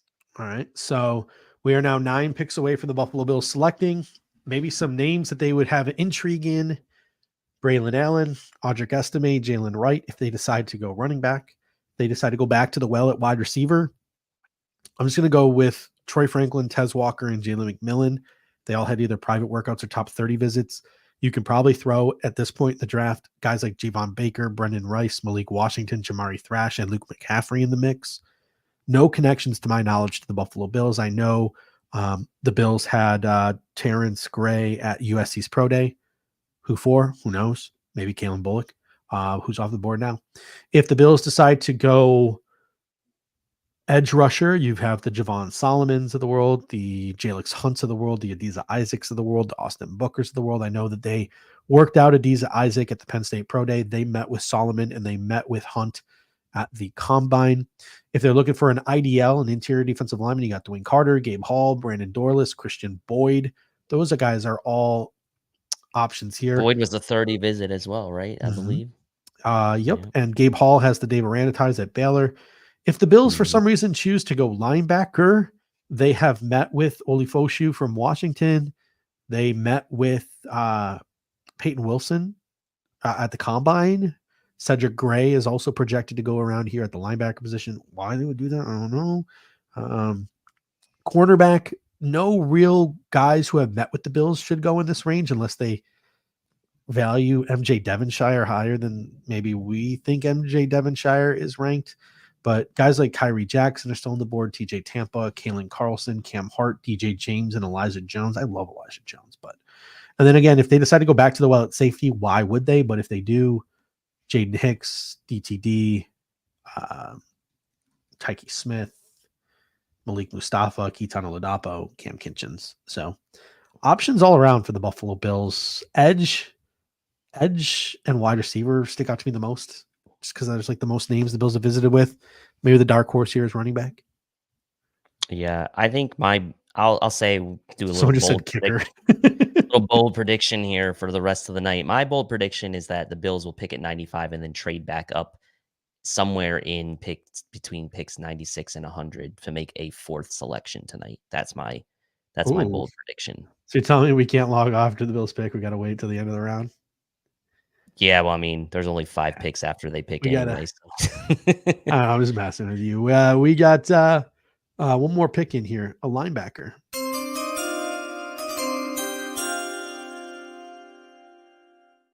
The Dallas Cowboys select from Notre Dame the Golden Domer, Marist Liafau, sort of an off-ball linebacker there for the Dallas Cowboys. So a good pick. I think he fits what they like to do on defense. Not that we know exactly what they like to do on defense now that Mike Zimmer is back, but a guy who I can just envision in that Dallas defense if it continues to operate the way it was constructed the past couple of years. So good pick for them. Yeah, I mean, the Cowboys, you said Micah Parsons wanted another linebacker to play there. So it was a glare. I mean, that's why the Bills just absolutely, took them to woodshed because they had a safety playing linebacker, your guy from Florida A&M. But they just abused them. Did Josh Allen even throw the ball in that game? God, that was such a great game, wasn't it? Yeah. That might have been my favorite game of the year, to be honest. That was so nice. Packers have 2 picks before the Bills. The Buccaneers have 2 picks before the Bills. The Cardinals have their 500th pick before the Bills. The Ravens, you know what, Dave? You know when the hearts will be broken? The Bills pick at 95. You know who the 2 teams that picked before us? Yeah, I'm looking at it right now. So we got the Eagles and Ravens pick right before us. Dude, I don't know who it is yet, but whoever, like, once they make those selections, we're gonna be like, oh, just fell right into their laps. Whoever it is, that's going to be the narrative for them when they get to pick. God, yeah, and that always seems to happen. It's like happens to the good teams. They just put themselves in these positions where they just let things fall to them, and they never really seem to get like uber aggressive about what they're doing. They just kind of let everyone else make the mistakes, or you think make the mistakes, and then they just kind of collect at the end. But again, right, we don't know how any of this is really going to play out, so it's all speculative, right? And so now we wait, and we are just about What's 8 picks away, 7 picks Yep. away at this point. So not too much longer to go here. Cardinals, they just flashed their like a few minutes ago. They flashed their draft on the screen on ESPN, and It's a good draft. I really like what they're doing. I Yeah. mean, Oh, Dave, a running back is off the board. don't tell me, please don't.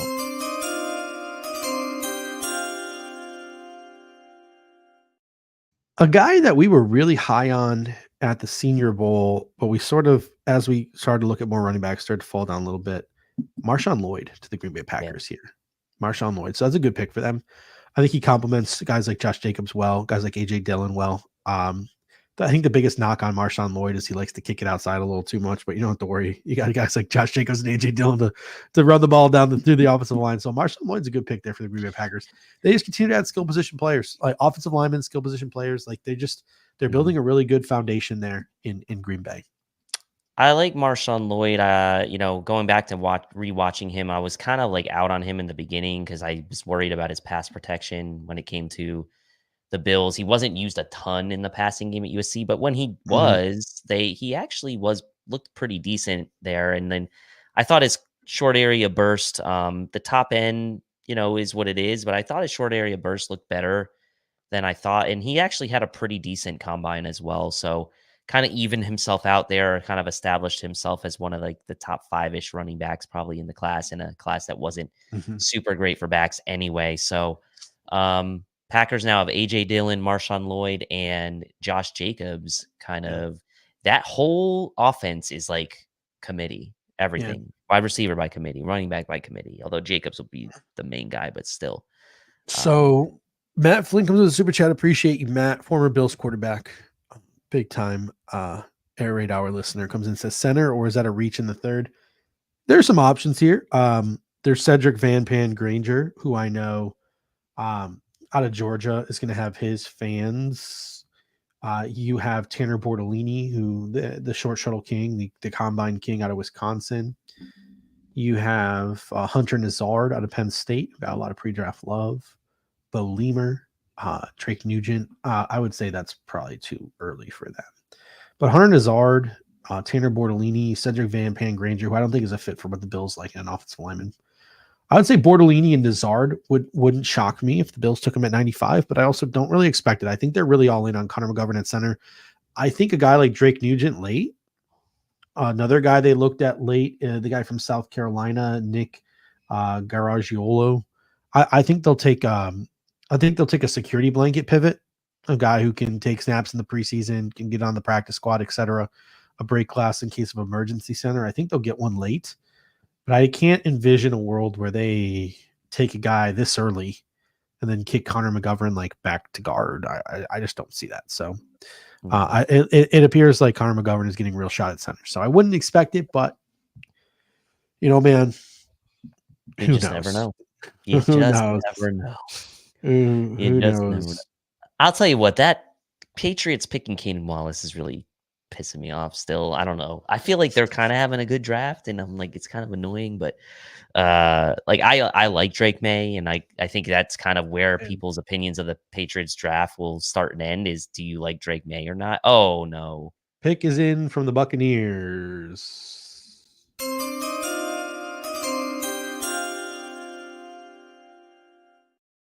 We have Cole Bishop, Dave. We're not allowed to be mad at these things anymore. I know. The Tampa Bay Buccaneers, they select Tyke Smith, safety. What I really loved about Tyke in the pre-draft process was he kind of played that star role in the Georgia defense. To me, he was a developmental strong safety, kind of the Taylor Rapp role. But what I really liked about Tyke and what I really liked about Javon Bullard, who Tyke and Javon were just polar opposites. Tyke is strong, developmental strong safety, nickel backup. And Javon Bullard was maybe plug and play free safety, nickel backup. And I just really like the versatility of both of those Georgia DBs, and they are now both off the board. Bullard in the second round to Green Bay, and Tyke Smith here in the third round to the Buccaneers. So the Georgia safeties are off the board. I have grown to really like this safety class. And now that Tyke is off the board, there's still some guys that I love. I was not as high on Jaden Hicks as other people. I think he's a box safety. I think he's a guy you got to put deep in center field and come forward. I don't like him moving backwards. It's not something I really think he's comfortable doing. And I think the Bills probably, I wouldn't be surprised if Jaden Hicks wasn't on the Bills draft board at all, period. But DTD still on the board. Malik Mustafa still on the board. Keaton Oladapo still on the board. Cam Kinchen's still on the board. Jalen Simpson, right? Jalen Simpson's still on the board. Dominique Hampton's still on the board. Like I really grew to like this safety class as things progressed through the whole process and watching these guys. I don't think any of them were perfect by any shape of the imagination, but they were all niche guys. But I have a soft spot for like the niche guys. Like I just know exactly what role this guy's gonna be perfect in the NFL, and you can just picture it and envision it. There were just so many safeties that year that sort of just fit that mold where you're like, I feel so confident in this prospect because I just know exactly what that prospect's going to do in the pros. There were so many of them in this draft class. And the Cardinals acting like the third round now is the seventh round and taking Elijah Jones. I'm not sure about. I mean, I'm not saying. Whoa, I love Elijah Jones.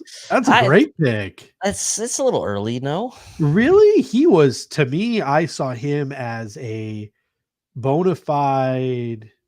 That's Elijah Jones from Boston College, right? Yes. Yeah, he was a Senior Bowl guy, wasn't he? Yeah, he was. Yeah, I mean, no, I don't think so. fine. Was he? Let me see. Senior Bowl. Let me pull up my.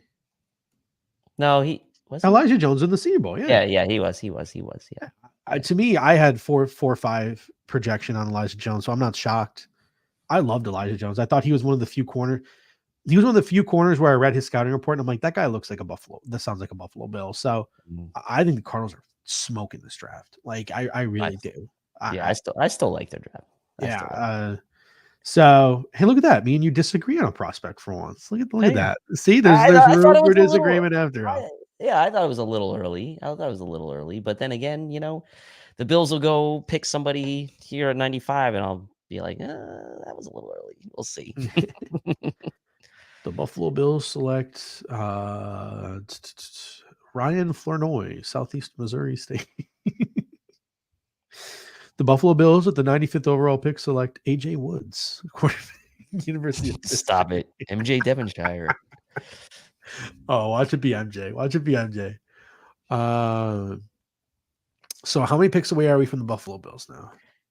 Well, and it's what this is telling me too is that the GM community was definitely not high. The NFL, the NFL GMs were definitely not as high on TJ Tampa as the draft community seemed to be. Like, yeah, and I started hearing that late in the process. So Elijah Jones, 90. And he apparently took place he participated in the Hula Bowl as well as the Shrine Bowl. So that's pretty good of him. I see a couple of people saying Spencer Rattler is gone. I think Damon is busy hyping up his Hula Bowl guy. So I don't know if he's tipping picks like he has been. The Packers took Spencer Rattler. Really? Have to get that. I'd have to get that confirmed. Or is someone saying we should take Spencer Rattler?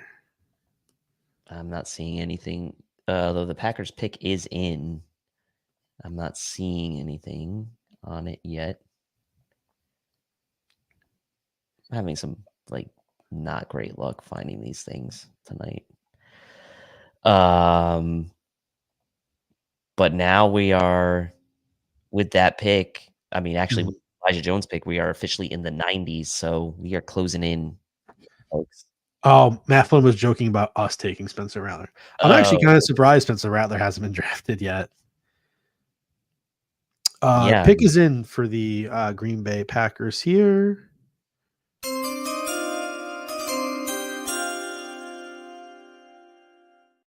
Another linebacker off the board. The Green Bay Packers select Tyrone Hopper out of University of Missouri. So the guy who played behind Darius Robinson, another linebacker goes off the board here for the Green Bay Packers. So now how many picks, Dave, are the Bills from selecting?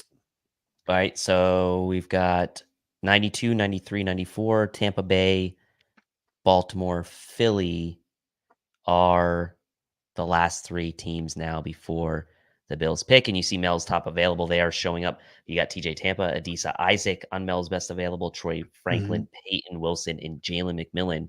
A nice short list there, honestly, Yeah. on Mel's top available, and a couple of those guys could be consideration. Adisa I'll tell you Isaac, what, man. Troy Franklin.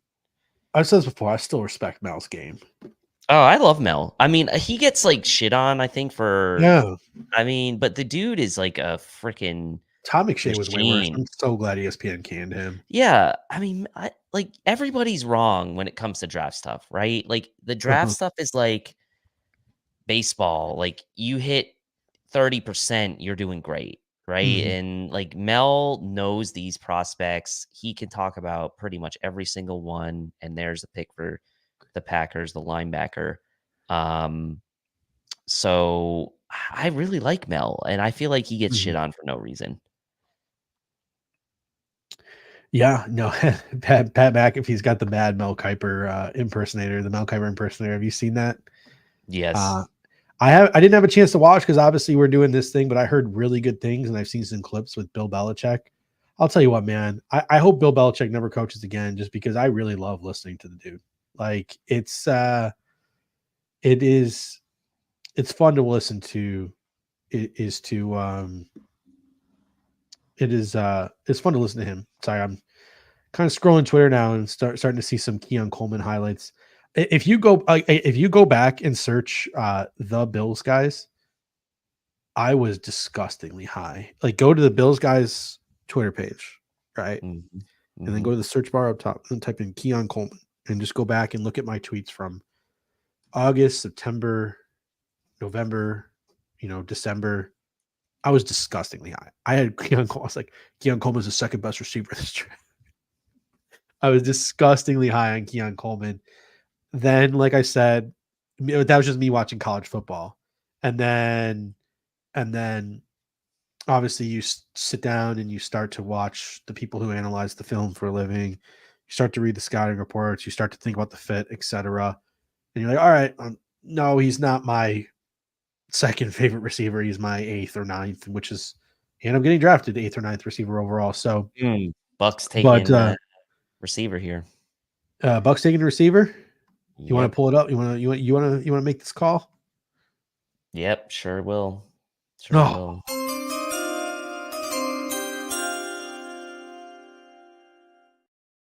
Bucks taking Jalen McMillan. I love that for them, dude. Baker's he's gonna eat with Baker. Oh, I love that for them. Hey, we still got our field stretchers and Tez Walker and Troy Franklin available. Absolutely. If someone did a mock, this is what I'm talking about though. Like, right? This is the conversation that we've had on this show before. If someone did a mock draft without a simulator and posted it on the internet, what this is doing, 2 weeks ago. So with the 95th pick, I'm gonna take Troy Franklin. People be like, "You freaking idiot! He'll never be there. You dumb." That's why. Again, I'm never doing a mock draft again, Dave. Never doing it. Chris, sorry, I will do mock drafts. I'll never do a mock draft simulator again. Never doing it. I'm quitting cold turkey. Quitting cold turkey. I'm never publicly doing one again. I'm still going to be like 3:00 in the morning while my wife is sleeping doing it, but I will not post them. You will not post them. Never going to see a mock draft from me again, guys. Do them in hiding. Hansel joking in the Cover One group chat. It's going to be a linebacker. Beane loves third round linebackers. It's going to be Peyton Wilson, dude. It's your boy from NC State. Shut up. Shut up. Chris Seth mentioning Brandon Dorless in the chat. I like that. Pritchett would be interesting. TJ Tampa would be interesting. So back to the Bills. We're what, 3 picks away? Dwayne Carter is being mentioned by Greg Thompson as the guy he would like. Troy Franklin, Tez Walker, Adisa Isaac, Jalix Hunt, Javon Solomon, Dwayne Carter, Gabe Hall, Peyton Wilson. So many options. And this is why I think there's a legit chance we trade back into this round after this. If we were to take are people mad at me for saying Twitter? I'm saying Twitter. I don't care. I say Twitter. Oh, I didn't. I keep scrolling over, so I keep losing it on my spreadsheet. Running back: Braylon Allen, Audric Estime, Jalen Wright. If we take a corner, Dave, I would hate back-to-back DBs. But I don't mind if we take a corner in this draft. but I would hate it if we go back to back with DBs because I either want a receiver or I want a trench guy. But Mo Kamara, he fits. But again, if we take Mo Kamara, everyone here will be universally happy, right? Everyone here will be universally happy. But I don't feel comfortable prognosticating that, thinking that's what the Bills like in a so it's we're getting mad. We're getting reamed for calling it Twitter. I mean, I call it Twitter just because I've called it Twitter for 10 years. I mean, Yeah. I'm not that like there's no other reason other than muscle memory. Austin White says, why is SMA falling? People just really weren't that high on this running back class. His 4.7, 140, even though he cleaned up his pro day, probably not helping his cause. I really like Audric Estime. If we can fall, if he can fall to us in the fourth round, I feel a lot better than the third round though. So I just don't want to take another non what's the word I'm looking for? Why am I blanking on the word all of a sudden? It's a very common phrase. The positions that are most important on a football team, we're taking a premium blank for me here. There we go. You can tell it's the end of the third round. I don't want to take another non-premium position. So like if we take a guard here, like cool-ish, because guards are starting to be. If we take a linebacker or running back here, you might just watch me. I've been watching Shogun on FX. I might just seppuku myself. I heard that's live good. on air. Yeah, I might just seppuku myself live on air if we take a linebacker or running back. I won't hate it, but I might just seppuku myself. Like it just it might happen. Let's see if we get caught up here. We got a couple more picks coming in. Well, the Ravens pick is in. We should be McMillan. Where there's literally just a battle going on in the comments about Twitter and X now. Oh god, it's getting guys. We're here for the Bills. Oh, the Ravens took. Oh, ooh, Brandon Beane.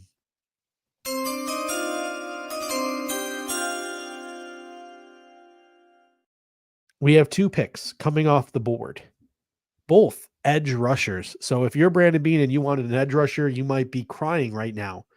What did I tell you about these 2 picks coming off the board right before the Bills? The Philadelphia Eagles select Jalix Hunt, the edge rusher out of Houston Christian, and the Baltimore Ravens select Adiza Isaac, edge rusher out of the Penn State University. So 2 edge rushers off the board back to back. Which means the Bills are on the clock.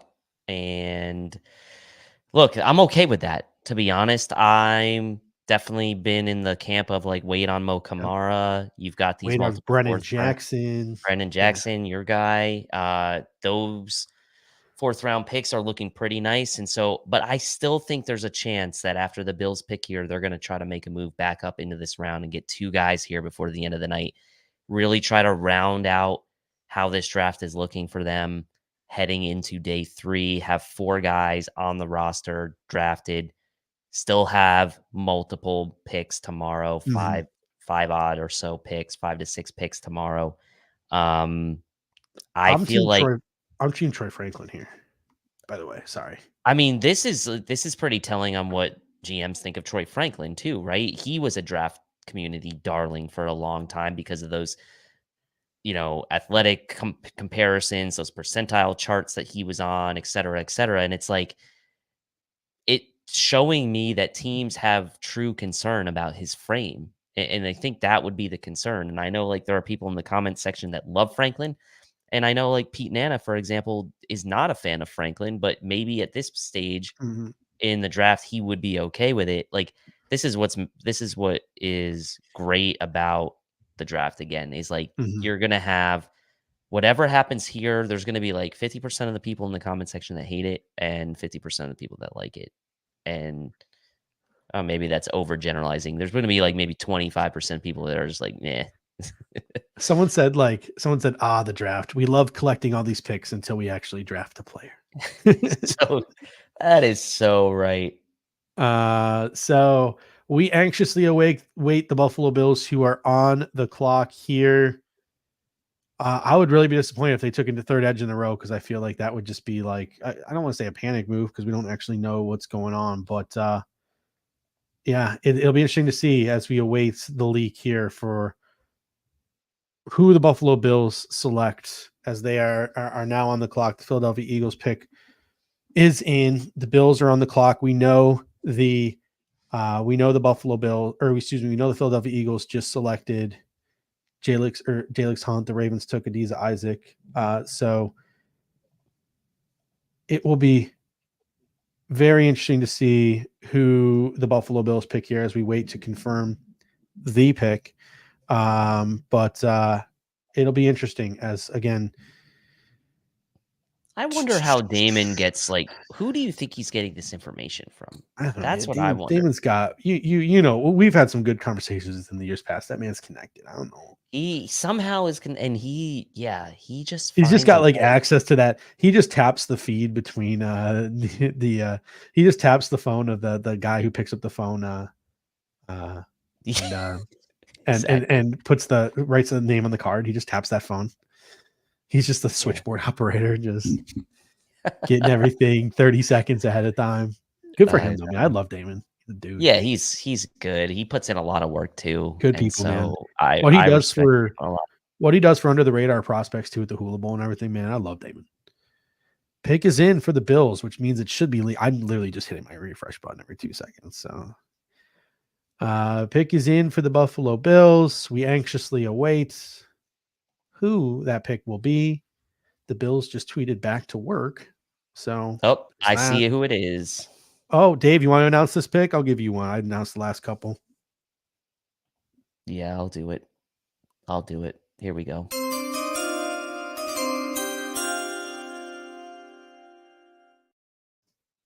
Dwayne Carter, yes, tackle Duke, a nice pick there for the Bills. It. Brandon Beane gets his defensive tackle finally. One of the few guys that I was still really comfortable taking at this stage in the draft. We missed out on Michael Hall. We missed out on a couple, but Dwayne Carter was sticking out still at the interior as a guy that was still studly, in my opinion.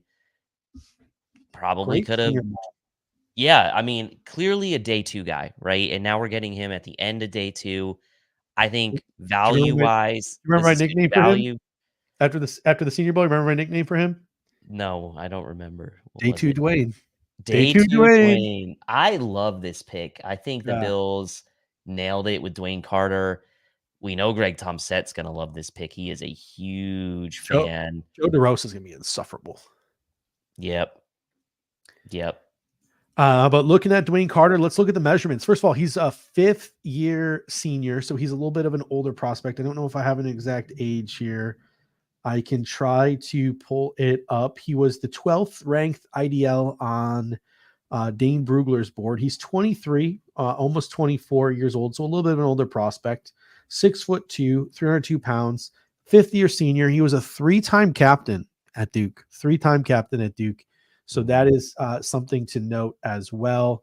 If you look at his mock draftable, 34th percentile in height at 6'2", 41st percentile in weight at 302, a wingspan of 80 inches, 40th percentile, arm length 33 inches, so not bad, but still 42nd percentile, 11-inch hands, big hands, the grip strength for Dwayne Carter, 97th percentile, a good 40, 499, 73rd percentile, 10-yard split, 172. So, he has that initial burst. And then some really good numbers here, vertical of 32, broad of 109. That's 80th and 71st percentile.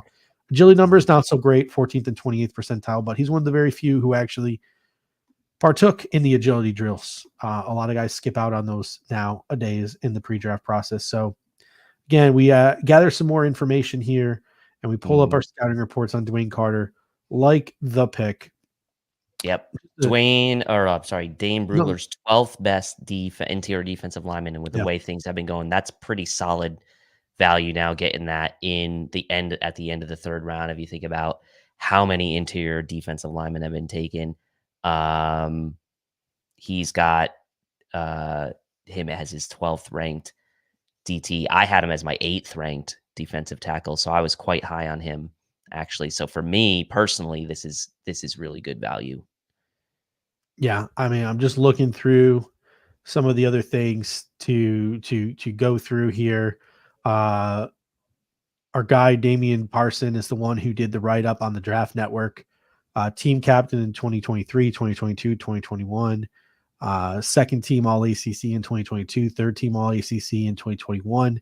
Dwayne Carter is a high IQ and active 3-down starting caliber defensive lineman. His strengths: run defense, play strength, lateral agility, 3-down potential. Concerns with him: sack production, arm length, and hand counters. Damon had a day 2 winning starter grade on Dwayne Carter.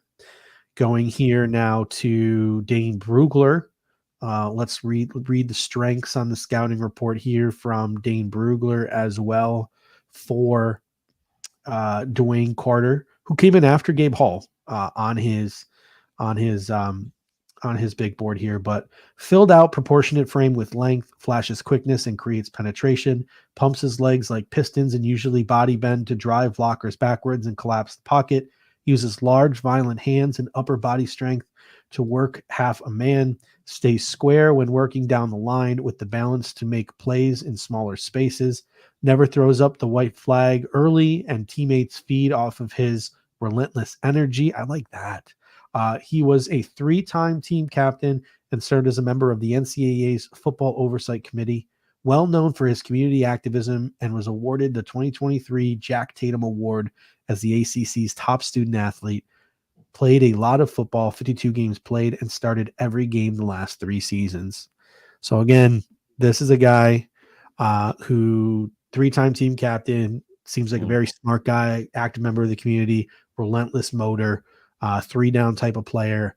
I think he slides in behind Ed Oliver. You got Austin Johnson sliding in behind Daquan Jones. You feel pretty comfortable, I think, with that team rotation. Yes, this is shaping up. It was a huge question mark. Obviously, before free agency started, we had no Daquan Jones at that time. We had no Austin Johnson. It was Ed Oliver and Eli Anku were like slotted in to be your defensive tackles. The Bills obviously bring back Daquan Jones. They will go out, they get Austin Johnson, and now rounding out the room with Dwayne Carter.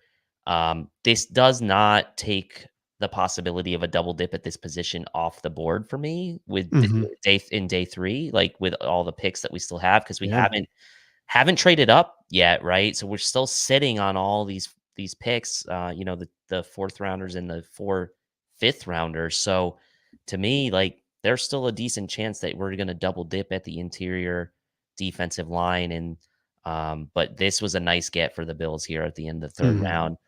Clearly, guys like Troy Franklin, that it's just wild to think that he was gonna be somebody we thought about at pick 33 and now has pretty much made it all the way through the entire 2nd and 3rd round and hasn't been picked. Yeah, Dwayne Carter, man, it is fun. I just went to our handle and I just typed his name in to see some of the things that I've said and some tweets that I pulled up. He was part of my pre-combine list of some of my favorite players in the draft, along with Gabe Hall and with guys like Darius Robinson. I have a couple of retweets of some of his film cut-ups. So yeah, we've been a big fan of Dwayne Carter here at the Air 8 Hour. So this is an exciting pick for the Buffalo Bills, and I'm pumped. I can't wait to do even more deeper dive. Like, I'll tell you what, like Dane Brugler, like this beast draft guide, whatever, like it's just nuts. Like it's absolutely nuts. Like just like the backstories of these players. Like, I mean, no offense. I mean, no offense to this. I couldn't care less. Like, I really like the backstory of NFL players. Like, it's just too much figuring out like who's a scheme fit, who's this, who's that, what are their measurables, like what are their strengths, what are their weaknesses. It's just so much to figure out that like who they are as people, as awful as that sounds, like is not something I really focus on until the Bills draft them. And then I go figure out like who they are as people. So it seems like Cole Bishop's going to be really fun to dive in on. It seems like Keon Coleman's going to be really fun to dive in on. It seems like Dwayne Carter is going to be really fun to drive in on. Again, do any of these guys end up being like upper echelon blue chippers? Maybe, maybe not. But I do think that these are all quality football players. And I think that this guy's as processy as it's going to get. And I really do enjoy this pick here from the Buffalo Bills. And we still got to see if your call here is correct. And there's a trade up here. Jacksonville went Jerrion Jones, the cornerback out of Florida State, and Cincinnati went McKinley Jackson, the zero tech out of that's the dude. They took Tavondre Sweat too, didn't they? Who? Didn't Cincinnati take Sweat? No, Titans, I believe. Oh, Titans took Sweat. Okay. So didn't the Bengals take a defensive tackle? They took Newton. No, Washington took Newton. Did the Bengals take Bengals, let me take a look. I have the ESPN draft trackers pretty nice. I like the way they do it. So we go to teams. I thought they took an edge. Let's see, Cincinnati. Oh, they took Marius Chris Jenkins. Mims. So they got Chris Jenkins and now McKinley Jackson. Yeah, so they're reloading their IDL class as well. So going to be really interesting to see 3 picks left here. Yeah, well, now the Steelers pick is in, so I'm not feeling too confident that my prediction's going to happen. We only got the Rams and the Commanders after that. So yeah, I don't know. It's not looking great. Day 2 Dwayne, baby. We got day 2 Dwayne. Got day 2 Dwayne. I'm just going to take a quick look at what the Bills have lined up for round 4. So I want to just take a look at their picks. So in round 4, they have just the 1 pick at pick 28, and then they have the 4 fifth rounders, and including, by the way, the 6th and the 9th pick in the 5th round. So pretty early picks in the 5th round. So that pick 28 tomorrow in the 4th round, along with 6 and 9 in the 5th, are in a little bit of a 3-pick bunch there for the Bills tomorrow. So it should be interesting. And it certainly doesn't look like now that they're going to trade back up. But hey, it was worth a bold prediction. It was bold for a reason. All right. So this leaves the Bills now with, I'm going to pull up. That's what I was just looking at. Yeah. So the Bills now, tomorrow they lead off with pick 128. Then they are the Arizona Cardinals of the 5th round, 141, 144, 160, 163. So it'll be fun to see some of the talent that they make the decision to add over the course of the next 2 days. I know I'll be a little bit busy tomorrow morning, so I'll be glued to my phone as I coach some spring league basketball games. Mr. Mathis, what are you doing on your phone? What's the play? Don't worry, kids. Just figure it out yourself. Maybe. Don't worry about it. Just shoot some free throws. Oh, I just saw the last 2 picks, by the way. The Steelers and the Rams. You can call them. Let's get out of here. I'll just call them together. We'll call them.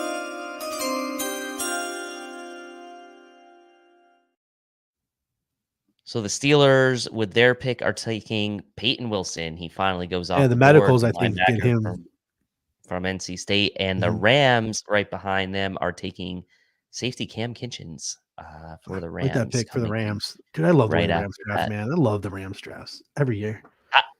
I just love that video clip of McVay talking about Puka Nacua. Just like, man, I love the way that he just gets excited and talks about the players. It's awesome. But the Rams, the Rams are loading up on defense this draft. I mean, they are loading up. So Greg, you might have just come in here to tell us that you were going live in 5 minutes. So I apologize for putting you on the screen. Ladies and gentlemen, we are giving away now to Greg. Greg, you can tell the people maybe quickly what to expect to hear in about 5 minutes on the Cover One Network. Yeah, we're going to be switching over and doing our instant analysis and getting everything ready to react to the 3 picks that have been made and what comes up next, and hopefully giving everybody what they're looking for. Are the people finally going to get Anthony Prohaska as they were promised this evening? Is that something that's going to happen? Yes. There we go. Yeah, there you go, people. There you go. So you had to deal with 4 or 5 hours of us, but you will finally get Anthony Prohaska as promised in the next iteration here of Cover Ones. Have him off daddy duty. The next iteration here of Cover Ones. Talk to you guys in a bit. Weekend rounds, draft coverage. There we go. That's right. Every moment. You can literally tell that I need to just go and and sleep. So, ladies and gentlemen, thank you so much for joining us. Don't forget to, sorry, I pressed the button at the same time as you, Dave. Don't forget to stay right here at the Cover One Sports Network. Greg, Pro-Anth, and maybe Aaron Quinn, I think as well, will be giving you instant analysis to Keon Coleman, to Cole Bishop, and to Dwayne Carter. Love the Buffalo Bills. And Dave, these are the three positions we talked about, man. Like wide receiver, safety, defensive tackle. We've been hammering these three positions home, the spine of the defense, because we already got those linebackers. And then obviously we got a receiver as well. And I think, I don't know, I'm thinking a wide receiver is going to be the pick there at 128. Maybe a move up for Tez Walker or Troy Franklin tomorrow. That's my call. That's my call. Javon Baker is still there as well. So yeah, there's a lot. Malik Washington's interesting. There's some good receivers still left. Give me Anthony Gould, baby. Give me Anthony Gould. Yeah, but I mean, you start to kind of now see the picture coming together with Coleman and Bishop and Carter, and it's. I think Bills fans are going to wake up tomorrow and go to bed tonight feeling a little bit better than they did last night. Hopefully, unless you really just hate Keon Coleman, then I don't know what to tell you. There's some of those people. All right, ladies and gentlemen, thank you so much. Almost 4.5 hours. Coverage picks up right after we are done in about 2-3 minutes with the Cover One Buffalo crew giving you their reaction to Keon Coleman, Cole Bishop, and Day 2 Dwayne Carter. Until next time, ladies and gentlemen, go Bills. Go Bills.